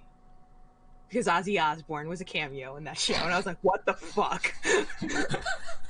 This isn't real anymore. Was he one of the nightmares? I think so, yeah.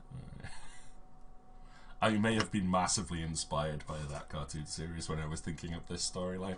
Oh my god, I haven't seen Dreamstones in forever. That and what was it? Pirates of the Lost? Was that those Pirates of Dark Water. I remember that. That's it, Pirates of Dark Water. So I love that. I've got the comics of that still somewhere. Vince is still upset about that one. He was like, that was the greatest fucking series of all time. How It was dare very they? good. He was like, I can't believe they took that from me. Wow. So, plot twist. He's not dead. I'm glad we didn't tell her that he was dead. Because that would have sucked and been like, psych. Oh. My bad. No, she just got kidnapped by him. He finally found her. Really? We let him in here. I think a certain halfling should have kept a better eye on his charge. To be fair, Zombie Mom came alive. Zombie Mom did come alive, so everyone in favor for blaming this on Coffin? Agreed. And the thing is, you put the ring back and didn't pick it back You up did again bring it afterwards. with you. You could have had a ring I of was protection waiting for plus you to one. take it back. Yeah, or even then go and loot the Queen's corpse as well. She had a ring on her as well. He thought about it, but he didn't want to die in the immediate. And as I said, he was quiet for a reason, because he just basically immediately regretted picking up the ring. So he's like, the ring's not worth it to me. Turns out the king and queen were swingers. There's two more, just to be in case you try and steal all the rings. Hi, baby. The cat just woke up. She's like, Mommy, what? Dreamstone? What's going on? You dreaming of me? No, Arya was dreaming while we were doing this entire session. I had no interruptions from the cat. Oh man. Nice. Cool. I need to cool down a little bit because I don't really do that inter-party stuff. That is gonna make for an interesting journal post this week. Let me tell you, folks. Oh yeah, I'm looking forward to seeing what you guys write up. No, Oh yeah. I'm Oh, not yeah. gonna look then. You might not want to. You might want to hold off on that. I don't know. I've been thinking about the journaling, and I just don't see Torrin as the kind of guy who would journal beyond getting what his kills are, because just the way he is. That's perfectly fine. That's fair. That's the moment, right? Yeah. that's decidedly up to you and how you choose to control Thorin. And it can also just be like a player journal if you want to just keep a record of what you've experienced as a player. For me, the whole idea of the journals this time, like I'm not granting experience for them. I think it's just a really nice record of the game. So you don't have to do them. There is no pressure for it. And anyone that has, I'm really grateful for, because I just love going back and reading these things and going, oh, damn, what was I smoking when I came up with this? Well, that does make me think, how much experience did we gain for this session? None. You didn't kill anything. None? No, I'm joking, man. You killed, like, skeletons, which are, like, difficult. Do you know what the challenge rating on a skeleton is? Yes, I do. It's a third. 0.5? Not even that, it's 0.3. King and Queen had to be worth something, though. Yeah. Alright, okay, experience. You lost all the experience the minute you touched the ring. No. Let's have a look at the experience tables. Like, even the loot that I had prepared for you, you guys didn't take it. I'm disappointed. I think we all got scared at that point, and we were like, oh shit. Right. You keep yelling at me not to touch things. Okay. Yeah, and it Maybe you'd came to a learn. You point killed that, 4 skeletons, I think. I think there's 4 skeletons in there. So that's going to be...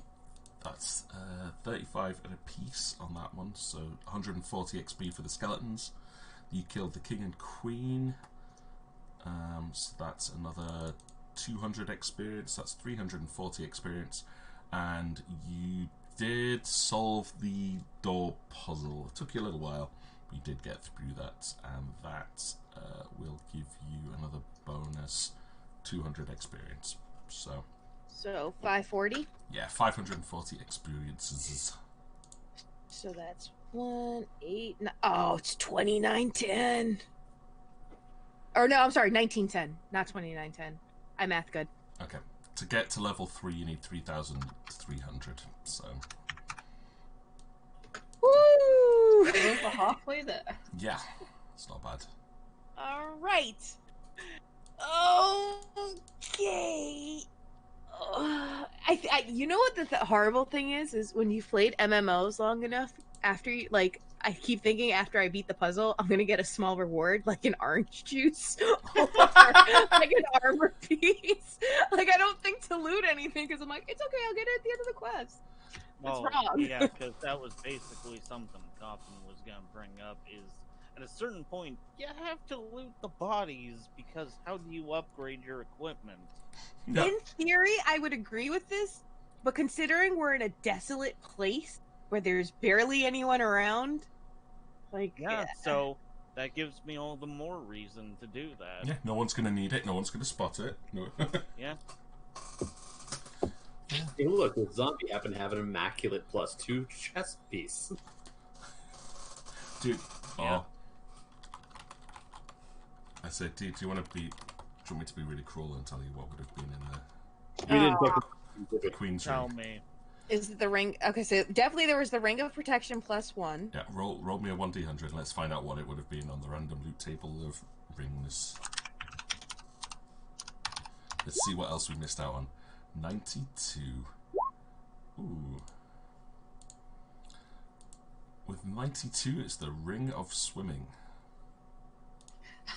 Yes. Very useful. I could have It used is. it on -1.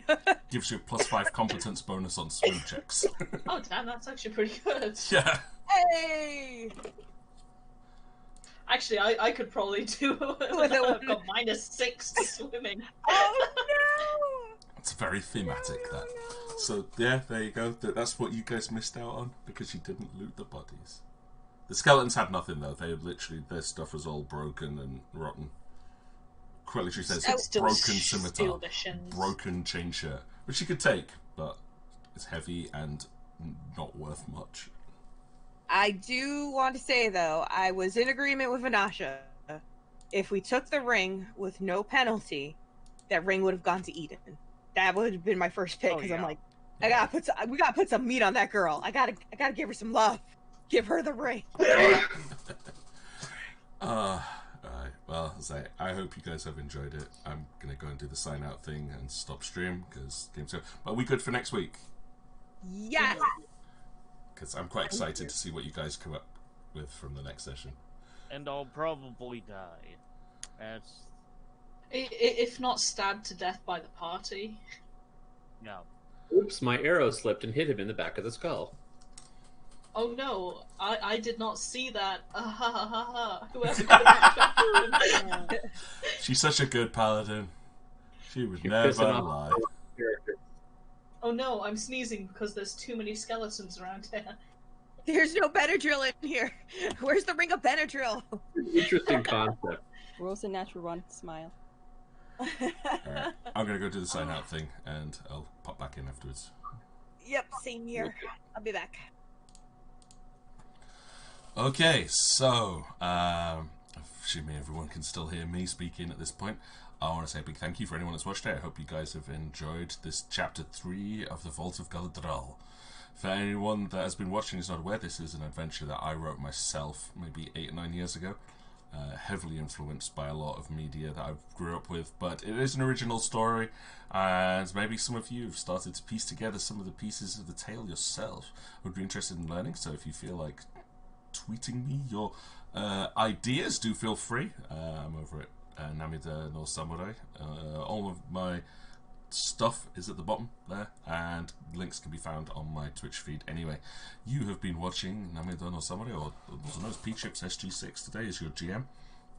But there's been quite a few people here that I'll be giving shout outs to as a big thank you to the players in the story. So first off, even though she doesn't stream so much now, there's the occasional special occasion, so we'll give a big shout out to Pete. Where is it? Oh, it's which one is it? Is it Slash? I think it is. Maybe it's... Oh no, it's exclamation mark. So we'll go for Pizza Maid first, who was playing Alikara, our group's cleric. Some very good problem solving skills there. Give a quick shout out to Jaina Bay, who is playing our bard today. And when she streams, always worth watching. Hopefully we might be able to persuade her to do something on Sunday. We'll see. We also have, there's a lot of people to give shout outs to here. We have Ash Reaver, I think I've spelled this right, I hope I have, who is playing as the Paladin today. Again, just hit affiliate, so keep giving her some love there. Definitely worth a good watch. There's a lot of console games going on there until she gets her rig up and running properly. We have the lovely Eden, who was playing our Sorcerer, Eden on Earth. Again, always a good watch, usually my go-to on the evenings. And the last one, I believe, at least out of this group, is, let's see if I can spell this one right as well. Tor, how do we spell your thing? Is it Tor versus Games, I think? I hope I'm spelling this right. Tor versus... I'm not, I'm going to spell this one completely wrong. I know I am. Oh man, where is it? Where is it? Where's your username? I want to make sure I get this right at least, because these people, as the game wouldn't be as it is without the players. So very, very grateful for each of these, as we're going to a big turning point in the campaign now. Some of the secrets have been revealed, and hopefully over the next session, a few more of them will start to make a lot more sense. It's 12 versus Gaming, that's why I wasn't getting it. So I think this is the last one. There we go, fantastic. We also had the fantastic Sage playing as our Thief Coffin. He doesn't stream, but please do give him some love next time you see him in one of our many streams or chat channels. We will be continuing this game next Saturday at 6 PM UTC, where the game will take a slight turn from here, which I am excited to see how the players react, and many of the secrets which have been brought to light will slowly start to make a lot more sense in the next session.